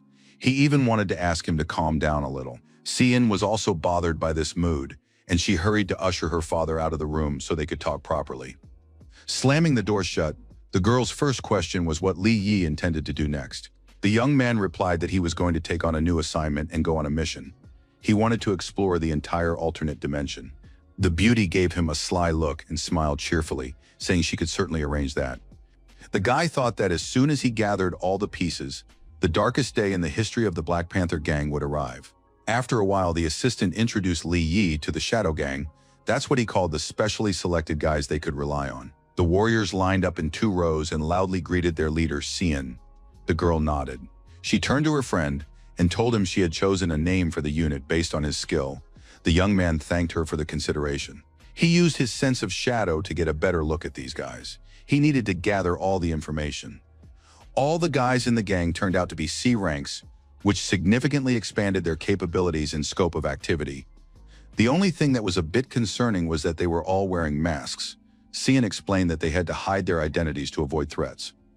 The girl laughed and added that it actually looked pretty cool, didn't it? Li Yi confirmed that she was right. The beauty asked what they would do next and was told that the first thing they needed to do was get a job or steal one. Our hero explained that he planned to take over all the positions held by the Black Panther gang, and Cian remarked that that was a ton of work. To this, the young man replied that he intended to take only the worthwhile, profitable jobs. He had other plans for the rest. A few days later, a whole stack of papers was thrown at the administrator. The boss was yelling that they shouldn't have let the Shadow Gang take all the available assignments. The leader of the Black Panthers yelled that now they were out of work, which meant no income either. Couldn't they have negotiated with those insolent newbies? The leader grabbed the man by the collar, and the man whispered that 5-6 advanced C ranks had been sent on each mission. It was impossible to refuse. The Panthers sighed. His team didn't have that many C ranks, and he couldn't figure out where this new group had come from. He shoved the administrator away, realizing that these people were buying up missions to handle their own business in another dimension. All the remaining slots had also been bought up by various people who wished to remain incognito. Panther yelled that the employee could do whatever he wanted, but he had to provide missions for his people too. The man rushed off but promised to do something about it. Li Yi and Xian met again in the room he had chosen. The assistant reported over the phone on how things were going, and the beauty was satisfied. She reported that just as our hero had suspected, Black Panther's people had bought out their spots on the missions at an inflated price. It was interesting how he had known that would happen. The young man explained that their enemies didn't want to miss a chance to get rich during the most profitable time of the year. Seeing the girl's puzzled look, he explained that there are unspoken rules in the mines that only a few people know about. It turns out that all valuable artifacts recovered during missions are stashed away by special handlers, then secretly transported out and sold at the end of the quarter. In the past, the Black Panthers charged for guarding, transporting, and selling artifacts on the black market. Sometimes they simply robbed the workers during loading. The leader made a hefty profit. Even if he had to get rid of unwanted witnesses, it wasn't a problem. Now he has made this business impossible by buying up spots to enter another dimension. The gangsters are ready to do anything, or else they'll lose their usual profits. Cian pointed out that this made no sense, since the gangsters had simply bought spots on the raids at an inflated price. Li Yi stood up and quietly explained that the point was slightly different. He didn't want to make money. He wanted to achieve other goals. Opening the portal, the young man explained that it wasn't for nothing that he'd been running around another dimension quite a bit lately. Shin realized with amazement that this was an entrance to another world. The guy explained that he had studied all the portals and could travel to any location at will. Now all they had to do was track down whoever was paying a high price to buy spots on the missions. That would be the gang member, and his target would be easy to track down. The beauty was thrilled. Li Yi added that he didn't want to tell many people about these portals, only a few close friends he could trust.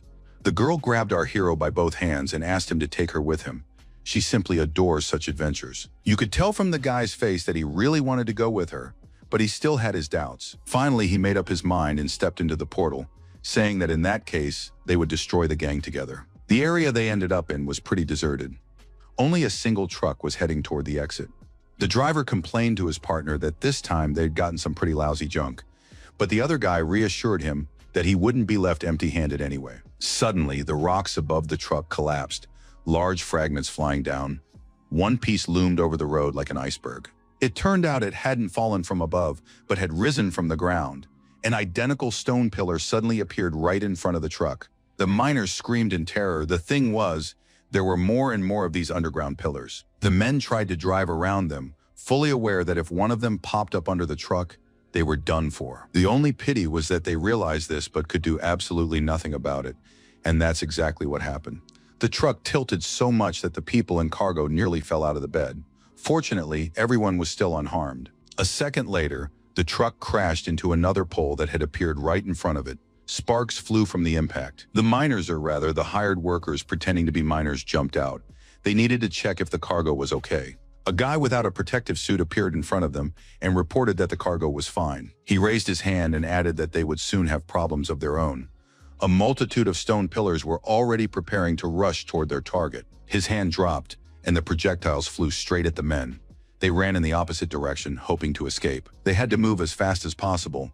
Most of these people had never even encountered the advanced ones before. The villain laughed, saying that the scum wouldn't be able to escape anyway, but he wasn't here just to waste time.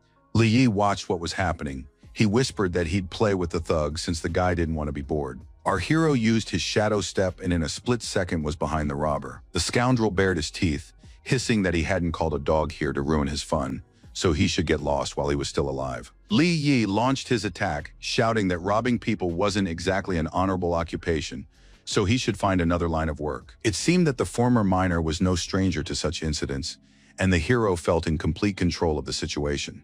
He reached out toward his opponent, who was terrified by the young man's speed. He didn't even have time to cast a stone attack. Our hero had already grabbed the enemy's face, declaring that he wouldn't let anyone play with people's lives here. He dragged him across the rocks, leaving a rather deep trail with his skull. It was brutal but justified. Nevertheless, the enemy didn't sustain any serious injuries and quickly got back up. Realizing that Li Yi was acting foolishly, the area was teeming with his fellow bandits. Xian and the others appeared, and our hero asked if the robber was referring to the D ranks they had already neutralized. Taken by surprise, the veteran even shouted that this couldn't be someone had dared to disrupt their operation. Miss Quinn asked her friend what to do with all these criminals, just kill them, or were there more interesting options? Li Yi replied that killing them was indeed too simple. He had a better idea that would hurt the Black Panthers much more. He placed his hand on the scoundrel's face again. The man screamed in fear and began demanding to know what was going on. Our hero ordered the robber to go to his boss and tell him that everything that had happened was the work of Li Yi from the Shadow Gang. From the raid, the thug went straight to the hospital. The doctors spent quite a bit of time getting him into relatively good shape. When the gang leader heard that everything that had happened was Li Yi's fault, he flew into a rage. But he was even more enraged by the news that the Shadow Gang and our hero were connected. The man once again wondered how this damned miner had managed to become so strong. The assistant reported that all their men looked relatively normal on the outside, but had numerous minor bone fractures all over their bodies. Recovery would take a year. They were also discussing financial matters. The figure was 5 million, 6 at most, when a new message came in. Somewhat embarrassed, the man reported to his boss that their other two teams had also failed to retrieve the artifacts, and Panther flew into a rage. He grabbed his assistant by the collar and demanded to know who had done it. The answer came quickly. It was Li Yi. The gangster hissed that it was impossible. The distance between the locations with the cargo was enormous, and even if the miner could fly, he wouldn't have been able to get there that quickly. The assistant had video proof that our hero had personally participated in the raids. One of the survivors had managed to film him. The young man and his team, working with the utmost professionalism, were clearly visible on the screen. Then the guy looked straight into the camera, as if posing on purpose. His gaze was heavy. He walked toward the person filming and asked if the recording was clear enough.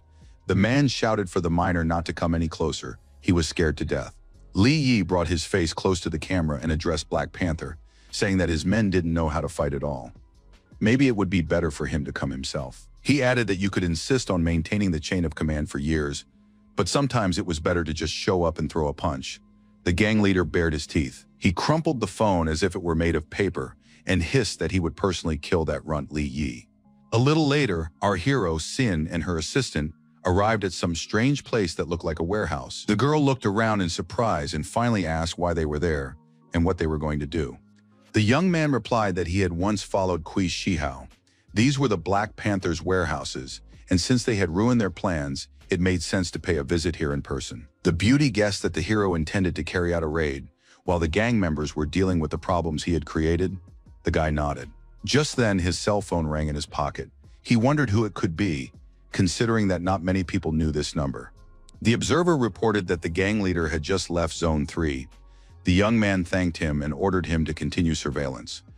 Li Yi informed Shin that the Blood Panther had decided to personally lead the next mission, just as he had expected. He was planning to go there himself, but his girlfriend suggested taking her assistant along, since the gang boss was a B rank. The hero replied that there was no need for that. The guy explained that he was going to fight one-on-one, so it wouldn't be right to bring anyone else along. He opened a portal and added that if anything went wrong, he could always return here using it. In the other dimension, goods were being loaded.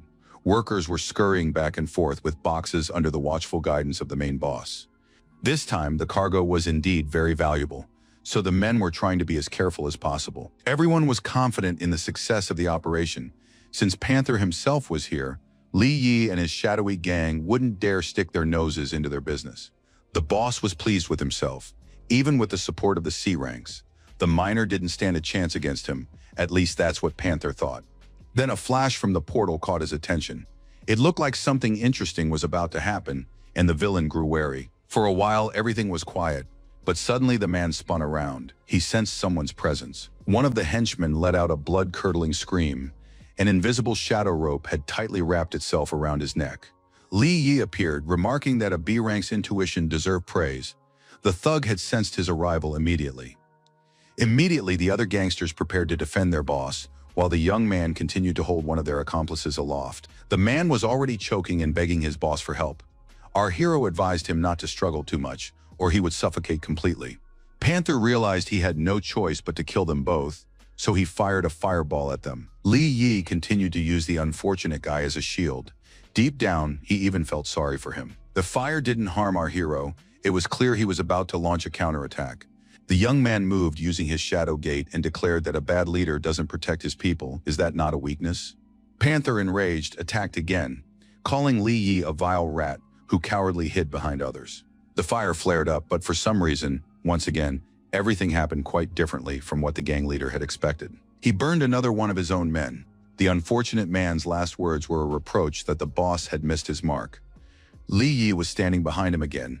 Next to him was Panther's assistant, who nervously asked his master not to rush the attack. The man bared his teeth and hissed that if there was a chance to kill the insolent man, he wouldn't spare any of the lowly pawns. He activated a fire tornado with a shout, declaring that this time the miner would have nowhere to hide. The thugs and workers scattered in terror in all directions, trying to save their lives, while our hero stood calmly in place. Burning people ran past him, but the shadows protected him well. All that was left was to watch the events unfold with interest. The young man wasn't afraid of the flames or the rocks flying at him, but decided it would be wise to hide from prying eyes for a while. Panther was furious. He began demanding that the young man stop hiding and come out to fight him. In reality, Li Yi understood perfectly well that he didn't stand much of a chance against a B-rank opponent, and the smartest thing to do right now would be to simply leave. He thought this would have a lasting effect on the enemy, especially if he returned a little later. After some time, the gang leader arrived at the very warehouses our heroes had visited a short while earlier. The staff just shrugged, reporting that there were C-ranks and Queen Xian among the robbers, and they couldn't do anything to stop them. Panther was furious and asked again if there really was absolutely nothing they could do. Without waiting for an answer, he simply burned the guard at fault. The man didn't even realize how it had happened. The gang leader only now realized where Li Yi had gotten so many helpers from. Xiao Shang's daughter was involved in the scheme. Let them not accuse him of cruelty now. It was time to settle the score, and the villain was furious. He summoned Kui Shihao and showed him the empty warehouses, declaring that it was all over. Everything he had was stolen. Hundreds of millions, if not more. The mustache man asked how he could help. If men were needed, he was ready to provide all his available fighters. But it wasn't that simple.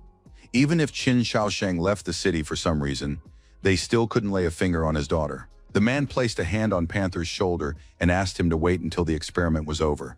This was a critical moment, so he should be patient. The villain pushed him away, saying that the worst possible thing had happened, so he wouldn't wait and would simply kill Xin and Li Yi. It turned out that going against Kui Shihao's will was very dangerous. A look of fear crossed Panther's face. Behind his companion, a horde of monsters with burning eyes, resembling hellish creatures, appeared. The latter grinned menacingly and announced that if the gangster wanted to play with death, he wouldn't mind starting with him right now. The Black Panther's leader hadn't expected this.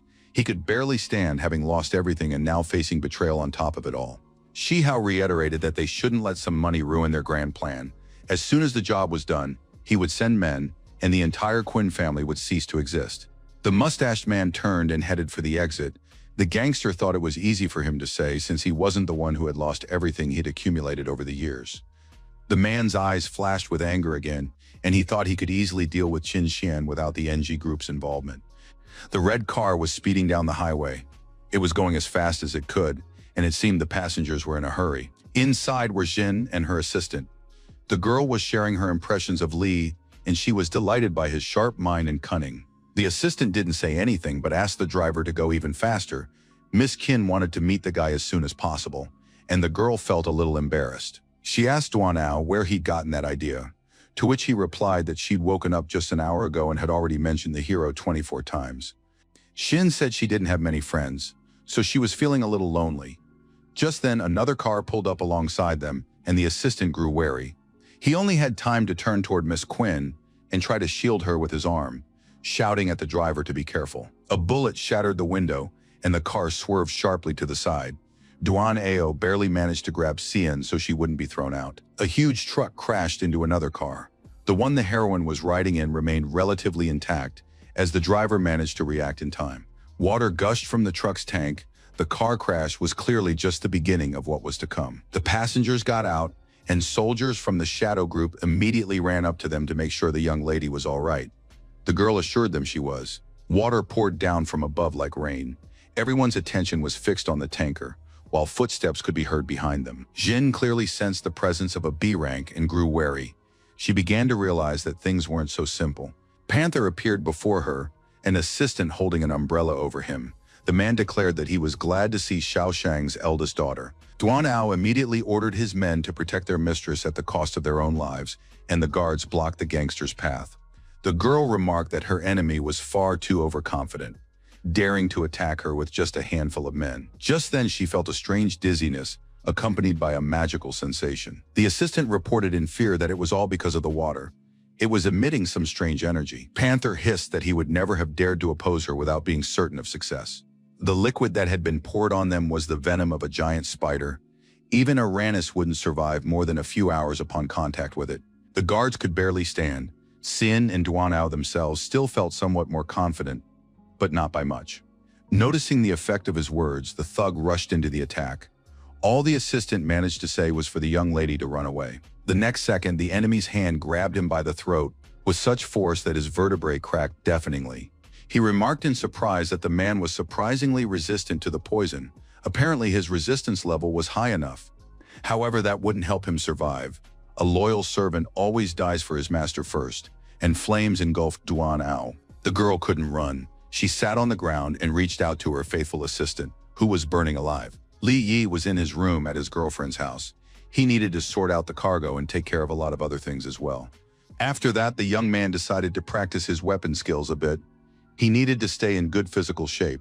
He prepared himself and activated the corresponding shadow skill, then sprang into action, practicing his attack. The young man with the shadow blade moved very quickly. He could only be tracked by a black wave of energy. The guy raced forward, his eyes burning, his hand relentlessly delivering blow after blow with the sword. As a result, all the training posts were sliced to pieces. Our hero literally cut them into neat slices in a split second. The spirit appeared and praised Li Yi's progress, noting that he was now using his skills like an adult. The guy reminded him that he was now C rank. Just then he noticed his phone vibrating. Queen Xing's number was lit up on the screen, so our hero hurried to answer. The Lord of Chaos remarked that C rank wasn't all that great. It was just an ant with a few extra abilities. As soon as Li Yi answered the call, he dropped his sword, which plunged into the ground with a loud clang right next to his foot. Panther was holding his girlfriend by the hair and suggesting they take a look at who was there. It wasn't a pleasant sight. The girl's eyes were closed. It seemed she had lost consciousness, and the thug was grinning smugly and menacingly. The young man's eyes flashed, and he asked what Panther, in his opinion, was doing right now. Panther replied that the course of events now rested entirely on Li Yi. The young man could bring a ransom of 1 billion, and then the girl's life would be spared. That's the first option. There's a second one. He'll watch as the girl is tortured to death. Cian opened her eyes and whispered not to trust the villain. It's a trap. Our hero said he would bring the money. Let him tell him where and when the deal would take place, and he would be there. The leader of the Black Panthers said he would wait for the miner at his warehouses for an hour. The miner must arrive alone. If any of Queen's men are spotted, Cian will die. The call ended, and a spirit appeared, declaring that he didn't advise Li Yi to go there at his current level. It would be certain death. The young man's eyes flashed, and he declared that he couldn't abandon his friend. Besides, it wasn't yet known who would actually die. Half an hour later, the young man was at the warehouse entrance. He wasn't too worried about himself, but he was more concerned for Sin. Inside sat the gang leader with his crew. He praised the hero for his courage and asked where the money he'd requested was. Li Yi replied that he wanted to see his girlfriend first and make sure she was all right. The villain laughed and ordered Mr. Quinn's eldest daughter to be brought there. He looked as pleased as could be. There was the sound of a motor and the grinding of a mechanism, and a crane with a hook appeared, to which a rope was tied. The young man looked at what was hanging from it and shuddered. What he saw made his heart race. Hanging from the rope, her wrists bound, was Qin Si-yin. She was clearly in pain from hanging for so long. Upon seeing Li Yi, the girl tried to scream and warn him of something, but her mouth was taped shut, and only her tone was discernible. The guy looked at her and signaled that he couldn't hear her. He gave the system the command to open the shadow vault. Instantly, thick wads of banknotes appeared before the panther. Judging by their quantity, it really was 1 billion. The gangsters rushed to check if there was any trickery involved, after which they happily announced that the money was real. Our hero reminded them that since they had received what was promised, they were now obligated to release the captive. That was the deal. Panther stood up, saying that the only reason he hadn't killed the kid yet was because he hadn't seen the money. Was the boy really so naive as to think he could walk out of here alive? Li Yi reached forward and pressed a button on some device, saying he hadn't even thought of trusting the enemy's word. Bundles of cash glowed, sending yellow beams of energy shooting out in all directions. It looked as if an explosion was about to go off at any moment. And so it happened. Fortunately, the young man had already mastered the skill of a shadow sortie and slipped out of the blast zone just in time.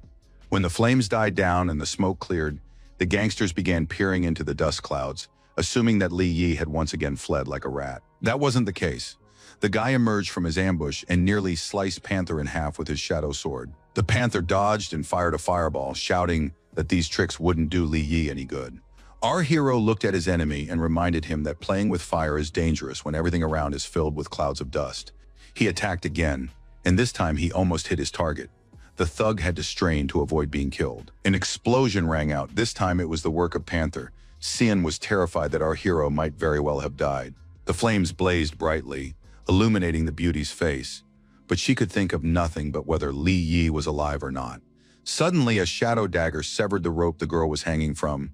She didn't see it, but she felt herself falling. Out of fear, the beauty closed her eyes tight, for landing in the epicenter of an explosion, blazing with fire, is not the most pleasant experience. That didn't happen, and Miss Quinn opened her eyes in surprise. It seemed the landing had been softer than it could have been.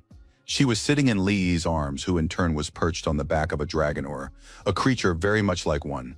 We know it was a wyvern. They were heading toward the portal. What was happening made the gang leader whistle in surprise. It seemed the kid had a couple of aces up his sleeve. The villain watched the boy go and hissed that all of this would be his sooner or later. An assistant approached and reported that more than half of their men were wounded. The boss shouted that it didn't matter. Everyone who could move should follow him. He couldn't let the enemies escape. Finding themselves in another dimension, the men ran toward the training tower. They didn't know what it was, but Li Yi headed straight for it. Cian asked the hero what they should do now. The beauty feared that the Black Panther's men would simply destroy everything there. The young man replied that everything was going according to plan.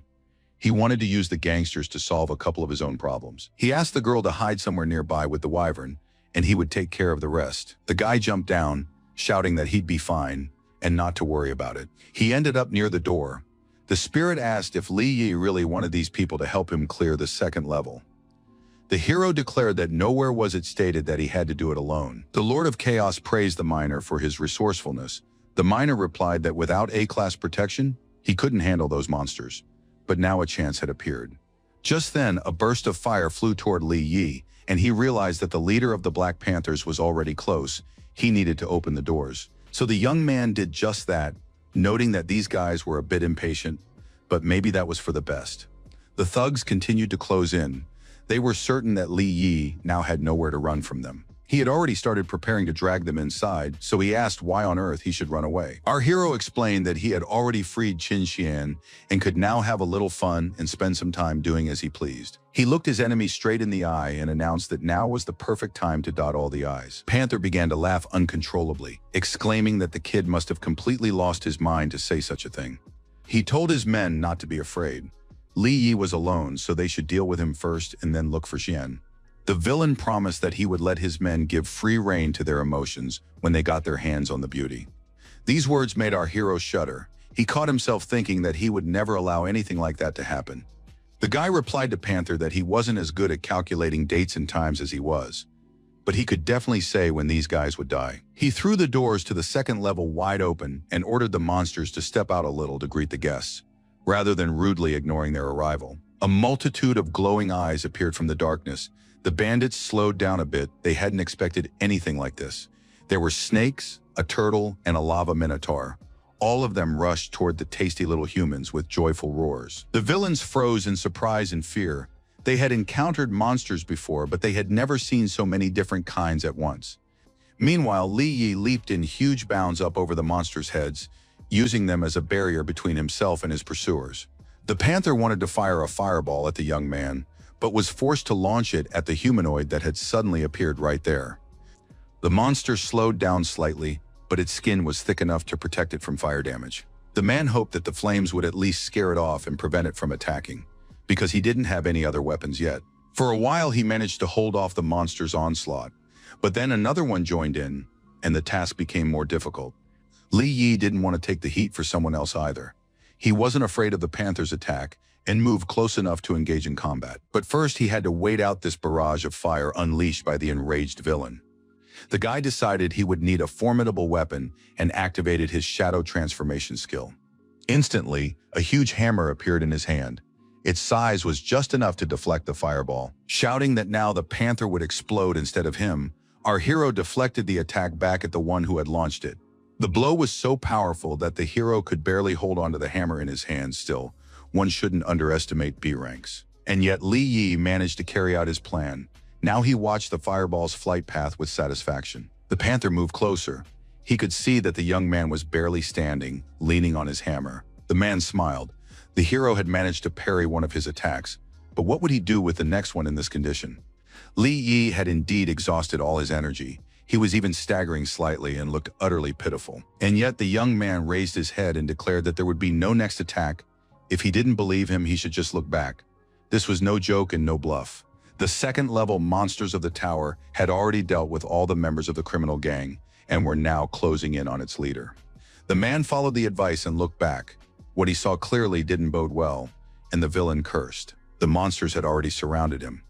Li Yi, saying that he'd let his opponent play while he got the hell out of there, rushed toward the portal. Panther had no choice but to fight the monsters. He simply couldn't follow our hero. The guy had once again outmaneuvered the gangster. Shouting at the creatures to leave him alone immediately, the gang leader launched his signature fire attack. At least the flames definitely didn't have the best effect on the humanoid. The monster let out a piercing scream. It turned out that this monster had excellent regeneration. Almost immediately, the situation returned to its original state. Panther was furious like a demon. He roared that he would tear Li Yi to pieces the moment he came into view. Meanwhile, the young man, accompanied by the spirit, headed through the portal toward the second-level core. The monsters were busy, and the floor could be considered cleared. Our hero asked if the Lord of Chaos had lied to him again about there being armor here capable of withstanding rank attacks.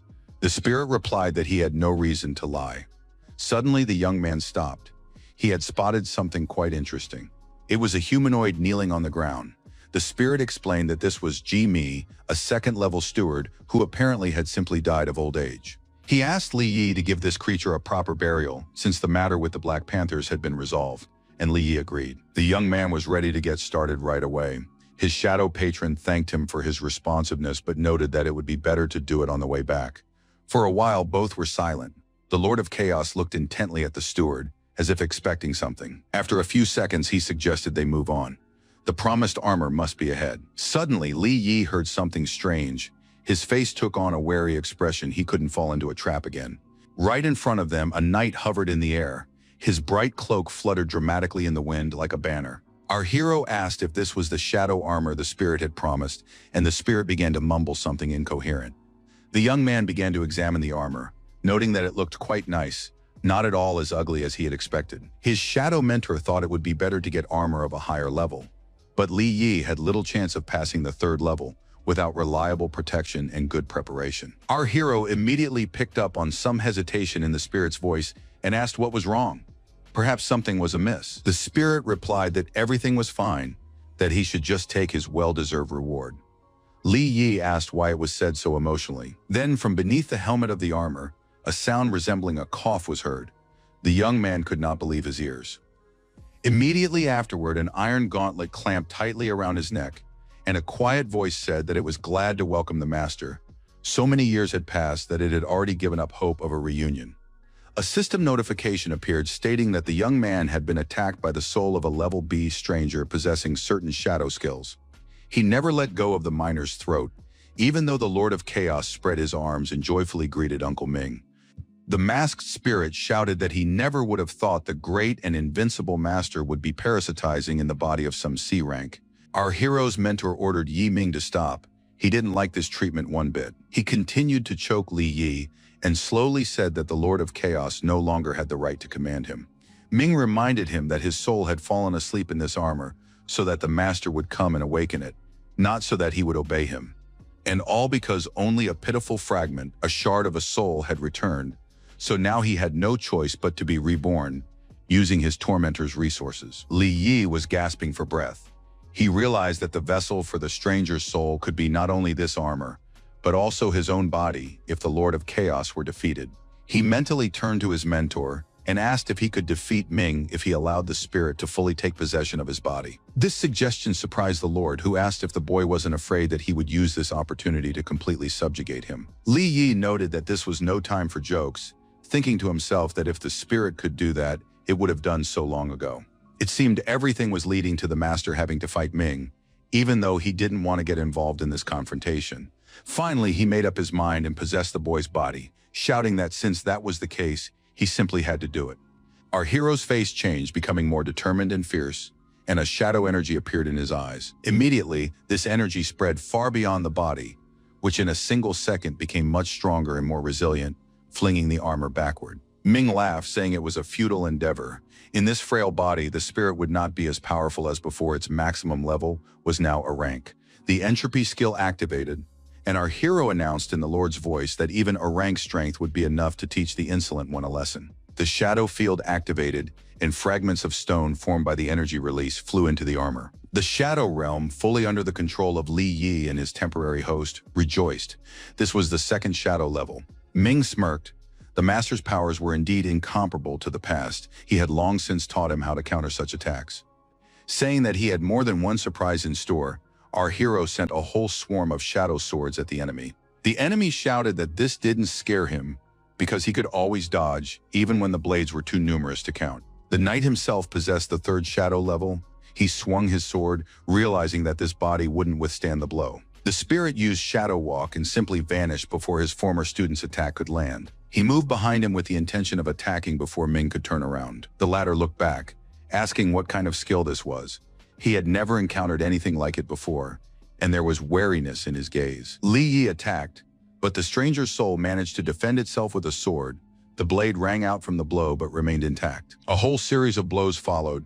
The opponents fought with their swords, and Ming noted with satisfaction that the spirit was running out of strength. The spirit mentally addressed our hero and asked if he could hold out any longer. The young man assured him he could, that everything was fine, and they could continue. Then the Lord of Chaos delivered another series of blows. The enemy laughed, saying that even armor couldn't be pierced like that. The level was too low. He hadn't finished speaking when the spirit pushed off the ground and soared high into the air, as swift as lightning. The Lord of Chaos shouted that in that case he would simply shake Ming out of his armor, leaving him defenseless. The blow was so powerful that cracks appeared in the ground beneath the knight's feet, but he still managed to block it with his blade. A quiet standoff began, with each opponent using their own resources to the fullest. And the result was not long in coming. Under the onslaught of the master's fist, his former student's sword shattered into pieces. Without wasting a precious moment, our hero attacked again. This time the blow landed on the torso, but the knight defended himself with his gauntlets. The Lord of Chaos did not stop there, and shouting that he needed to add just a little more, struck again, knocking the soul out of the armor. This was exactly the result he had been aiming for. The spirit smiled. Now, there was no way he could let his former apprentice return. The master called out to Li Yi, who replied that he was fine. The Lord of Chaos knew that wasn't true. If the battle continued, the boy's soul and body might not withstand the high energies and burn out. Somehow the armor remained alive. Apparently the stranger's soul could split. He announced with a smile that he simply couldn't pass up such an opportunity. He burst into a deafening laugh, striking a theatrical pose. The former mentor asked when Ming had managed to become so vile. The enemy's attack was very powerful. Li Yi's face contorted in pain after the blow, and he barely managed to stay on his feet. The knight's fist was already very close. With a smirk, he declared that she shouldn't blame him for her own weakness. This attack was even more successful, and the spirit could not withstand it. Staggering, it began to slowly fall backward. The Lord of Chaos was forced to temporarily leave the young man's body to give him a chance to rest and recover a bit. He struck Ming, saying he had simply been waiting for the right moment. Ming was sent flying, landing upside down. Nevertheless, he also unleashed an energy strike. This counterattack did not go unanswered. The spirit shook, and a shadow rope wrapped itself around his neck. The master whispered that he never thought he would be bitten by the dog he had raised. It was a sad sight. Nevertheless, only the chosen few are capable of defeating a mentor. The Lord of Chaos rose above Ming and announced that he could now regain his former power. Li Yi slowly came to his senses. He began to gather shadow energy, and his spirit slowly approached. A new coil of shadow ropes immobilized his patron. Our hero suggested using it again but received a negative response. The body wouldn't hold out.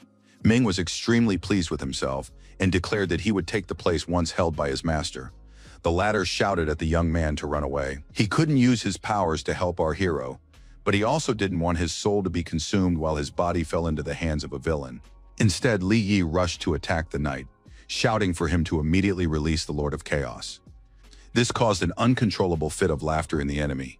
He understood perfectly well that the man's strength was incomparable to his own, but he still noted the man's loyalty. The hero prepared to strike, while Ming tried to demoralize him by pointing out that the Lord was simply using the young man for his own purposes. He called the guy an ant who dared to attack a tree, and anger slowly boiled up inside the knight. Ming summoned a surge of energy and simply hurled our hero as far back as possible. He landed on the rocks, sending debris flying in all directions. Blood gushed from his mouth like a fountain from the blow. Li Yi had never before taken such heavy damage in a single strike. The Lord of Chaos shouted that it was time to get out of there. The miner was only C rank and would die in vain if he didn't flee. The young man was determined and clearly very angry. He shouted that from the very beginning, the spirit had treated him like a slave. It had forced him to fight and win constantly in order to level up and strengthen his body. What he had become now, step by step, had been shaped by his mentor's hands and under his careful guidance. His memories shattered into fragments. But it wouldn't be like that anymore. He would decide for himself whether to leave or stay at the very least. He had earned the right to choose. With those words, Li Yi gathered all his energy and charged forward at the enemy. It seemed a new plan of action had taken shape in his mind. The hero shouted that his first move would be to absorb as much shadow energy as possible, which the enemy had in abundance, allowing him to deal with Ming first and then with Panther. This amused the lost soul, who declared that the boy's body simply wouldn't hold up. He didn't stand a chance of absorbing such power. Li Yi had already activated the corresponding skill and was drawing in the shadows like a sponge. He shouted that the state of his body was nobody's business but his own. The young man reached his limit and let out a piercing scream. It felt as though cracks were spreading throughout his entire body. The hero felt as if he were about to fall apart into pieces. There was no time to hesitate, and he raised his fist to strike. He was closing in on the knight, but even as he did so, he began to dissolve into his own shadows like melting ice. Watching this, Ming burst out laughing again. The foolish creature had been too short-sighted and had sacrificed himself in vain. The Lord of Chaos turned to Li Yi and asked him to stop the fight. It was a perfectly understandable move. The knight laughed, having just received an excellent source of energy for himself. The spirit had disintegrated just like the boy. With a satisfied look, he clenched his hands into fists, as if testing how much power he had gained. The result was excellent. All that remained of Li Yi was a black smudge of shadows, like a wet footprint. His enemy could not contain his joy at having won so easily. Suddenly, he noticed a black vortex in the distance. Shadows were gathering into something resembling a hurricane, and it was clearly no small thing. The villain tried to figure out what it was and what was going on at all. He looked, to put it mildly, perplexed. He fearfully surmised that this was Eternal Night, the Eternal Night provoked by the Lord of Chaos with his eternal shadow realm. The knight couldn't believe that his master and Li Yi had turned out to be stronger, but it was precisely in this unity that the main secret lay. A voice behind him grimly remarked that he should have listened to his words back then, at the very beginning. He would be eliminated, no matter how much he flattered his own ego. It was all just ripples on the water and empty dreams. The Lord of Chaos reconnected with our hero, and now he was full of energy. A whirlwind swept his opponent away. The opponent didn't even try to resist, realizing that it would be futile in this situation. He looked up the guy's stats and was stunned to see that he had reached the 3rd level of shadow manipulation and was now capable of creating a domain, manipulating energy, and devouring souls. How some C rank could surpass him in the art of shadow manipulation was completely baffling, but the opponent was stunned. He realized where this colossal shadow energy had come from. The souls trapped in this world had been absorbed by the spirit within Li Yi's body, or perhaps by the young man himself. Now it was clear where such strength and power came from. Fighting was completely useless, and the knight recoiled. The opponent pointed a hand at him and asked what a lost soul would do without this armor. It needed to be tested. He attacked with a surge of energy of incredible power. That should be enough to drive the essence out of the armor. Watching this deadly wave rush toward him, Ming froze. He whispered that he hadn't expected this. The enemy was thrown back. The armor began to slip off him. Coming loose, there was no way to resist. Li Yi moved behind the knight and reminded him once more that it was time to get out of that shell. It wouldn't help. He struck again. The knight screamed, realizing that this was the end of it all. Not only had he failed to rise to greatness, but he was about to die. The next attack was not long in coming. There was an explosion and something heavy fell to the ground. The armor turned out to be tougher than expected. The opponent got to his feet and asked spitefully what good was a third-level mastery of shadows if Li Yi himself was still only C rank. Our hero replied with a smile that if the armor was too much for him, he should attack what was inside it. He charged forward. The knight shouted that this was utter madness, certain he could withstand one more attack. But why wait for a blow when he could strike first? The knight tried to reach the young man first. To his surprise, the guy simply vanished into the shadows, for he had activated his domain and could now take any form within its limits. The villain screamed that this was simply impossible. He was once again seriously frightened, while at the same time feeling deeply disappointed. Our hero began his shadow attack, slipping beneath the armor. His enemy screamed louder than ever before. That scream would have made his blood run cold if he had any, and Ming's soul began to crumble. In unbearable agony, he shed his knight's armor, trying to escape certain death. The armor remained below, and it no longer looked as though it could withstand an A-rank attack. The Shadow's black hands picked up the helmet. Now he could try it on himself or give it to his mentor. It became clear why Ming had been hiding behind the armor. It could absorb shadow energy, protecting the soul from harm. If you tried to draw out this creature's energy, you wouldn't get any stronger. The harsh reality hit him unexpectedly. But there was still hope for the heavenly fortress, a refuge where strangers could not enter. The villain perked up slightly and rushed upward toward salvation. Li Yi shouted that he wouldn't give him a chance to escape. Our hero's shadow chains rushed after Ming. In the very next moment, the enemy was completely immobilized and securely bound. It even became difficult for him to speak. The stranger smirked, saying that his soul was bound to the heavenly repository, so it could not be destroyed without harming himself. The young man reminded the enemy not to forget that souls are also shadow energy, and within the domain, he and he alone commands it. The Lord of Chaos left Li Yi's body. Without the protection of his armor, it was no trouble at all for him to completely destroy his former disciple. He smirked, stating that Ming would become a source for his restoration and growth, or rather, for Li Yi's growth. The young man intended to absorb the essence to improve his skills and rank, as well as his mastery of shadow manipulation. The Lord of Chaos told the former knight that he had underestimated the young man's thirst to become powerful and strong. Only the villain's head remained, but he hissed discontentedly that he shouldn't be mocked. It was insulting. He asked if it wasn't foolish to hope that, once he became great by devouring souls, his comrade would be spared and left alive. After these words, his face began to dissolve into the shadows, but he had managed to sow a seed of doubt before his death. Compared to the thirst for power, any moral principles would fade into the background. Li Yi covered his ears so he wouldn't have to hear it. He completely devoured the soul and screamed from the immense amount of energy that filled his body. Now the boy stood at the epicenter of the explosion, cracks spreading out from him across the ground, while the Lord of Chaos watched the events unfold from above with interest. Soon it was all over. An alert sounded, and the spirit looked intently at Li Yi below. Li Yi stood there, completely pleased with himself. He felt an incredible surge of power, all because he was now a B rank. He looked at his mentor and said that now he was interested in the heavenly fortress, a new goal, new means. Shadow ropes wrapped around the spirit. He froze in surprise. Had the boy really decided to change his role? Li Yi announced that the time had come for the Lord of Chaos to play a role in his new play, and he continued to entangle him with the ropes. The mentor hadn't expected this, but he didn't condemn a man who had tasted power and might. Our hero announced that he now understood what Yi Ming had meant, and he had absolutely no desire to put up with it. The young man continued to hold the Lord, intending to put armor on him. This would allow him to no longer surrender his body to the spirit. Our hero said he had seen through his true nature. It was utter darkness. If he had absorbed that energy, he would have definitely suffered from diarrhea. The armor began to reassemble around the spirit. He froze, realizing that this outcome wasn't so bad for him. After all, the armor could withstand even an A-rank attack. Now, under Li Yi's control and the influence of his entropy skill within the domain, the Lord had become a new being.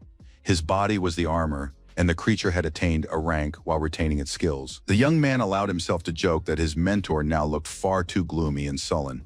He added that the armor was huge and ugly anyway, so he would never have worn it, and that the Lord shouldn't thank him too much for the gift. On the second level of the tower, the bandits continued to fight the monsters. One of the guys fell victim to a snake and begged the boss for help. The boss replied that he would end the suffering of both the man and the monster in an instant, preparing another fire attack. The unfortunate thug realized he was doomed and screamed in terror, but that didn't stop Panther from attacking. The man turned and walked away, saying that such trash didn't deserve to be saved. Just then, he heard footsteps behind him. He didn't want to look back, so the leader of the Black Panthers simply glanced over his shoulder. Li Yi slowly walked toward the enemy. He noticed that the B rank had done his job well, neutralizing the monsters as expected. The gangster's face twisted with rage. He uttered our hero's name with hatred, and it was clear that an attempt at revenge was about to be made. The Panther leaped upward, launching his attack. He had already enveloped his fist in flame, but the young man didn't even try to dodge. Eyes full of shadow energy flashed from beneath the helmet. It seemed the Lord of Chaos wanted to test his limits. A single glance was enough to send the man flying back several meters, and the fire went out completely. Panther managed to stop himself, but he lacked the resolve to attack again. He realized he was facing an A rank. The entire second-floor landing was littered with the bodies of his gang members. But this didn't faze the leader in the least. He cared only about his own life. Li Yi alone posed no threat, but now he was accompanied by a stronger warrior. The young man asked if it wasn't time to pay for the bullying. The young man pointed at the spirit in armor and said that guys of his level were now just a warm-up for him. This insulted Panther. No one had ever dared to speak to him that way before. He was the main threat here, not some kid to warm up with. Li Yi added that he could immobilize his opponent to start with. A real battle wasn't on the cards anyway. After these words, our hero activated his shadow domain. He was eager to demonstrate his new abilities to the enemy. Panther prepared his signature flame attack. Declaring that these cheap tricks wouldn't work on him, the miner was still D rank, no matter what he said. The guy replied that his claim was untrue and lunged forward. He struck the thug in the solar plexus with a fist empowered by shadow energy. The man's eyes bulged from their sockets in pain. The villain quickly got to his feet, but the young man was already rushing toward him with his fist ready for another strike. The leader of the Black Panthers hissed through clenched teeth that no one dared look down on him, but Li Yi was already superior, if only physically. His face remained completely impassive.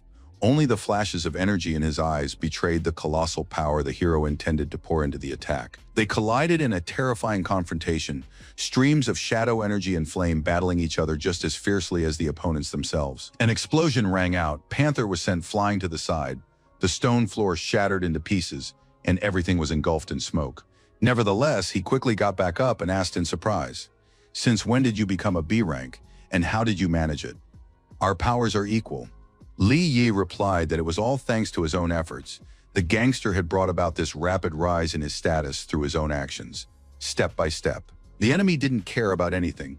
They were consumed by the desire to kill the young man, so even the fact that he had leveled up was no obstacle to their goal. Shouting that he didn't care that the kid was now B rank, the man lunged at him with his fists. He shouted that he was strong enough to take care of Li Yi, but the latter simply dodged and now watched to see what would happen next. An elbow strike followed, but the young man blocked it without much trouble, remaining just as unflappable. The Lord of Chaos reminded him that inside the domain, it wasn't necessary to expend his own energy. He suggested trying to control the energy around them. Li Yi nodded, and Panther had already managed to whip up a new whirlwind of flame. The spirit suggested using the enemy's power against him, such is the very essence of shadows. But our hero had to figure out how to do it on his own. The right solution came to mind completely unexpectedly, and our hero smiled, realizing he now understood. He added with a laugh that he had never taken the Lord of Chaos seriously as a teacher. Perhaps he should have. Meanwhile, Panther attacked again with fire, saying that he shouldn't think of himself as a genius. The kid wouldn't be able to learn to fly anyway. Li Yi began to command the surrounding energy and gather it around himself. It was mostly shadow energy, but the flames obeyed as well. The stream split into neat spheres, none of which harmed the young man. His opponent's mouth fell open in surprise. He had never seen anything like this in his life. Enveloped in a whirlwind of shadows, the young man felt immense pleasure. He felt almost omnipotent, a very pleasant sensation. It turned out the hero was preparing a counterattack. A second later, his shadow projectile was already hurtling toward the panther. Still, the man was a B rank, so he managed to dodge it. But it must be noted that he was scared out of his wits. With a single flick of his wrist, Li Yi adjusted the trajectory of the energy stream and simply swept the thug aside. The thug decided there had been a mistake, so he praised him for his excellent resources and appalling aim. The fireball was already ready. Twisting shadow ropes with his hand, our hero replied that it wasn't a matter of accuracy, but rather that in trying to dodge, the opponent had let his guard down. The guy shouted that the last move was only necessary so that his fist could meet the enemy's face as quickly as possible, after which he attacked, and another explosion rang out. The flames died out instantly, but the shadows continued to swirl around the young man. His opponent had been knocked off his feet, unable to withstand the blow, and yet the man got back up. He was curious as to how such a thing was even possible, since their levels should be roughly equal. Despite the fact that the young man was expending energy and using his skills, he wasn't growing weaker. It was as if he'd found an eternal source of energy. This struck Panther as the most astonishing thing of all. Our hero approached him, saying he had expected more and was now even a little disappointed. He glared at his enemy and announced that the game would end right now, his eyes glowing with an otherworldly light. Panther literally exploded with rage and shouted that he would take Li Yi with him. He wasn't going to die alone. Our hero said nothing in reply, simply raising his hand and beginning to gather shadows to carry out what he had to do. He attacked with his sword and moved with relentless speed, landing multiple strikes. His opponent fought to the limit of his abilities. He wasn't going to give up without a fight. A fight can go on for a long time, but not when you're left without arms. Li Yi had deprived the thug of the ability to continue. The man froze. The realization of what had happened didn't sink in immediately. In his shock, he didn't even have time to scream. He simply stared at his severed limbs, realizing that there was nothing more he could do. It was all over. The leader of the Black Panthers gang listened to our hero's footsteps, which were getting closer and closer. Finally, the tip of the blade pressed against the base of the enemy's skull. This meant only one thing. He could not escape now. The man exclaimed that the young man had proven stronger, so he shouldn't hesitate and should just kill him. The miner remained silent. When he spoke, he asked why the panther now wanted to die, since just a moment ago he had been certain of his victory. Holding the dagger to his opponent's throat, our hero said that death would be too easy an outcome for him. Alive, he could be of far greater use. The Lord of Chaos asked why Li Yi needed this man alive. He replied that it was for one purpose only, to obtain more information about Kui Shi Hao. Hearing this, the villain declared that he would not tell the young man anything, even under threat of death. It was clear that these were not empty words. Our hero said he understood, but that Qin Shaoshang would likely find a way to make him talk. Hearing this, Panther flinched, then shouted that the young man simply had to let him go. Kui Shi Hao and the NG group wouldn't let Li Yi go unpunished. Not wanting to hear this, the miner snapped his fingers and sealed the villain's mouth with a dense stream of shadows. He told the thug not to worry. Even if the enemies didn't come for him, he would come for them anyway. The Lord of Chaos said he could help the young man deal with the NG group's A-rankers. He could consider it a return gift for the armor. Li Yi replied that nothing could be done until he was certain that Ning Donghao was also involved in the experiment. Our hero turned and headed for the exit, adding that when it came to this place, it was best to rely only on himself. This was a personal matter. Military vehicles and soldiers began moving through the city. Despite the rainy weather, everyone was operating as efficiently as possible. Ning Donghao asked the mayor what was causing all this, but the mayor couldn't answer. He had no information. The man knew only that troops were converging on the main square from all the surrounding districts. Perhaps Xiaoshang would clarify the situation. He had a wide network of informants. The mayor turned to Mr. Quinn, who replied that Sheen had taken Panther hostage today. She was unharmed and the criminal had already been dealt with, but they needed to keep their dogs on a tight leash. The man slammed his hand down on the armrest so hard that sparks flew, then stood up. He nervously stated that under these circumstances, he had no way of knowing what was happening with the army and the military. Queen Xian's father approached Ning Donghao and asked how he could explain that he had no control over his own men. If the head of the NG groups lacks the skill to train them, then President Qin knows how to fix everything and can do it for him. Erang was clearly not pleased with what he heard and asked President Qin how he was to understand this. Xiaoshang snorted and remarked that it would be better for a high-ranking official to know nothing at all about his subordinates' dirty dealings. Otherwise, he would have to deal with him as well. Ning Donghao immediately began gathering his energy and angrily asked if Mr. Quinn was overestimating his capabilities. Quinn replied that this could be put to the test. Another man entered the room saying he felt relieved to see them so active. It was the region's supreme commander. He added that their enthusiasm would come in handy given what was happening in the city and the danger looming over them. They entered the conference room and took their seats. The military officer announced that the reason everyone had been summoned was very important. The man raised his hand and ordered his assistant to explain the details. The assistant nodded readily. All the A-rankers present had taken part in the battle against the monsters from the second-level rift 10 years ago. There was no need to explain to them what A and S-class monsters were. The assistant added that he would not remind the battle participants of the full power and danger they had faced back then. The reasons why this rift appeared and then disappeared on its own have not yet been determined. Nevertheless, their organization has been monitoring radiation fluctuations at the site where it all happened all this time. 5 years ago, noticeable spikes began again. Now at their peak, they reached levels seen a decade ago. All three A ranks looked at the assistant with concern. Each knew full well what this might mean. The mayor asked General Hong to voice the assumption that could be made based on what had been presented. The man replied that everything pointed to the city of Haicheng soon having to relive its past experience. He clasped his hands and concluded that the opening of a rift into the second dimension was a matter of mere hours.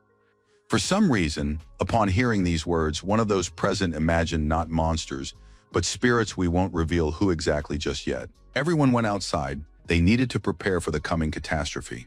If the rift did indeed open, they would have to act quickly. Before getting into the car, the general promised that the army would do everything possible, but he hoped that the three main families would put aside their feuds and unite in the fight against the catastrophe. Queen replied that he wouldn't mind if certain people weren't pulling their sneaky tricks behind his back. Hong replied that the situation was tense, and if anyone failed to rise to the occasion due to personal ambitions, extreme measures would be taken. He personally asked Qin Shaoshang to lend a hand and put past grievances aside. Qin had no choice but to agree. Both men got into the car and drove off. The mayor and Ning Donghao stayed behind to begin preparations on the spot. It seemed they had been indirectly hinted that Shaoshang and the military were working together. It remained to be seen what the consequences might be. The mayor reported that they now needed to be more cautious with the Black Panthers. Because of them, Mr. Qin had fallen out of favor. Dong Hao asked, looking surprised, what this gang had to do with him personally. The mayor replied that he wanted to believe there was none, but that further developments would clarify a lot. Dong Hao returned to his office. His secretary immediately offered him a summary of the latest news, and the man dialed a number and called Shihao. He stated that he had long turned a blind eye to his dealings with the Black Panthers.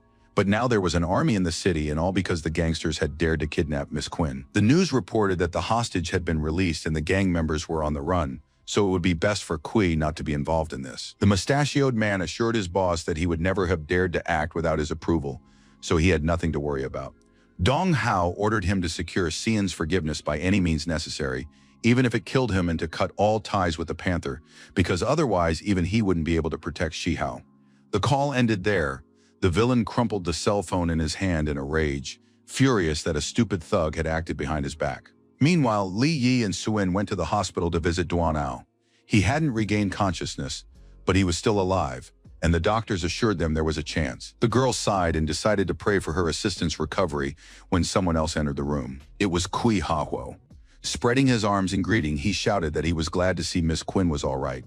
Panther had signed his own death warrant by daring to lay a hand on her. Li Yi looked at his enemy in surprise. Did he really not know what Panther was up to? Or was he just pretending? Xiao Hao assured the heroes that his ties to the gangsters were purely business-related, but that was over now, and the NG group would help find and arrest the gang members. The young man asked what that had been sincere remorse, or had they simply decided to sacrifice a pawn to save the queen. Usopp reminded the guy that you have to know when to stop. What he stole from Panther would ensure a comfortable life until old age, and he was wrong to decide to fight to the end. Our hero replied that he had asked purely out of curiosity. All he wanted was his enemy's life, not money. Xiao Hao turned to Miss Quinn and asked if all members of her family shared this view. He looked grim. The beauty folded her arms across her chest and looked the scoundrel straight in the eye, then suggested he guess for himself. The man muttered that in that case they had nothing more to discuss, and turned to leave. As he left, the villain told Li Yi not to forget that he was part of the NG group, so without proof, no one would dare touch him. Shakhtar remarked that in that case he'd better pray the Panther's men didn't find him, or else he'd be in for a rough time. The man hissed that it all depended on how you looked at it. In the secret laboratory, An order was given to inject the surviving members of the Black Panther gang with a drug codenamed God's Blood. The lab technician filled a syringe and approached one of the men. He was tied to the bed and asked what was going on, saying they worked for the Panther and must not be harmed. No one listened to him. The needle went straight into his vein, and soon the syringe was empty. His resistance had been in vain. The transformation began instantly. The gangster's face contorted, but not just with a grimace of pain, it was literally changing before their eyes. His body, too, filled with energy and began to grow. Now the guy had enough strength to rip the straps apart with a single twist of his torso. The same thing happened to the other members of the Black Panther gang. They turned into mutants. Yahello didn't end the call even after the order was carried out, and a roar echoed through the receiver. I wonder what the news will be like tomorrow morning. There were two possibilities. Either the Panther gang had gone berserk after taking drugs, or the gangsters had turned into berserkers to avenge their boss. The mustachioed man had completed the call. Meanwhile, Cian's father and the general were driving in a car. Quinn asked why Hong was so eager to meet Li Yi. He pointed to the young man's rapid progress and access to special weapons. A creature clearly endowed with superpowers was catching up to the car. The men noticed it too late. The military man thought he wasn't the only one in such a hurry to see our hero. He frowned, trying to figure out what to do. Meanwhile, Mr. Quinn reported that after examining Li Yi's swords, he was disappointed there was nothing special about them. Hong assured him that wasn't the case. He would soon see for himself. He began to describe the incredible combat power of this material, which only met with disbelief from his companion. The soldier noticed that Arang had become too relaxed and had lost his former sharpness of perception. This did not bode well. The car stopped right in front of him. On the road was Li Yi. The young man was clearly expecting this visit. The young man asked only how such a humble hero as himself could have piqued the interest of such influential guests. Hong smiled and said he was surprised that Li Yi could still recognize him after so many years had passed. Our hero joked that even 9 lives wouldn't have saved him if he dared not to recognize the general. The general smiled and asked if the young man would invite him inside, since that was the case. The young man smiled awkwardly, saying it would be an honor for him. But the two of them had arrived at a rather inconvenient time. Hong asked him not to worry, saying the military would take care of everything. This puzzled Li Yi a bit, and the situation was heating up. Without a second thought, he invited the visitors inside. He didn't really have a choice anyway. The men were determined. They settled into the observation room. An aide entered and reported to the general that the troops were fully prepared. Li Yi respectfully noted that he didn't sense the presence of anyone powerful nearby and didn't understand why the soldiers were there. The man replied that this was true, but he would allow ordinary soldiers to face those who had evolved. Hong decided that the guy was holding his own well and wasn't pestering him with questions. Our hero wondered if the man really didn't care about the soldiers' lives. The general sighed loudly and gave the order to begin the operation. His aide nodded, showing that everyone had been waiting for the command. The capture team and the drone team took their positions and reported full readiness to command. The silhouettes of the bandits emerged from the thickets. Li Yi thought they looked strange, and besides, they had fully recovered after the fight with him. The spirit appeared and noticed that their condition had definitely been affected by an external factor. He assumed it had something to do with a drug. He didn't say which one, adding only that he simply couldn't allow such a thing to exist in our hero's world. The command to begin the attack was given, and the machine gunners immediately opened fire on the bandits. An ordinary person had no chance of surviving such a barrage. The first line of enemies fell to the ground, but others were lurking in the treetops, ready to attack from above. And these were no longer ordinary people. Their eyes glowed, and their abilities allowed them to use energy to attack. Noticing the glow, the soldiers prepared to fire into the sky. They needed drone support to ensure they didn't miss. Now all that remained was to take aim and hit the multiple targets above before they attacked first. Every move the evolved gangsters made was tracked. The surveillance team was doing an excellent job. But the Black Panthers could see all the aerial objects too, so they didn't waste time waiting for the right moment. They opened fire, but fortunately, the general had also taken care of the soldiers' protection in advance by activating the shields. They needed to regroup and take out the aerial targets before they launched another attack. The shots pierced the mutant right through. The bullets penetrated his armor with little effort, which was unexpected. Everything went smoothly, and the capture team received orders to advance at the fastest possible pace. Watching the events unfold, our hero realized that the protective shields and the bullets capable of striking even S ranks were made from the material he had sold to Quinn. Father Cian had the same thought and asked the general if the sword materials had indeed been used. The general confirmed his guess, adding that he wouldn't have sent the soldiers without it. Li Yi laughed, noting that the soldiers had proven to be exceptionally strong, an excellent result, and he was pleased. After saying this, the young man looked up and added that despite this, there was still work to be done. A fire flared up there, indicating that the soldiers were continuing their sweep quite successfully. But there was still a rather big fish that had managed to slip through the net, so to speak. Hong laughed, saying that wasn't quite right. It wasn't a matter of someone being more agile or quick. This fish had been left untouched specifically for the young man. Li prepared a shadow dagger, its sharp spikes already hurtling toward him. Li Yi easily parried the attack and asked why it was necessary to so blatantly demonstrate his presence here. Let the enemy show himself at last. The very same thug who had mutated first appeared. He was clearly stronger than the rest and announced that our hero would now meet his death. The man's face was utterly deranged, as if he had lost all his humanity. All he wanted was to kill. A new volley of stone spikes flew at the guy. The glass was shattered, but he continued to stare calmly at his opponent. The enemy decided to demonstrate the full extent of his capabilities and prepared a simply gigantic stone spike. Li Yi decided that if he didn't leave the Xian villa, it would simply be destroyed, so he rushed outside as fast as he could. The tip of the dagger met the point of the stone spike. Few could boast such precision. The projectile shattered into pieces, and the young man moved forward to attack the evolved bandit. The bandit jumped back a little, but clearly had no intention of ending the confrontation so easily.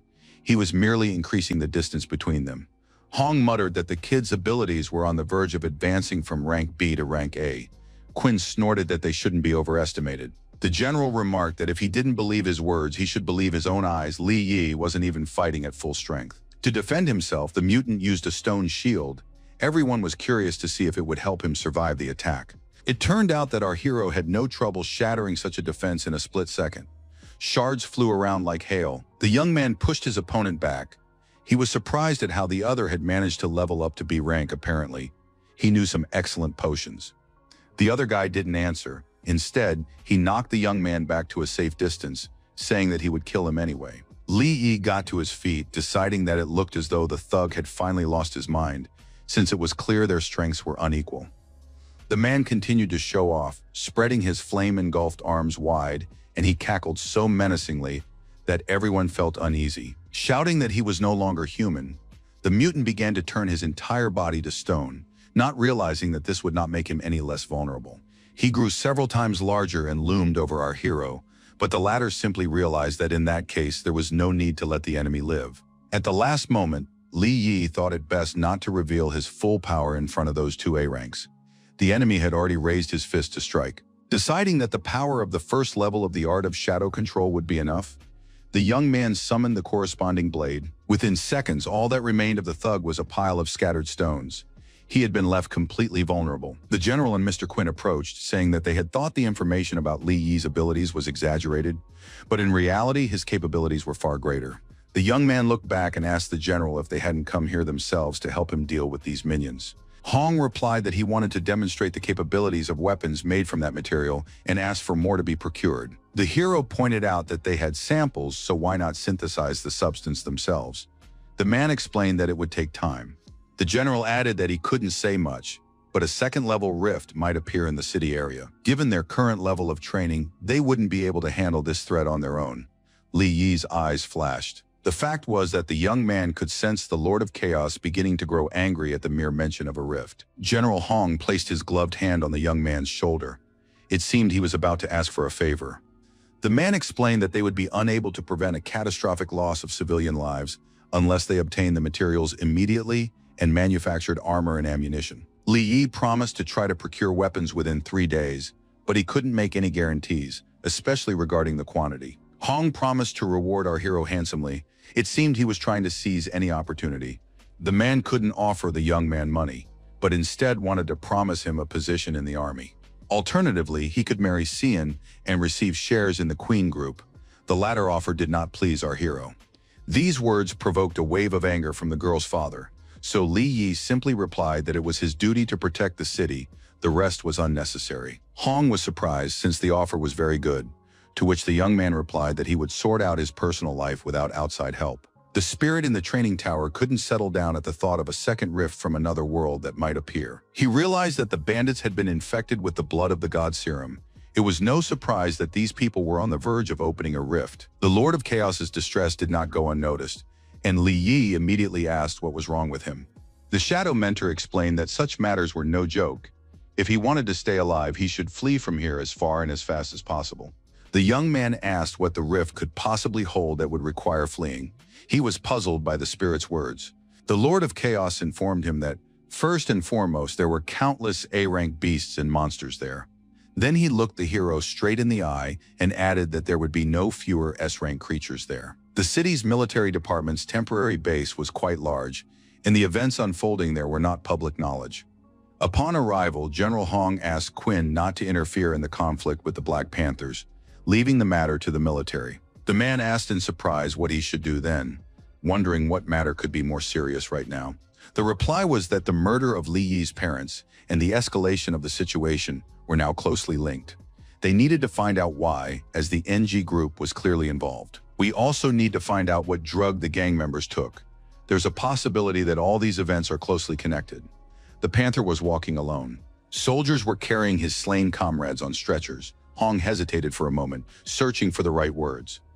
If Ning Donghao is indeed involved here, it's better to act covertly while the military remains in the open. The general added that he could also use this cover to motivate Li Yi to do the military a favor. Meanwhile, our hero was in the training tower. He was curious how much his abilities would increase if he cleared the 3rd level. The spirit replied that clearing the level would be difficult even for an A rank, and since the boy was only a B rank so far, he would need to use weapons. The hero asked how many swords he could obtain there. The Lord of Chaos replied that if Li Yi was wondering whether these weapons could save humanity, then yes, their number was practically limitless. The information fully satisfied the young man, and he headed for the entrance, declaring that in that case there was no point in wasting time.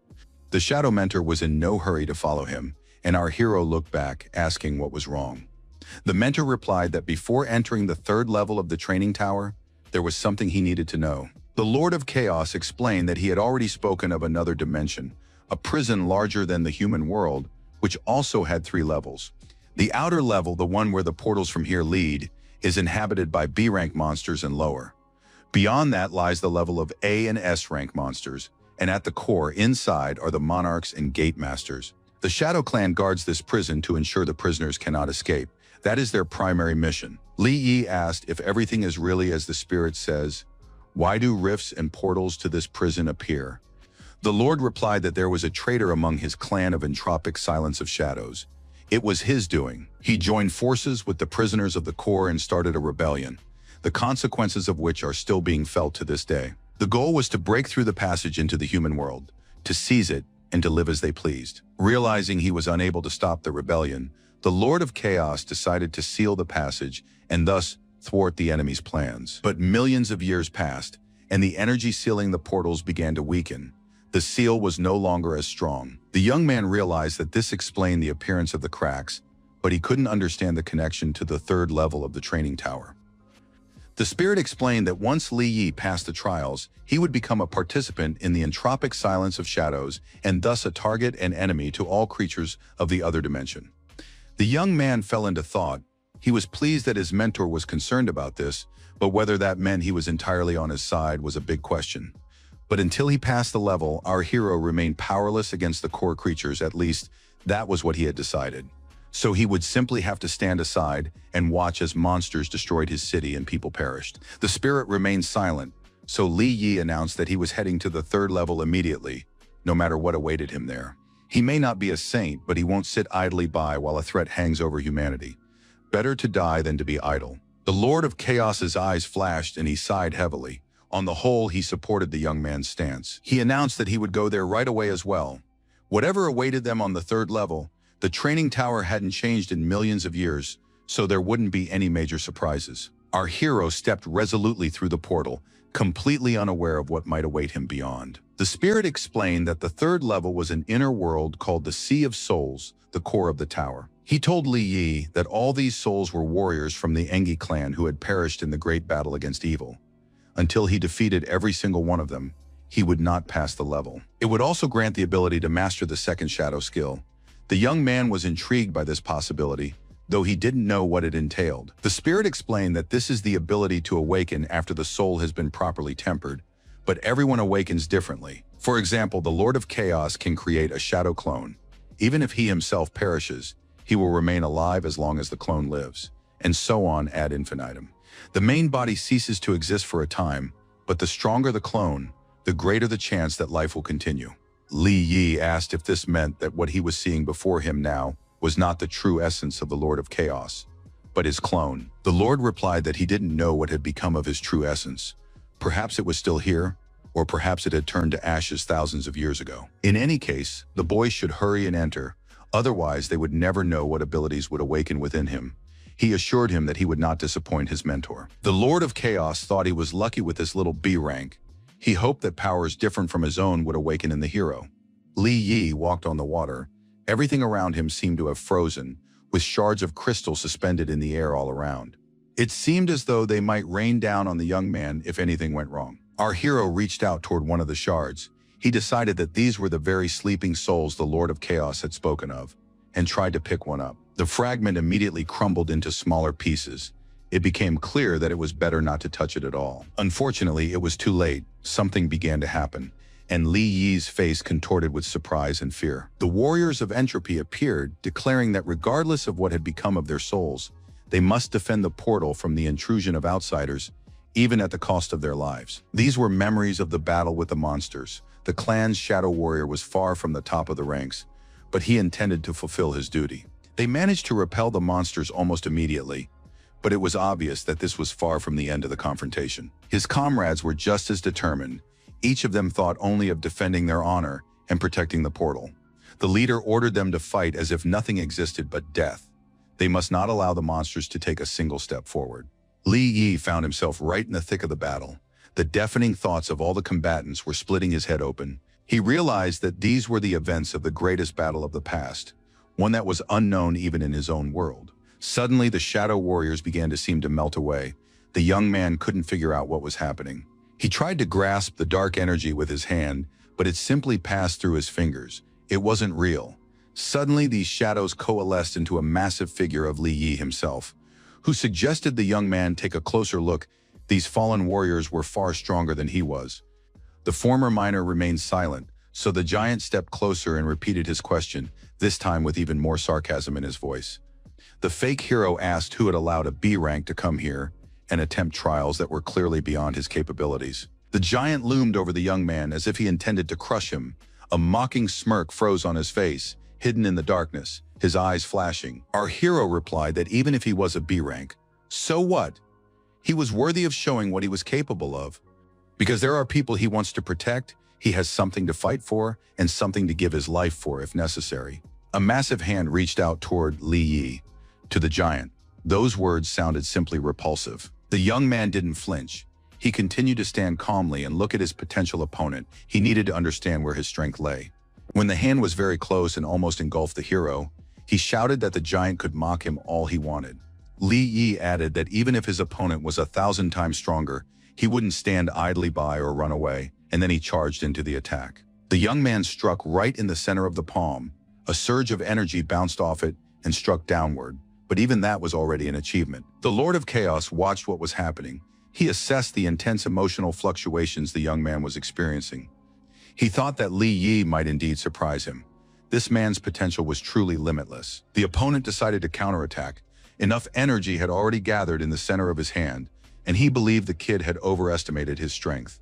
Realizing that he simply had to dodge now, the hero began to calculate the trajectory of his jump. The choice was made. The young man managed just in time to avoid being instantly destroyed. He leaped high into the air and then landed to the side, planning his next moves in case the attack was repeated immediately.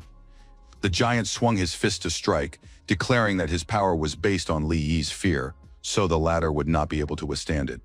The young man froze. He realized that his first priority was not to think about attacks, but about his own mental state. The enormous hand was very close. He had to immediately figure out how to resist it.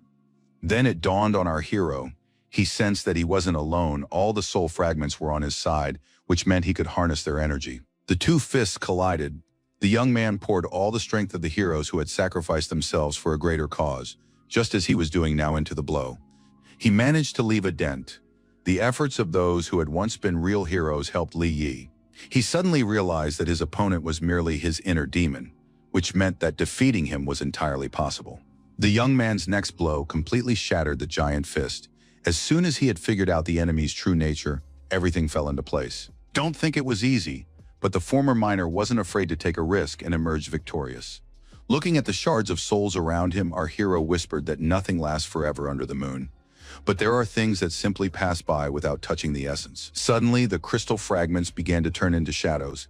Li Yi thought that these were the souls of the Entropy clan taking on their true form. A message appeared stating that he had reached the second level in the art of shadow manipulation and had acquired the skill of soul protection, something like a blessing.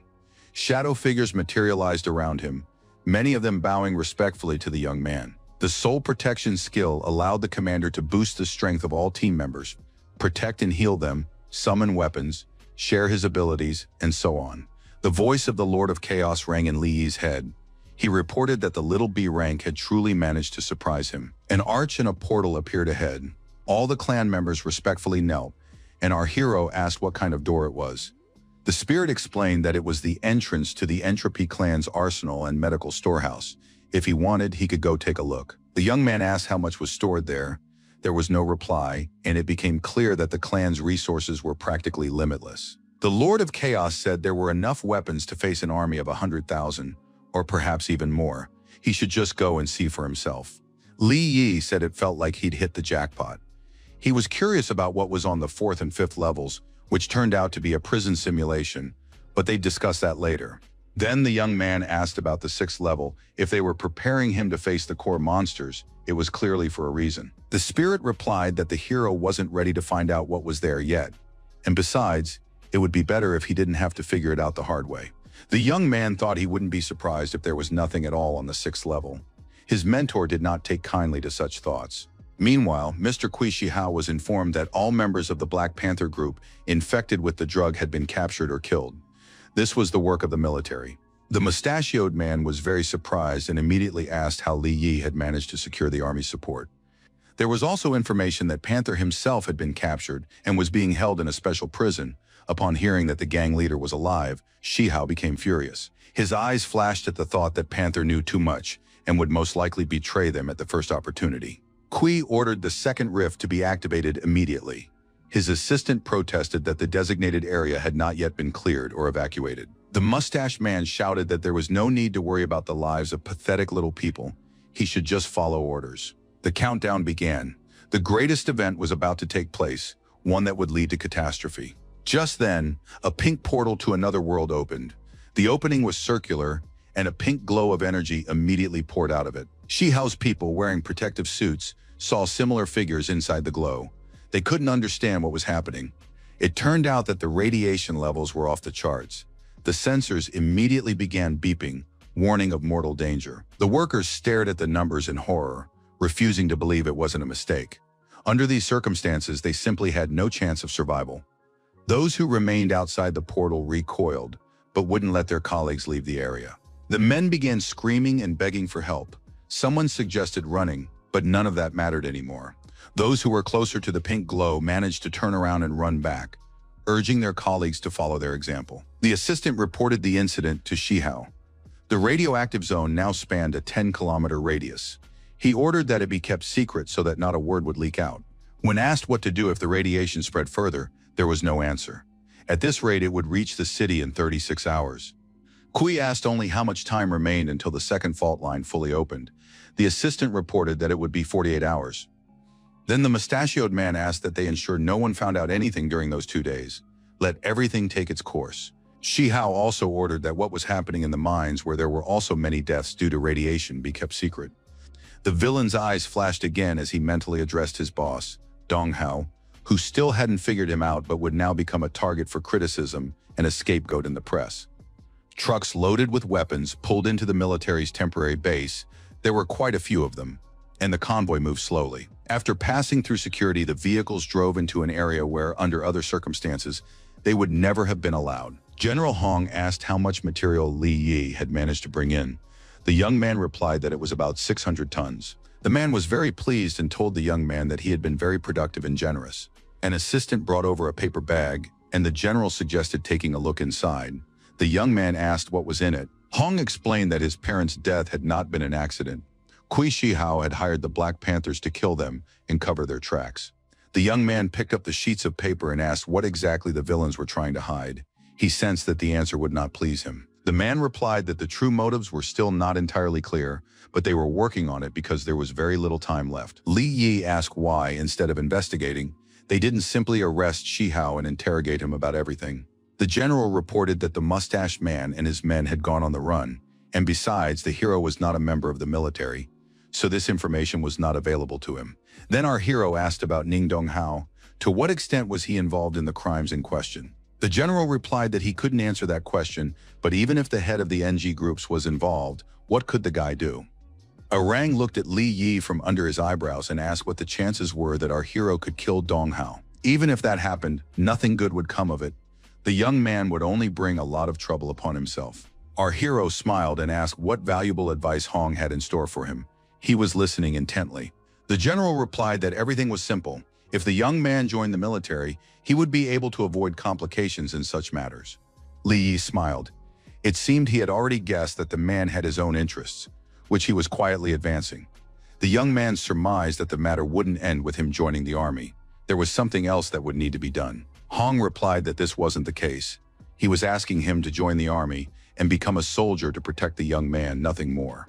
He started rambling on about support, duty, and shared goals, but it was clear that these were just empty words. Just then, Hong's assistant's earpiece beeped.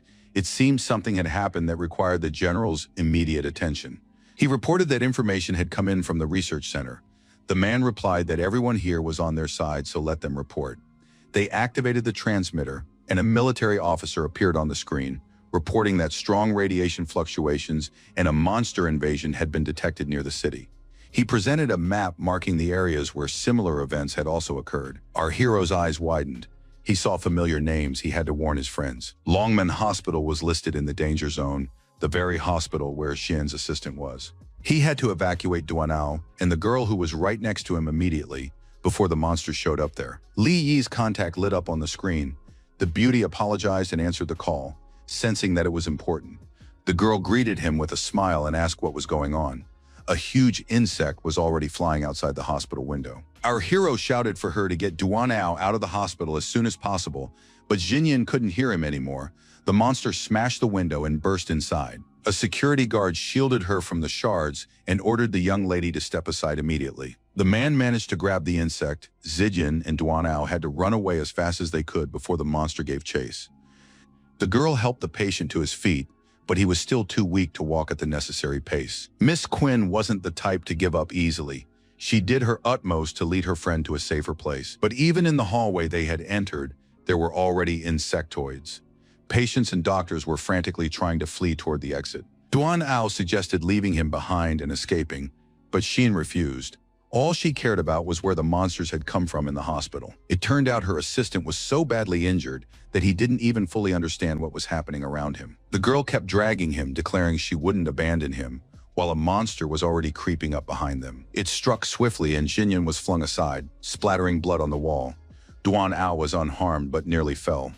The beauty jumped as far away as she could and didn't land very well, but she didn't sustain any serious injuries. She tried to reach the debris of the doorway to fight, but her assistant shouted for her to leave him and run away immediately. There was a monster behind him, but all Duan Ao cared about was the safety of young Miss Quinn. A piece of wood flew right at the insect's nose, distracting it from the man lying on the floor.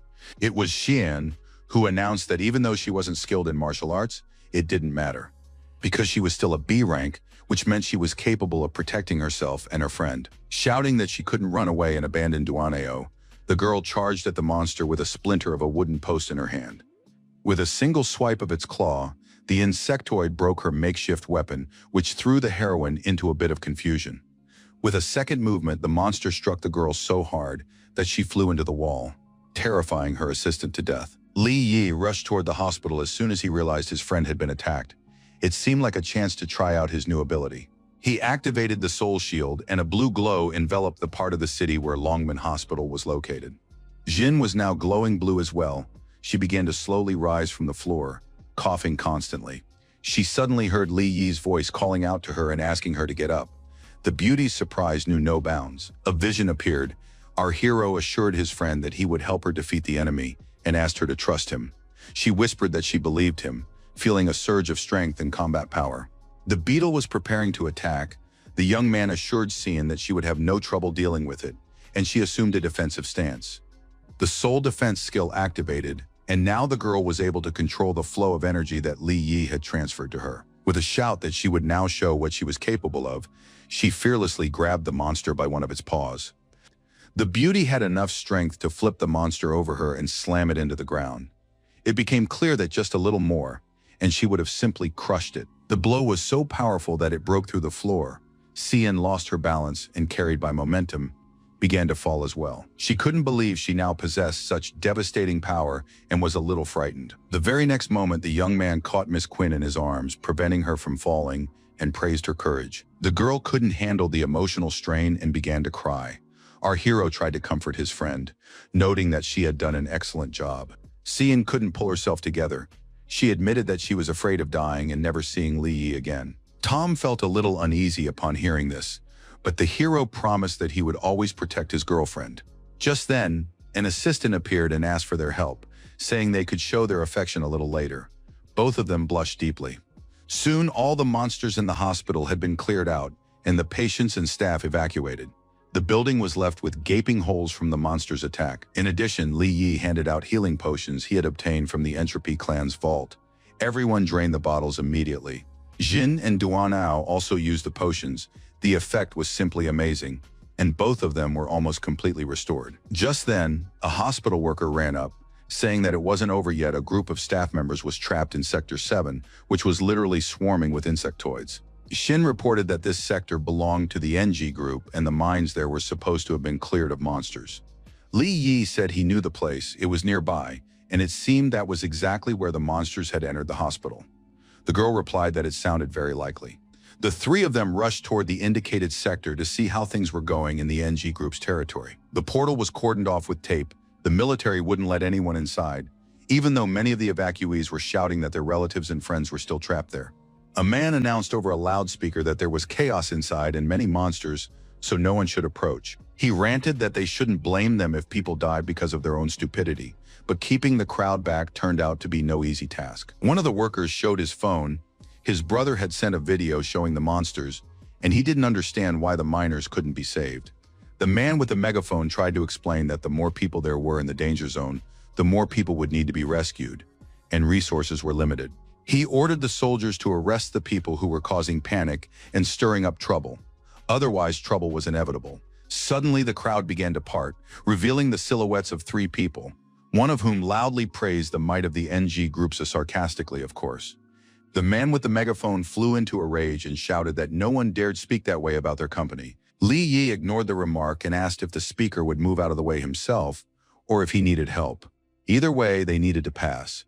The bald man recognized Miss Quinn and reminded the girl that this territory was outside her corporation's sphere of influence. Jin reported that there were people trapped inside, and if no one here was going to rescue them, then it directly concerned her company. The NG Group employees began rubbing their hands together maliciously, noting that if they wanted to go inside so badly, then by all means, but they shouldn't blame them for their deaths later. The girl's assistant moved forward, but Li Yi was faster, using shadow teleportation. He pressed a dagger to the manager's throat and informed him that they were going inside no matter what, so he should just tell his people to step aside. The man hissed at the hero that he was the vice president of the NG Group, so he should at least say who he was, and then they could talk. Li Yi replied that he was just an E-rank miner with no special connections, but that didn't mean he could be intimidated.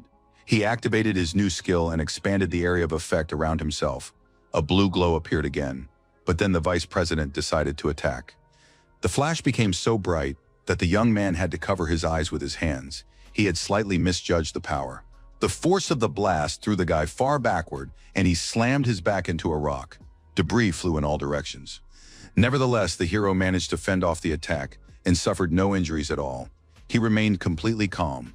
Ning Donghao appeared. He was curious about what was happening, and the vice president briefly described the situation. The head of the NG Group was seriously angry and asked Zijian to provide a reasonable explanation for her actions. The girl pressed herself against Li Yi, seeking protection, and replied that inside was a team of their medics who needed protection from monsters. Dong Hao threw up his hands, shouting that his company had cleared this sector of monsters several years ago. Miss Quinn and our hero didn't know how else to argue their case. It seemed the head of the NG group really wasn't aware of what was going on. The man calmed down a bit and said that today he would forgive their audacity out of respect for Shoushang. Our hero lost his temper and shouted that Ning had lost his sense of subordination and was generally acting unreasonably. The guy asked, since when the head of the NG group had stopped caring about the fates and lives of ordinary people, like miners and doctors. The A-ranker got angry and attacked the guy, shouting that it wasn't his place to tell the head of the largest organization how to behave. Li Yi used his shadow skill and shouted that the mines were right behind the head. If he didn't believe him, let him go through the portal and see for himself. Dong Hao blocked the young man's path and said he wasn't going to waste his time on such nonsense. A spirit appeared behind our hero and asked if he needed help. The young man replied that he could handle it on his own. He simply used a shadow teleport and carried a rang through the portal. Only the stones beneath their feet flew away. Once on the other side, Ning simply asked what was going on. By some miracle, he had become completely calm. Li Yi didn't need to explain anything. The advanced user glanced back and immediately saw the raging insectoid behind him. The man instantly waved his hand and activated one of his core skills. Gravity manipulation. The A-rank simply smashed the monster, slamming it into the ground. The vile green slime splattered in all directions. Our hero commented on the situation by saying that sometimes it's best to take advice to heart and verify information for yourself. The crowd didn't stay on the sidelines either. They saw through the portal what had happened inside and began demanding once again to be let in to save the people. Some people started filming, others were pushing through the security guards, and the vice president was shouting again that no one was to dare cross the barrier tape. Li Yi turned to Dong Hao again and asked if he would stop them now or let them through to save the people. President Ning headed straight for the security cordon. It seemed he had made the right decision. The bald man shouted that they simply couldn't let these strangers in. He looked perplexed. Dong Hao pushed his deputy aside, saying he would deal with him later after he had dealt with the problem in this sector. He asked the guards what they were still blocking here. They should go inside and destroy the insectoids. Jin was worried. She asked Li Yi if he was okay, and the guy replied that everything was fine. Let the girl and her assistant stay here while he heads to Sector 7 to take care of the people in trouble. The beauty was a little worried, but she didn't argue, agreeing to wait on this side of the passage. Inside the sector, a real catastrophe was unfolding. There were so many insectoids that you couldn't even see the ground beneath them anymore. The vice president was stunned. He asked Dong Hao what to do, since they couldn't handle this on their own.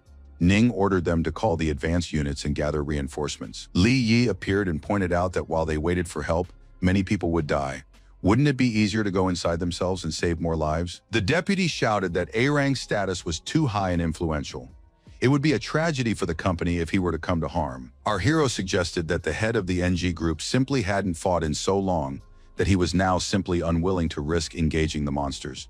The guy said it wasn't a problem for him to go inside, so why not join the company on such an important mission? The man reminded him that Li Yi was only C rank. Didn't he fear dying just like that, of his own free will? The young man said he had no intention of dying. He activated his shadow skill and suggested either coming with him or staying out of the way. Our hero rushed forward and told him to watch closely to see who would be killing whom. In a matter of seconds, Li Yi wiped out an entire swarm of insects, advancing relentlessly. The monsters were blown to pieces in a whirlwind of shadows. Destroying them was no trouble at all. The spirit noticed that something was off about these monsters, so our hero activated his shadow vision to verify the information. It turned out that these insectoids were indeed different from the ones he had fought before. But that didn't mean he should spare them. The young man activated his shadow weapon once more. He struck blow after blow with his sword, but the monsters kept appearing again and again. It seemed they would never end. The Lord of Chaos reported that these monsters weren't inhabitants of the mine at all. It seemed they had all been born just today. Li Yi kept fighting. He was already drenched in sweat. And besides, it was hard to believe that monsters could be born as C ranks right away. The spirit explained that this was possible if someone used the blood of the gods. The boy was hearing that name for the first time. He continued the battle, but asked his mentor to explain in more detail what it was. He needed to know what he was dealing with. The shadow mentor explained that it was a toxin that multiplied the power and combat skills of any creature many times over, driving it mad until it died of exhaustion. The spirit noticed that several broods had been infected. He'd seen this before, and monsters could even be born at rank A and above. Li Yi continued to fight the insects, and all he cared about was how this substance could have appeared here. No answer came, and the hero decided he would figure it out later. For now, he needed to save the people. The miners and doctors were trapped in one of the rooms. The noise outside terrified them, and rocks were falling from the ceiling and walls. Everyone was getting nervous. They couldn't tell if the sounds were caused by monsters or by those who had come to rescue them. The wounded were moaning and didn't want to die. The medical staff supported them as best they could, promising that help would arrive soon and everyone would be saved. Suddenly, the body of a beetle-like monster smashed through the wall. Someone had hurled it with such force that it shattered the stone. It turned out there was nothing to fear. Standing proudly atop the monster was the one who had destroyed it, as well as the rest of the insectoids. It was Li Yi who exclaimed with a proud smile that he had finally managed to find the people trapped in the trap, and now everything would be all right. He was met with thunderous applause. The people welcomed the advanced one who had come to save them with joyful shouts. Representatives of the NG groups appeared. Dong Hao couldn't understand how an S rank had managed to destroy the monsters and still retain a decent reserve of energy. The young man didn't look tired. The man suspected that the young man was actually B rank, or perhaps even A rank, like himself. The spirit continued to assist the young man and informed Li Yi that the iron door on the side was worth checking. There was something strange behind it. Our hero immediately headed there, and the vice president, somewhat panicked, tried to stop him. The man shouted that these were their company's secret warehouses, and the young man wasn't even allowed to approach the door. The young man activated the sensor. Inside, he clearly sensed a brood or something similar. The metal was poorly conducting the signal. The vice president kept pressing him, arguing that if any valuable items were damaged, Li Yi would have to pay for the damage. Upon hearing that there were powerful, important developments inside, our hero narrowed his eyes slyly. He already realized that something was fishy here. The hero turned to the man and asked which NG groups were involved in developing bug monsters. The vice president objected, saying that was complete nonsense. Then the young man said that it was very easy to find out whether he was talking nonsense or not. All they had to do was open the door. Ning Donghao became interested and ordered his deputy to immediately do as Li Yi advised. The man asked anxiously if this was an order, and A Rang repeated once more that the door should be opened. The vice president then said that only the supervisor knew the password. If necessary, he could contact him, but not now. There was no connection here. Our hero summoned his shadow sword and declared that the task at hand was actually not difficult at all. He decided to use a faster and more effective way to get through the door. His blade was at the ready. One strike wasn't enough. The young man delivered a whole series of blows, his movements lightning fast. The door collapsed. Li Yi peered inside, and a look of disgust appeared on his face. What he saw bore little resemblance to important research. They were the bodies of people in protective suits, and they had clearly been dead for a long time. So this was what the NG group considered serious equipment. The guy hissed through clenched teeth that now he knew how his parents had died, apparently the same way as these unfortunate miners. He pointed his sword at Dong Hao and asked if human lives really meant nothing to his corporation. A Rang remained silent, and our hero grew even angrier, ordering the man to answer the question immediately. People rushed inside. One of the miners recognized the name on the old man's suit. He was supposedly killed in an accident 2 years ago. Then someone spotted another familiar miner, and the head of the NG group roared that he didn't understand what the hell had happened here. Li Yi pointed his sword at him again, saying that it was obvious. Someone had fed people to the monster that had spawned all these bugs. Dong Hao demanded an explanation from his deputy, who burst into tears, claiming he had simply been acting in the interests of the NG group. They had finished work on that mine about 3 years ago. He knew nothing of the events that followed. Who could have known that a monster capable of spawning so many others would appear inside? What happened was a pure accident. Li Yi's eyes flashed with fury. He lunged at the men, shouting that no one dared to simply feed people to monsters. The vice president begged for mercy, and Dong Hao stepped forward and asked what our hero intended to do. Ning reminded them that this was an internal matter for his corporation, in which no outsider had the right to interfere. The young man pointed out that hundreds, if not thousands, of people had died here. Was a Rang really going to keep covering for his vice president? The miners behind them began shouting that it was unfair, that their lives were being treated as worthless. The deputy head began calling on security to intervene. He was trying to protect himself at any cost. The man also addressed President Ning, saying that he simply had no choice in this situation. The Lord of Chaos appeared and offered to destroy this trash with his own hands. but Li Yi replied that there was no need for that. Our hero explained that now was a perfect opportunity to let him experience firsthand what it was like to be food for the bugs. The young man headed deeper into the room, where there was something resembling a cave. Dong Hao tried to track his route. The vice president tried to explain that the bug queen's level was only B. He didn't know that when she was hungry, she went into a berserk state. Besides, the mine had been closed and sealed off. Who could have imagined things would turn out this way? His primary concern had been the interests of the NG groups. Ning flew into a rage and swung to strike the insolent man, who cared only about his own gain, and keeping his position that much was obvious. He didn't have time to finish what he'd started. A huge flash of pink light distracted everyone present from what was happening. The men looked back and saw the enormous monster that had spawned all the insectoids and defeated Li Yi in the mine. The monster looked simply repulsive, and its size was literally mind-boggling. Even Dong Hao felt uneasy. Screaming that he didn't want to die, his deputy rushed to flee. He didn't realize that his chances of survival were, in any case, virtually zero. The mother beetle's antennae grabbed the vice president instantly and dragged him into the monster's mouth. No one rushed to help. The unfortunate man, gasping for breath, begged President Ning to save him, but the president did not respond to these tearful pleas. In the end, the boss merely said that the vice president's life only cast a shadow on their corporation, so everyone would be better off without him. Dong Hao stretched out his hand and pointed his finger at the vice president, declaring that he would now go to hell right along with that creature. Arang activated his gravity manipulation skill and prepared to carry out his threat immediately. He slammed the monster into the rocks with such force that it simply shattered into pieces. Along with the man, it hadn't had time to eat. Li Yi appeared.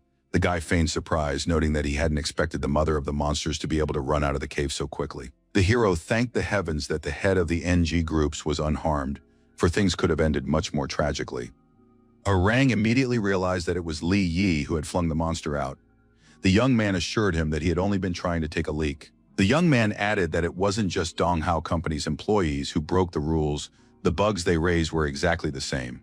The head of the NG group was furious and ordered Li Yi to shut up immediately. The hero asked if he was planning to attack him. Our hero advised him to save his strength. The media had already found out what had happened here, so he should channel all his energy into solving this problem. The man hissed through clenched teeth that sooner or later he would make the young man pay the price for what he had just done. The young man calmly replied that he would look forward to that moment. He himself wanted everyone to get what they deserved. Upon returning, Li Yi read the news to the Lord of Chaos. He was certain that the corporation would once again blame it all on an accident, buy off the witnesses, and issue a public apology. The spirit didn't comment, and it dawned on the young man that he had promised to tell him about God's blood and explain everything. The mentor replied that this substance was available to members of the Blood Clan who lived on the third level of another world, so he had no idea how it could have ended up here. Our hero was surprised that he had never heard of such a clan. The spirit explained that they were in the heart of the prison, so it was no wonder.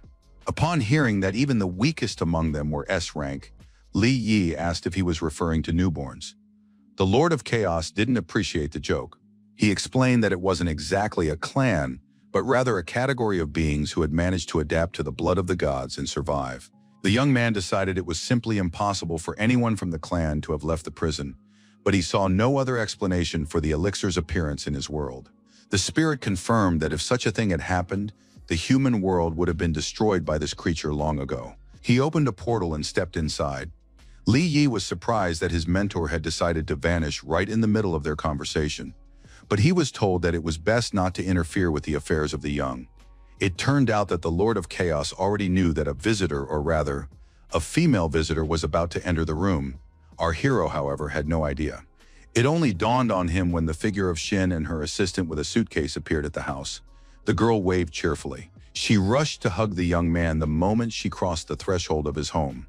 Miss Quinn was in high spirits and literally stunned Li Yi with the news that she was moving in with him too. The young man remarked, somewhat embarrassed, that the idea wasn't very good, because the beauty's father would simply kill him for it. Jin turned her back on him with a gloomy expression and asked him not to mention that man to her anymore. The girl sat down on the couch and explained that Xiaoshang knows how to awaken new skills, but doesn't share this secret with her so as not to put her in danger. Li Yi pointed out that she was already strong enough, clearly no lower than B rank, and had recently destroyed an insectoid all by herself. Jin asked him not to joke about it. She knew that he had cast buffs on her that day, and in reality her combat skills were almost the same as those of an ordinary person. The beauty declared resolutely that she wanted to become stronger so as not to be a burden to our hero. The girl looked straight into Li Yi's eyes with hope. He was initially flustered, searching for the right words. Finally, he stroked her hair and assured her that she would never be a burden to him in any way. Behind the young couple, Qin Shaoxiang appeared. He was furious. Xinyan blushed and yelled at her father. The daughter and her father argued for a while. The girl had overheard the conversation with General Hong, but the argument came to nothing. Realizing he could no longer blame it on a misunderstanding, the head of the Queen group promised to tell everything. Li Yi was also extremely curious. A Rang reported that 10 years ago, when the first rift opened, some people managed to awaken special abilities and level up very quickly. They studied the phenomenon for a long time and found that radiation was to blame. Not many survive, but those who do become stronger. The man said sadly that this was why he hadn't told Xian anything. He had no intention of risking her life. It then dawned on Li Yi that in that case, the appearance of the second rift might be linked to the activities of some people who had succeeded in their research. Shaoxiang replied that he and General Hong believed this might be the work of Kui Shihao, but they very much hoped that their guess was wrong. After all, in that case, the research would have cost the lives of a huge number of people, and it wasn't certain that all of them had agreed to the experiment voluntarily. In fact, that was exactly what had happened. Shihao and his assistant had conducted inhumane experiments on people, completely unconcerned with whether they would survive or not. The test subjects were convinced that radiation would turn them into powerful superheroes, so they diligently did everything they were told. One of the A-rank test subjects begged for medicine. The radiation was simply killing him, and the man screamed that he could still be useful to President Kui. The man with a sly smile remarked that without this medicine, not even the H-ranks could survive the effects of the radiation. He lamented that there weren't enough people to feed those they had managed to create. Xiao Hao intended to create an entire army of S-ranks and higher to conquer the world. He already had several specimens. They began to gradually increase the radiation level. They needed to bring the experiment to its logical conclusion. When the numbers reached 98 and 99%, respectively, the mustachioed man's eyes lit up with impatience. He wanted to see the result. Finally, the number 100 appeared on the screen. The second split was fully open, and no unforeseen circumstances had arisen. Xiao Hao was simply overjoyed. He felt a tremendous surge of energy for the past 10 years. This was all he had dreamed of. He spread his arms wide and shouted that it was a success. They had managed to achieve the impossible, and the others applauded. No sooner had the joyful shouts died down than an alarm sounded. The system reported a massive incursion of creatures from another dimension. A huge clawed paw emerged from the fissure. This monster was at least as big as an entire building. Others followed, resembling wild predatory beasts, yet possessing anthropomorphic features as well. Kui and his assistant stood calmly, observing the unexpected visitors as if they posed no threat at all. The staff scattered in panic upon seeing the beasts, but Shihao was unafraid, trusting in the strength of the protective shield. Noticing the panic of the people, who were frightened by the S-rank monsters, the man asked in bewilderment what was going on. Of course, the monsters looked imposing and dangerous, but one mustn't forget that the humans had come here prepared. The blood of the gods potion was already coursing through the veins of everyone present, so the monsters would sense the familiar energy and not attack those who had used it. More and more otherworldly creatures kept appearing, all of them looking very ferocious and powerful. The assistant approached Shihao and whispered that, if they didn't stop the flood of monsters, they would soon reach the city and simply wipe it off the face of the earth. Kui replied that that would be wonderful. The beast would do all the dirty work for them, then added that he felt he was about to reach S rank. The radiation was working. His eyes flashing, the mustachioed man exclaimed that when that happened, he would completely and utterly change the established order here. Meanwhile, General Hong's soldiers continued to patrol the surrounding areas, remaining as vigilant as possible. Suddenly, the captain froze. His assistant hurried to calm him down. They'd been through this area several times already, but the boss didn't respond. The man repeated once more that there was absolutely no danger here, but the captain was too frightened to utter a word. The rest of the squad followed his gaze. Now everyone was just as frightened as their commander. As if out of nowhere, the thunderwolf of the A-Rang appeared before them. It was so enormous that they had to tilt their heads back to get a full view. The soldiers panicked, but someone had the presence of mind to send a distress signal to alert headquarters. Meanwhile, at Li Yi's house, Mr. Quinn was trying by every means to persuade his daughter to go with him. Li Yi had other things on his mind. He sensed that something momentous had happened, and his spirit confirmed that it too sensed danger. Without saying a word, our hero headed for the door. Suin watched him go with a puzzled look. Instantly, a blade appeared in each of the hero's hands. He merely shouted for Duan Ao to protect the lady, while the girl didn't understand what was happening. The young man went outside and warned everyone that there was a B-rank monster here, a tiger wolf. It didn't seem to pose much of a threat while it was alone, of course. The young man rushed toward the enemy, swinging his blades one after another, but so far to no avail. The beast turned out to be very fast and easily dodged even shadow attacks. A change in tactics was needed. Shousheng came to the rescue, using his lightning skills just in time, one might say. Father Xian asked in surprise where such a creature could have come from. Li Yi had no answer to this question, or at least, the hero was in no hurry to voice it. An alarm sent by the military sounded instantly, and the young man said meaningfully that the monsters weren't just here. Flares from the city patrols shot into the air, and Li Yi reported that he sensed the presence of the creatures there as well. The military sprang into action immediately. General Hong's troops were ready to carry out any of his orders, while Quinn and Li Yi watched the events unfold. Most of the creatures had been held back behind the defensive structures. So far, there had been breaches in only 2 places. While reinforcements were being sent there, another breach by A-rank beasts was reported.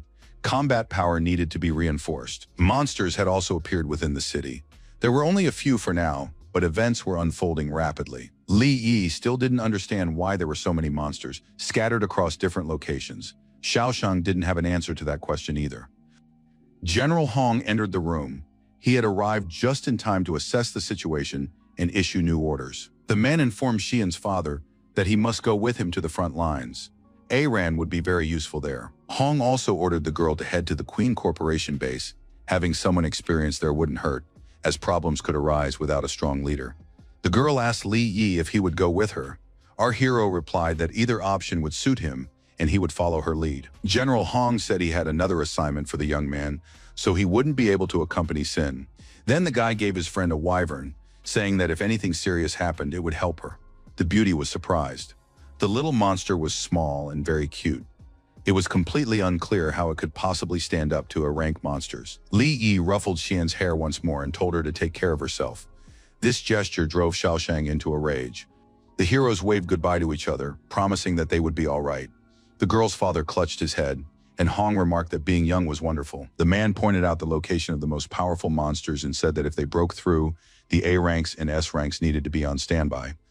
Li Yi asked him to explain in more detail what exactly was required of him in this situation. Hong lowered his eyes and replied that he hoped the young man would be able to handle the monsters that had broken into the military academy and save the students. Our hero gladly agreed. The general was surprised that he didn't even ask about the monsters' ranks, to which the hero remarked that there were only a few A ranks there, he could sense it. The former miner added that he would handle the task without any trouble. Everyone nodded, saying that in that case they were counting on him to bring back good news. Shoushang was shaking. He didn't understand why the assistant had stopped him just as he was about to teach the insolent boy a lesson. Hong asked everyone to calm down. Besides, it was unlikely that any of them would be able to defeat Li Yi. To be honest, this surprised Quinn. The A rank reminded everyone who he was. The general ominously announced that he had long sensed the kid was at least S rank. He was very powerful. The military academy students were in the tent. One of the guys was sharing details about his studies, while the other was complaining about the noise from the animals outside. Just then, a soldier entered the tent and reported that reinforcements were on their way. The guys asked which of the A ranks had volunteered to help. The messenger looked at the papers and reported that, according to his information, an E rank miner had been sent here. He looked very puzzled as he did so. The blonde guy shouted that this was just madness, that the leadership had lost their minds. It had to be some kind of joke. The students said that in that case they could handle it themselves. At least 2 of them were B ranks, so they would lead the defense operation. No one had spotted the monster. While one of the guys was yelling at the soldier to kick the E ranker out of there, the soldier was trying to get the students' attention to the fact that there was a monster in their tent. Fortunately, Li Yi appeared. Our hero rushed past the bewildered people and immediately attacked the beast, which had crept up very close. Defeating it wasn't that easy. The hero had to perform a whole series of strikes and jumps, moving very quickly. The students screamed in terror, completely forgetting that they had just suggested sending the man who had come to their aid far away.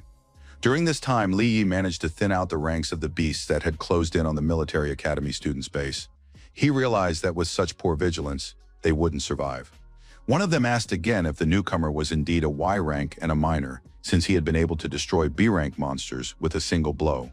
The messenger confirmed that this was exactly what was written. Our hero informed them that they must stay here and watch each other's backs. He would take care of everything else on his own. With that, the young man dashed through the forest, keeping an eye out to see if the beasts would pursue him. There were plenty of them. Many of the monsters were smarter. They hid in the shadows, waiting for a better opportunity to attack. A spirit appeared and reminded him that S-rank monsters were just as intelligent as he was. Li Yi asked whether the spirit was praising him or trying to humiliate him. With a single leap, the young man jumped onto the roof of the nearest house. It turned out that the situation was much clearer from there. He noticed that one of the beasts was preparing to attack one of the students. The boy clearly had nowhere to hide. It seemed that his long flight had been unsuccessful, and now the guy simply didn't know what to do. He was just trying to catch his breath. Then his gaze fell on a metal canister nearby. Li Yi thought this was a great opportunity to turn the metal into a weapon. It turned out that the student possessed the necessary skill himself. A second later, the canister began to move. This advanced user was able to use his ability properly. Now he was holding a decent sword in his hands. Our hero thought that this C rank had quite useful abilities. Besides, something like this was rare. The beast didn't hesitate either, and began closing in on the young man. It turned out that its combat skills weren't as good as its ability to transform objects. Nevertheless, the student managed to pull himself together and overcome his fear. He swung his blade to parry the blow. The monster's strength was far greater. A single swipe of its muscular paw was enough to knock the man off his feet. The young man slammed into the wall, leaving a decent dent in it. He was in pain, but the hero didn't lose consciousness. But what good is it to watch your own death approach? The student was on the verge of tears, realizing he didn't know how to fight. He was an S rank, but what good was that when his skill had nothing to do with the ability to use a weapon as intended? It was very bitter and humiliating. The young man's self-esteem was already low, and now he considered himself useless trash as the threat closed in. Just then, he heard someone say that whether he was useful or not depended solely on how he applied his abilities. It was Li Yi, who had rushed to confront the monster. Our hero added that it wasn't always worth listening to what others said. Our hero held out his hand, saying that search teams were nearby. He could join them or go with him and save many lives. The student said he would go with the veteran. He knew where other guys who needed help might be hiding. The young men shook hands and introduced themselves. The guy's name was Luo He, and he was a cadet training to be an infantryman. Several students had barricaded themselves in one of the warehouses. They were discussing how not everyone had been lucky enough to find shelter. Luo He most likely hadn't. One of them remarked that such trash was completely useless, so the unlucky ones were most likely already dead. The blonde man's name was Lu Hao, and upon hearing this remark, his comrade was genuinely outraged. How could anyone even say such a thing? He added that he regretted not going with Luo He. That way, he could have been of some use instead of hiding here. Lu Hao replied that they were C rank, so it was much wiser to stay in hiding and protect the others if necessary. Li Yi appeared in the doorway, saying that it was very convenient to hide behind good intentions so that no one would notice your fear. The blonde got angry and immediately activated his skill to attack the offender. He hadn't yet realized who he was dealing with. The slap landed faster than the guy could swing his arm. His eyes bulged in surprise and indignation. But that wasn't all. Our hero struck the other cheek, and the brat flew several meters to the side. He tried to get up, but noticing that Li Yi was approaching, he shouted not to dare come near him, or his father would deal with this. Our hero turned around, saying he didn't care who the blonde guy's father was, but if he didn't shut up, there would be one less student left alive. The rest of the guys greeted Luo He joyfully. They were glad that help had arrived just in time. Suddenly, Li Yi grew serious and decided to clarify the situation. He hadn't come here to save them. The hero explained that he had come here to turn them into real soldiers. They would arm themselves and go fight monsters. This came as a surprise. One of the girls mentioned that there were B-rank beasts in the area. Even the military couldn't always handle them. The former miner's eyes flashed, and he exclaimed that they weren't civilians but cadets at a military academy. They mustn't forget that. He reminded them that sooner or later everyone would have to go into battle, so why not do it now? They would find the rest of their comrades, and together they would destroy the monsters. After saying this, the young man activated his shadow skill and promised that, for his part, he would do everything possible to ensure everyone remained safe and sound. It turned out the hero had taken out that very weapon he'd obtained on the second level. He ordered Luo He to turn it into arrows and a shield. The student activated the corresponding skill. If he could work with this material, The cadets would clearly succeed in their fight against the monsters. Everything went smoothly, and within a second, the young man had excellent arrows and a rather impressive +1 shield in his hands. Li Yi ordered the girls, who weren't very experienced, to keep their distance and shoot his arrows from their bows. Only they could kill these beasts. The guy who was defending the infantry cadet from the blonde man was D rank, so our hero assigned him the role of a tank and handed him a shield. Luo he himself received a sword and an offer to be at the forefront of the attack alongside Li Yi. Together they would be very successful, though the student was clearly not thrilled with the assigned role. Luo Hao tried again to taunt his classmate, whose combat skills had always left much to be desired. The former miner remarked that they shouldn't pay attention to this nonsense. It was high time to gather their courage and face the monsters. They didn't have to go far. On the roof of the gym, the guy spotted one of the beasts prowling in search of easy prey. The tiger wolf easily smashed through the glass roof as soon as it spotted people below. Its rank was B. The cadets trembled with fear at the sight of this ferocious beast. Their enthusiasm evaporated instantly as soon as it became clear that a battle was about to begin. Li Yi activated his soul protection skill, covering the guys' backs. They didn't need to know about it. The hero promised that as long as they believed in themselves, everything would be fine. Their combat skills and stamina surged instantly. The students felt they had what it took to handle this monster and took heart. The former miner decided to immobilize the monster with chains to make it easier for Luohe to deal with it. The young man nodded and rushed into the attack, making an incredible leap. Everyone froze watching what was happening. The young man attacked with all his might, but all he managed to do was scratch the beast's skin. Immediately, Li Yi gave the order for the girls to shoot, and arrows made of exceptionally durable material with special tips flew toward their target.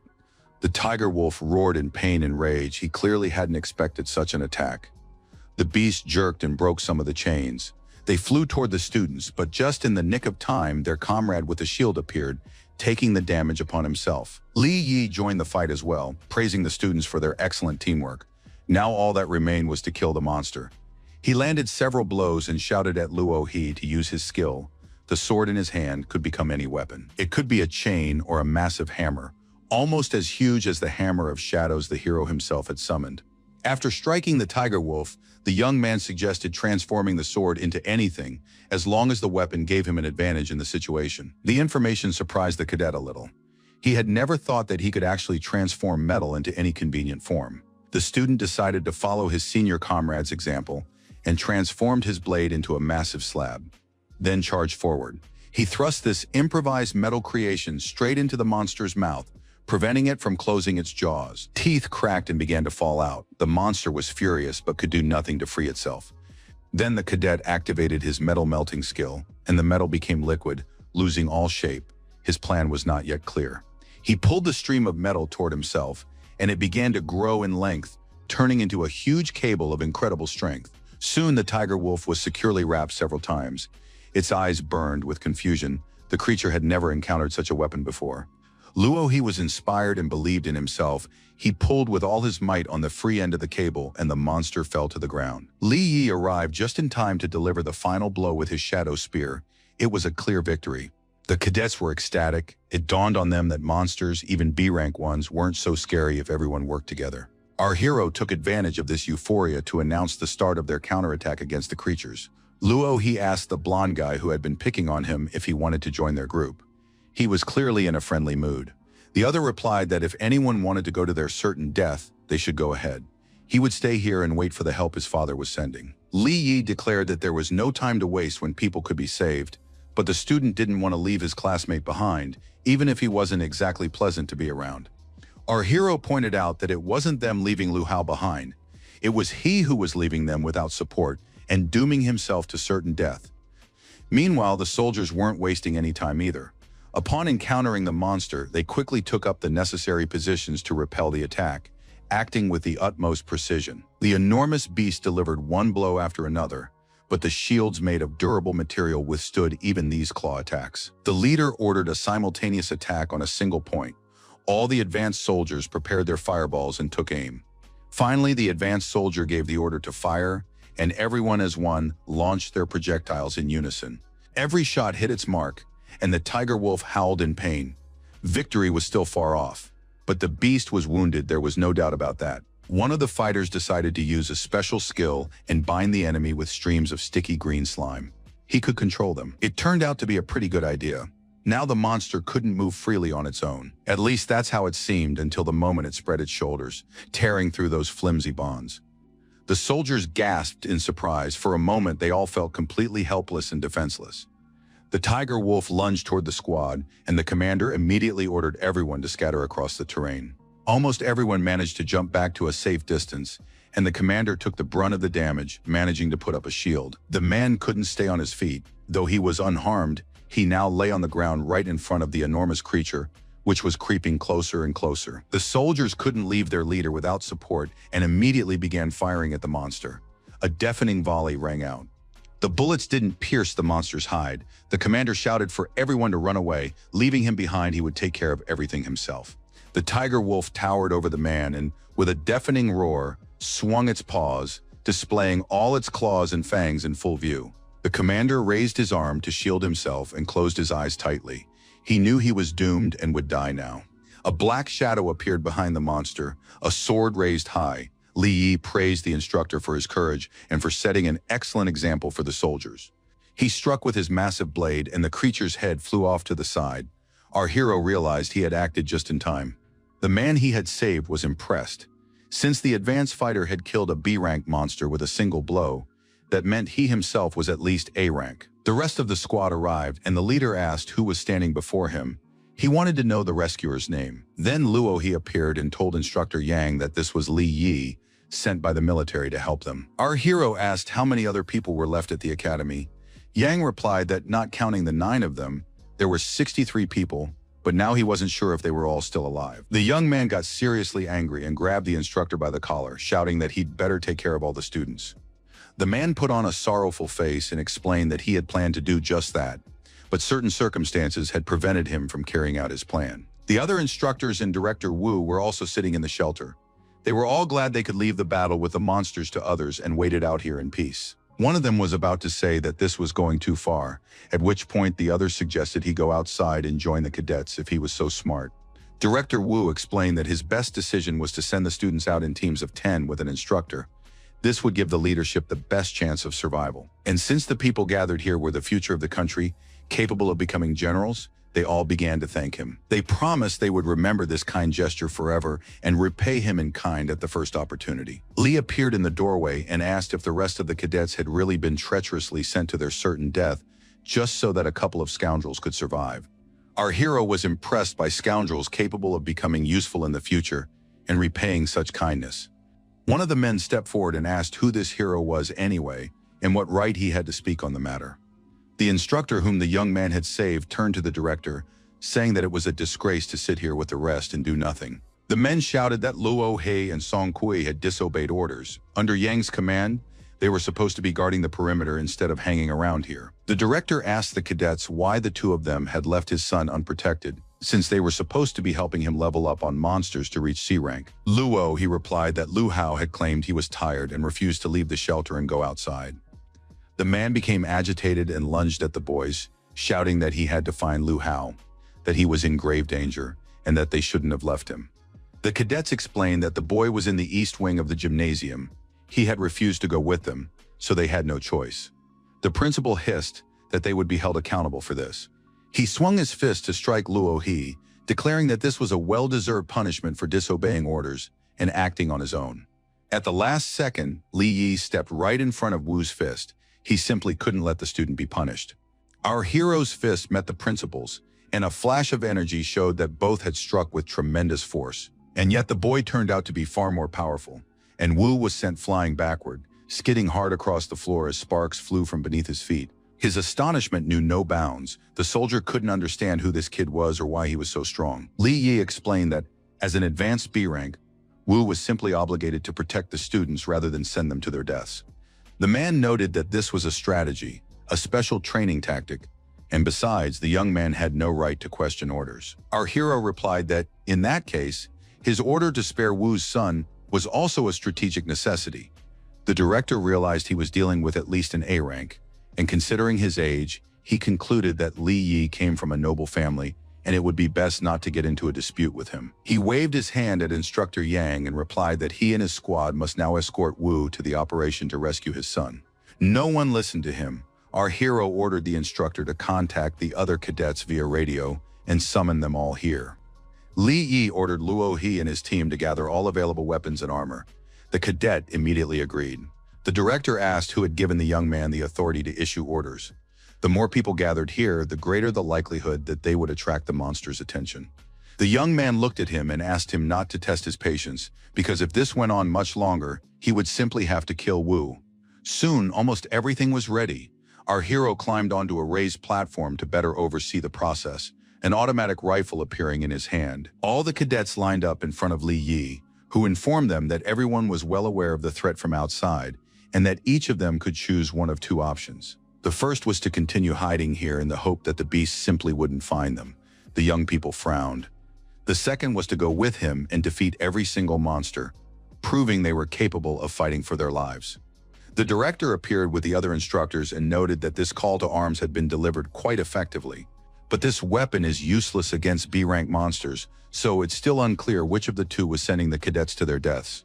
Li Yi realized that since he himself was B-rank, he now had a chance to test the weapon's effectiveness personally, and a shot rang out. Director Wu managed to raise his shield, but it was clear that he was having a hard time deflecting the projectile flying toward him. The bullet pierced the armor. The man's face was filled with utter surprise. This simply wasn't supposed to happen. Li Yi explained to the cadets that the bullets were made of a special material.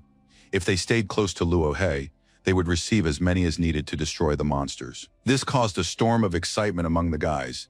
They hadn't even dreamed of having fun on a B-rank monster safari. Holding his wounded shoulder, the director reminded our hero that he worked for the city's ruler and should think about how this might turn out for him. The guy replied that the director should be grateful it was a B-rank monster, and perhaps even useful to the students, otherwise he would have been fed to the beasts long ago. This sparked a new wave of anger. The instructors prepared to punish Li Yi for his insolence, and were just waiting for the boss's signal. Wu realized that the opponent was A-rank and that they currently stood no chance against him, so he decided to deal with the guy later. Our hero activated his soul protection skill and announced that he would go ahead with a small group to ensure the safety of the others and scout the path. After receiving buffs, the remaining cadets were to split into groups according to their specialties and follow behind. Li Yi reminded them that this wasn't a training battle but a real fight, so taking a break or asking for a second chance wouldn't be possible. He asked Inspector Yang to take command of the rest. The man had no objection. As expected, the soul defense skill didn't work on people who were hostile toward the guy, but he still asked the B-rankers to be on the front lines. Li Yi noted that this wasn't a second chance for the director, but merely an opportunity to atone for his guilt before the students. The young man concluded by saying that if the man dared to take any unauthorized actions, he would be killed on the spot without warning. In the city, the military tried to fight the monsters on their own, and a swarm of drones took to the air to scout the situation. They also observed the military academy grounds and were very surprised that the cadets had managed to organize themselves and resist the beast invasion. Not only that, but the instructors turned out to be surprisingly strong, just like the cadets themselves, and they achieved excellent results. It became clear that the strange guy, the E-rank miner with incredible abilities, was involved in what was happening. He led the students' operation and succeeded, but it remained completely unclear what kind of person he was. Meanwhile, Li Yi used his shadow vision to coordinate the instructors' actions, relaying the coordinates of all the enemies to them. At the right moment, the students split into smaller groups and eliminated the monsters before they could attack first. The students were shooting better and better, and the bullets made of a special material were doing their job, wounding the beasts. The cadets managed to kill B-rank creatures and press forward. It looked like a scene from a movie, not reality. Our hero took the brunt of the attack, setting an example for the others, but reminding them that everyone must be ready for a surprise attack. When the monsters became too numerous, the young man activated additional shadow skills, such as teleportation. He moved right into the thick of the action and personally dealt with the monsters, protecting the students from excessive danger. Li Yi was so inspired that he fought with total dedication. He felt an incredible power within himself. Every strike was like an apocalypse. Now the guy could destroy several B-rank creatures at a time. The cadets had never seen anything like it. They whispered to each other that Mr. Li was at least a rank, and perhaps even higher. The hero himself didn't understand what level he was at either. But the Lord of Chaos informed him that the transition to A rank wasn't complete yet. he needed to fight more. The spirit explained that these abilities were currently being granted by a shadow buff, but the boy couldn't yet handle an A-rank opponent without his help. Li Yi replied that once he finished working with the students, he would test his strength against tiger wolves of the appropriate level. He was very curious. Once the area had been cleared, the hero suggested the cadets take a break. Only then did they notice that the director had disappeared with a small group of people. They assumed the man had gone to the West Wing to rescue Wu Hao. Perhaps they should follow him. Li Yi replied that they could forget about that. They would have to cross the open terrain of the training field, which was dangerous, so they needed to find another way. Meanwhile, several cadets were moving forward under the director's leadership. They were scared and had no confidence that it was safe. Wu replied that the guy had already cleared this area earlier, so there was nothing dangerous about splitting off from the main group and heading here.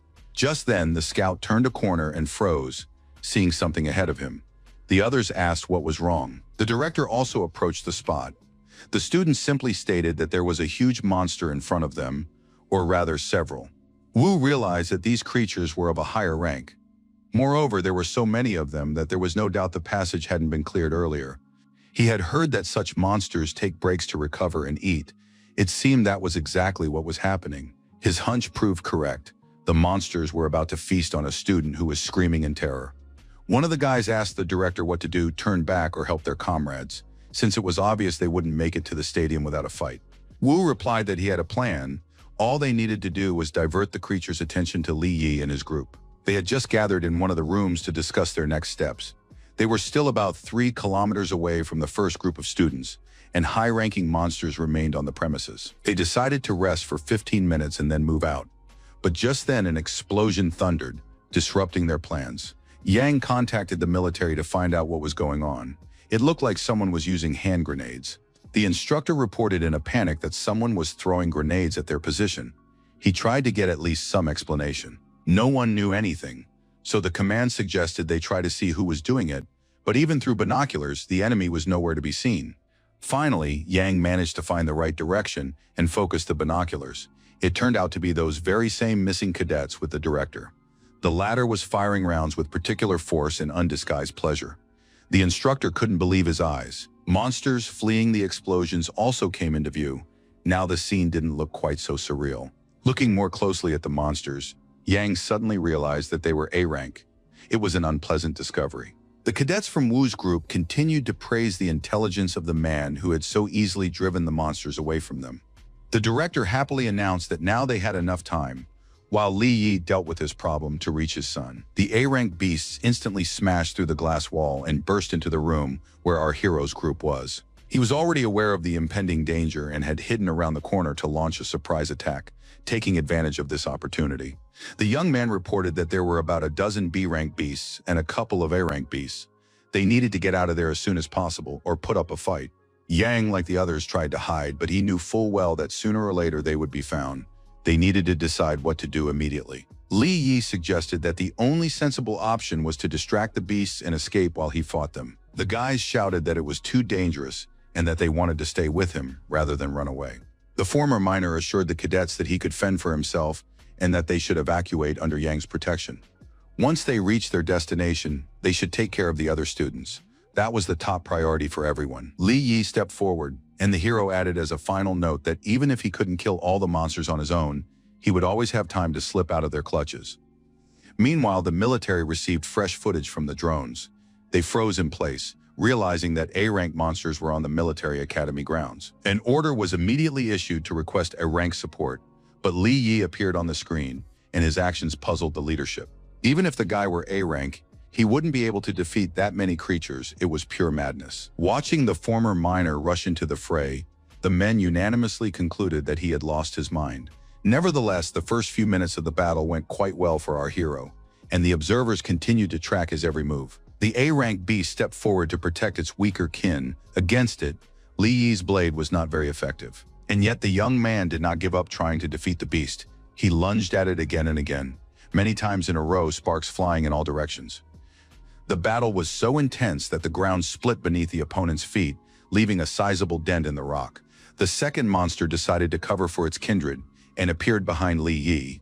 Fortunately, this did not go unnoticed. The boy managed to parry the blow of the huge paw clenched into a fist, but now he wasn't having as much fun as before. The spirit asked if the little B rank was sure he could handle 2 A rank monsters at once. Our hero guessed that the Lord of Chaos was craving a fight and wouldn't mind joining the battle himself, but the Lord began to deny it. Li Yi asked his mentor for help. Not only that, he pretended to beg him for such a favor. When both tiger wolves got as close as possible, the boy realized that the moment had come. He had to act right now. He threw the dagger at the one behind him without even looking back to aim at the enemy. The young man also activated the shadow domain and suggested that the spirit deal with the most troublesome monster first. The soldiers weren't sitting idly by either. They were moving forward, loudly proclaiming their readiness to take anyone in need of help under their protection. This did not go unnoticed by Instructor Yang and the cadets. Luo, he asked the man to look back. They sensed the influence of Li Yi's skill. It was no longer just a buff, but something more profound. The former miner's abilities were astonishing. His true power was immense. Yang and his protege froze in place, staring at the glow of shadow energy. The man whispered that he had no idea who this person really was. Meanwhile, the Lord of Chaos announced that he would take on the 2 A ranks. While the young man should deal with all the B ranks, there were far more of them. The monsters rushed into the attack. It seemed they had absolutely no intention of following the plan the spirit had devised for them. It was then decided to hold a contest to see who could destroy more B ranks first. This idea also appealed to Li Yi. The young man charged at the monsters, leaving a trail of defeated creatures in his wake in a matter of seconds. His shadow mentor kept up. He was just as fast and just as strong, and the contest ended in a tie. Then the partners decided to increase the efficiency of their attack, but they did so simultaneously, so the result remained the same. Only 2 A-rank monsters remained, which had already closed in very close and were preparing to attack. Li Yi shouted that they take 1 each and that the spirit shouldn't even think about stealing his target. The spirit nodded. The Lord replied that he would take the bigger one, but the boy reminded him that they couldn't eat their prey, so size didn't matter. The warrior had a point. Rushing at the monster, he declared that it, at the very least, looked more imposing than the kid's opponent. Before striking, the spirit froze for some reason. It seemed he was deciding exactly how to strike the monster. The thing was, the beast turned out to be very agile and moved very quickly, and it was clearly strong as well. The Lord of Chaos spat and began the fight, while Li Yi was also heading toward the A-rank creature he was supposed to defeat. He wondered why it hadn't attacked yet, since the battle had been raging for quite some time. Something was clearly off. The provocation worked. The beast instantly sprang into action, literally glowing with excess energy. This became obvious because with every leap forward, streams of yellow light burst from beneath the monster's paws. Li Yi activated his shadow energies and leaped upward to strike with his sword. He was curious to see how good the enemy's defense was. He slashed, leaving a trail of shadow energy in the wake of his blade. It was too early to tell the results. The tiger wolf unleashed a counterattack from its maw, a blue glow hurtling toward the young man. He realized he wouldn't have time to dodge. Besides, the counterattack turned out to be surprisingly powerful and unexpected. The young man used shadow teleportation, and that saved him, but he needed to rethink his combat tactics. Li Yi used shadow vision to identify this A-rank's weak points, if he had any, of course. The opponent was glowing with blue energy. Our hero jumped up again. It seemed he had a plan. However, he was unable to carry it out. The monster swiped with its paw and simply knocked the former miner right out of the air. As he fell, the young man noticed that this A-rang's electrical energy had a paralyzing effect. For a few seconds, he thought he wouldn't be able to recover, but the shadow domain was still handling the task perfectly. Meanwhile, the Lord of Chaos was succeeding in his battle against a larger A-rank. He was completely calm. Noticing his partner's situation, the spirit said that if he was unable to kill the monster, he shouldn't hesitate to ask for his help. To this, Li Yi replied that everything was fine. He had simply decided to cool off a bit and take a breather. Their banter was growing increasingly sarcastic. Saying that the real fun was about to begin, the young man headed toward his opponent. The spirit was distracted by the conversation and didn't notice that his own opponent had taken advantage of the confusion to attack. This was a fatal mistake. The huge monster managed to strike him with such force that it sent him flying into the air. Amid the clouds of dust, Li Yi couldn't see how his mentor would resolve the situation, but he wasn't too worried, knowing that the armor could withstand an A-rank attack. He cheerfully told the Lord of Chaos that he too could ask for help if he couldn't handle it. It was unnecessary. The spirit had just appeared within sight, and judging by his proud posture, everything had ended well. He was already ready for a new attack and simply shouted to the boy to watch how an A-rank battle unfolded. The experience would come in handy later. The Lord made a whole series of sword swings. The monster roared viciously, not expecting such agility. The opponent decided he would break through the beast's defenses anyway, so he kept slashing with his blade, even though the beast was actively defending itself. And so it turned out, now a vicious grimace of pain was frozen on the tiger wolf's snout. It was wounded, which never ceased to amaze him, but it continued the fight nonetheless. A new electric projectile was already glowing in the monster's maw. In a moment, it would launch it at our hero's shadow mentor. This attack was extremely powerful and sent the opponent flying far backward. The force of the energy blast nearly tore his cloak from his armor. Suddenly, the monster's eyes burned brighter.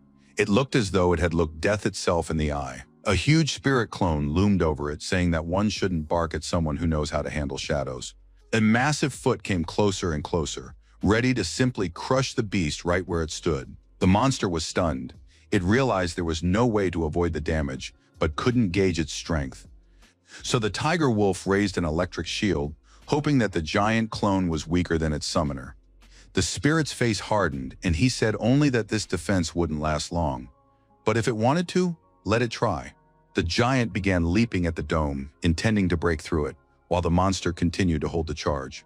Li Yi knew it was a bad habit to approach people from behind, but he needed to replenish his shadow energy a bit, and his mentor had it in abundance. Having replenished his energy, our hero turned back to face his opponent.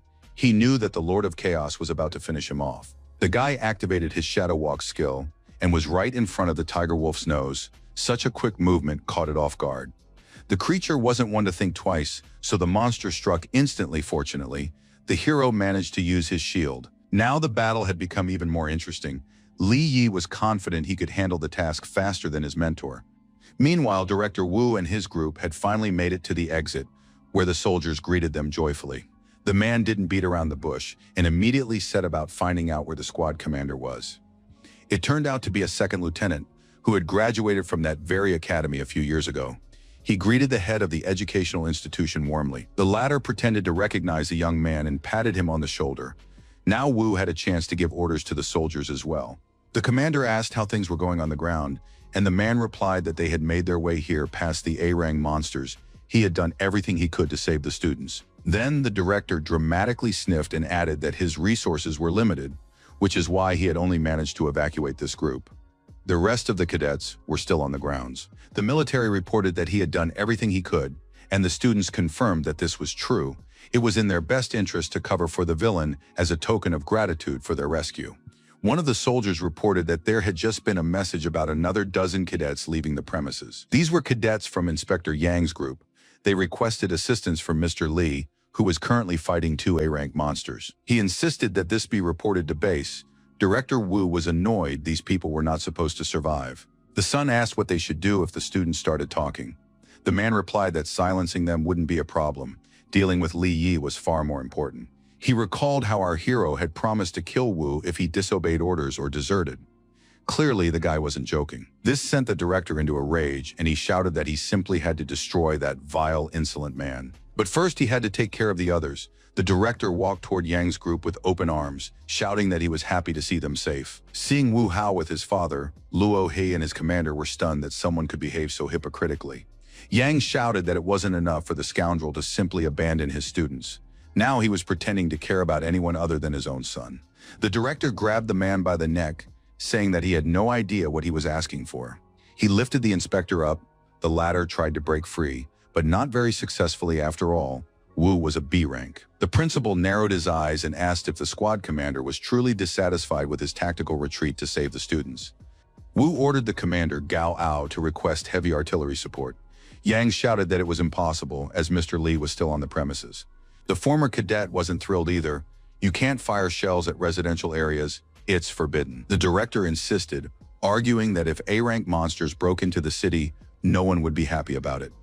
The other cadets also started shouting that under no circumstances should they fire while Mr. Li Wai was still there. Wu shoved the man aside, shouting that since our hero had decided to sacrifice himself for their sake, there was no need to act smart. It was his choice. The cadets caught Instructor Yang before he could fall. Everyone was in deep shock at what was happening. The director suggested that the military arrest these students who had dared to violate the chain of command, or at the very least remove them from the premises.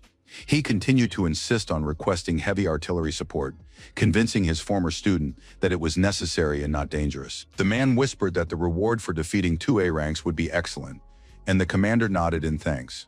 Wu also ordered the press to be gathered. He wanted to honor the memory of Li and the one who sacrificed himself, a very noble gesture. Meanwhile, our hero continued his battle with the enormous tiger wolf, with the fight going back and forth. The young man fought desperately and had already entered that state where a second wind kicks in and fatigue recedes. After his attacks, the ground beneath his feet cracked and buckled, but breaking through the beast's defenses was no easy task. The young man glanced to the side. He constantly felt that some factor remained unaccounted for. He had completely forgotten that his opponent could fire electric bolts. One such bolt was just now glowing in the monster's mouth. This time, the attack was more powerful than all the previous ones. Everything around turned blue due to the creature's energy surge. An explosion rang out, but it was closer to the monster than to Li Yi. It seemed he had managed to deflect the projectile back. A vicious grimace froze on the tiger wolf's snout. It was already tired of this long standoff with the man. Behind it, the silhouette of our hero appeared, shrouded in shadow energy. He reported that he had nearly died just moments ago. But the battle with such a powerful beast helped him realize something, which is why his life wasn't cut short prematurely. Outside the shadow domain, he can do more than just control shadow energy. Something far more interesting is happening. The shadows were becoming a part of him. To prove it, Li Yi raised his fist for another strike, confident of victory. Two enormous spheres, one of shadow and one of electricity, hurtled toward each other. Their power was roughly equal. The young man froze. Now all that remained was to wait for the moment when it would become clear which of the opponents was stronger. It turned out that the human had won this confrontation. The monster was thrown forward, flying through the air and somersaulting. Not only that, but the shadow sphere continued to pursue the enemy, draining all his strength and life energy.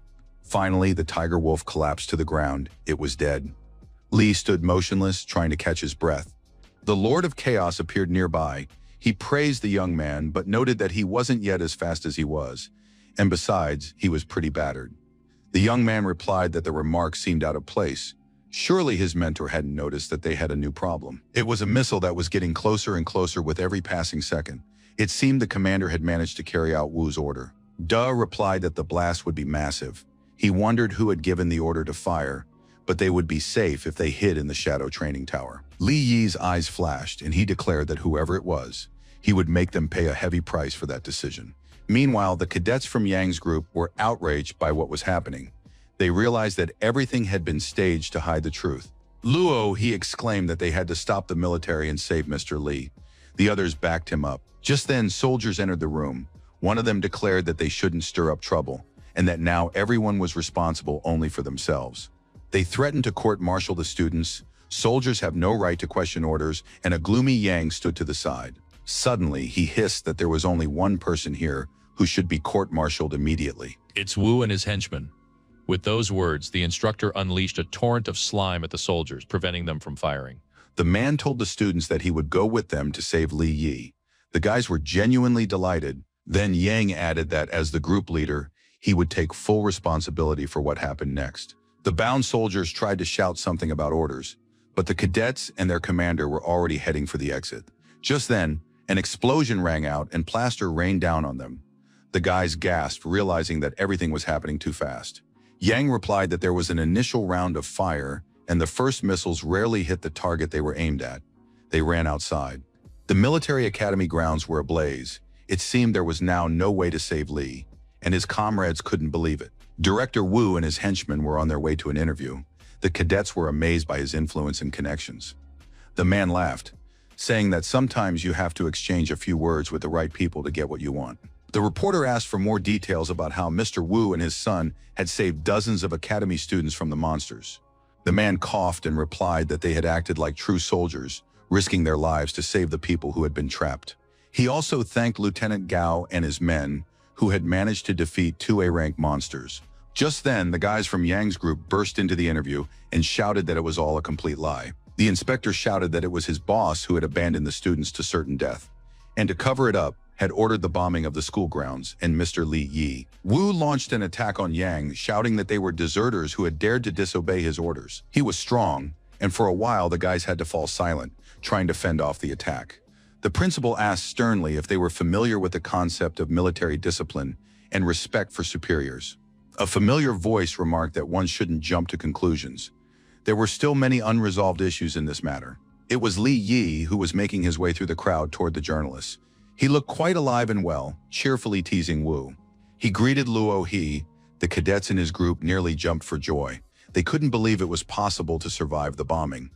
Principal Wu was just as stunned. He asked in bewilderment how the young man had managed to survive. Our hero asked what surprised the villain more, the fact that he had survived, or that the truth would now come to light.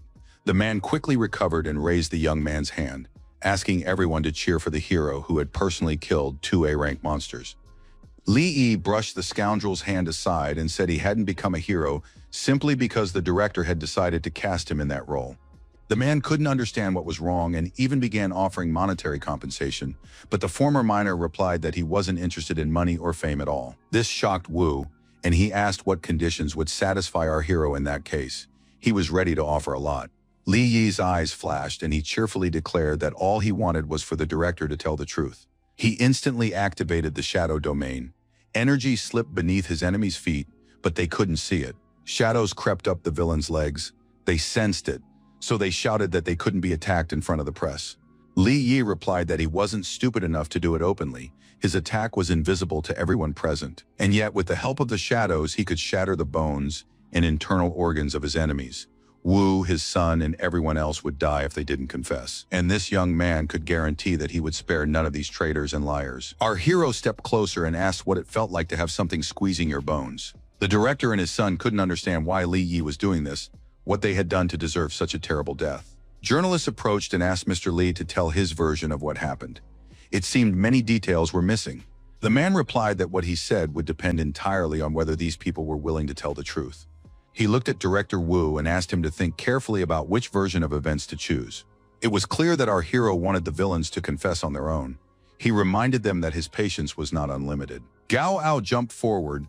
The lieutenant realized he was doomed and volunteered to tell the truth, causing the director to curse. The guy claimed he wasn't too involved, so it was better to confess than to die, which made perfect sense.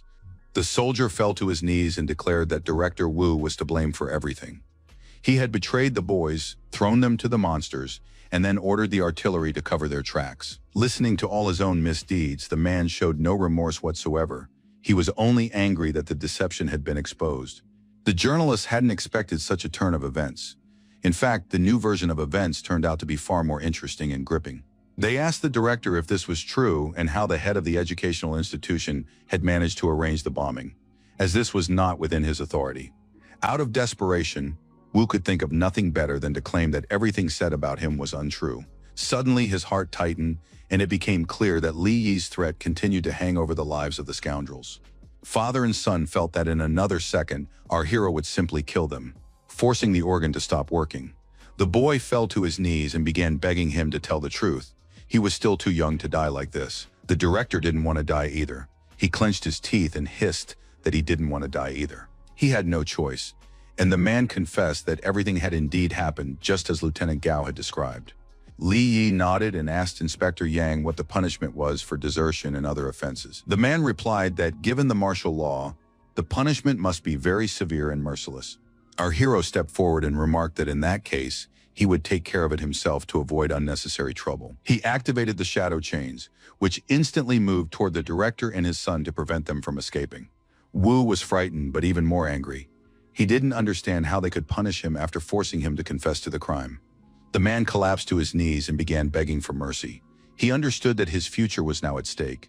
Li Yi was unyielding and replied that the time had come to settle the score. Since they had tried to kill him, why not return the favor? The scoundrel tried to loosen the chain around his neck and declared that the operation to destroy the monsters was over, so he couldn't be judged under martial law. He lifted the enemy's body up. The man began to choke and scream that one couldn't treat someone who worked for the city's leader this way. Wu clutched his throat and begged him to stop the former miner, offering anything in return. The soldiers showed not the slightest interest in him.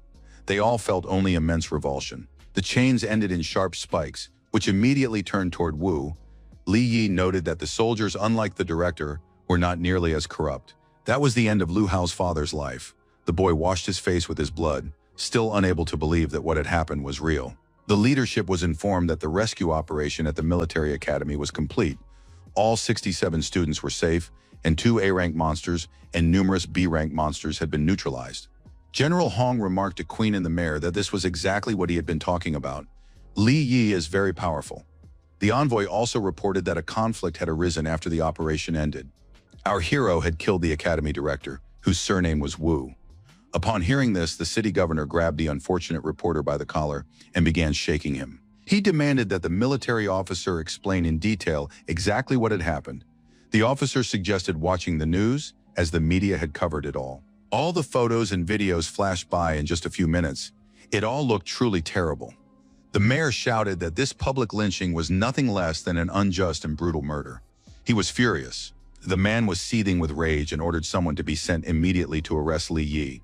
He would deal with him personally, with his own hands. The general was surprised by such impulsiveness and suggested that the official calm down. What had happened was beyond his jurisdiction. The mayor spun around sharply and asked what he meant, and in general to explain what all this meant. Hong explained that he had personally hired the young man to work for the military, and since he was now a member of the military, he was accountable solely to military authorities. The general also demanded an explanation of the exact nature of the relationship between the late director and the mayor, asking why the latter had become so agitated. He was also curious as to how the rockets had been launched over the academy's grounds without his knowledge. Hong ordered Xiaoshang to bring the boy to him immediately. Xiaoshang nodded. Such a task didn't seem too difficult. Meanwhile, Li Yi was sitting in the military tent. He described everything that had happened in detail, and they nodded and handed the young man some water. They also asked the young man to be understanding about the need to wait there until orders were received from headquarters. Just then, Xian's father peeked into the tent, saying that her friend knew exactly what to do about the trouble. The soldiers saluted Xiaoshang, and he told them they were free to go. Li Yi would accompany him to the general. Our hero remarked that Hong apparently didn't hold a grudge against him. Quinn replied that they'd see when they met. The boy replied that he certainly wouldn't be punished. Otherwise, the mayor's men would have stormed in here and arrested him. President Quinn praised the boy for his sharp mind and asked why they couldn't have handed Director Wu over to the military instead of killing him so publicly. Li Yi replied that he had killed the scoundrel solely to gauge the military's stance. Father Jian, looking pleased, remarked that he had underestimated the hero. Soon both appeared before the general. Xiaoshang proudly reported that he had carried out the assignment without any particular trouble. Hong informed him that for now, Quinn could go free, and Quinn nodded. He didn't want to interrupt the serious conversation between the 2 military officers. The man reported that more than 3,000 people had died today fighting monsters. If it weren't for the NG group, the mayor, and Xiaoshang, that number would have been several times higher. Our hero asked if that meant he would now be accused of murdering Director Wu, who was clearly connected to the city's ruler. Hong replied that he had a personal grudge against the official, so the military's anger could very well be taken out on Li Yi. Li Yi didn't understand what he was talking about.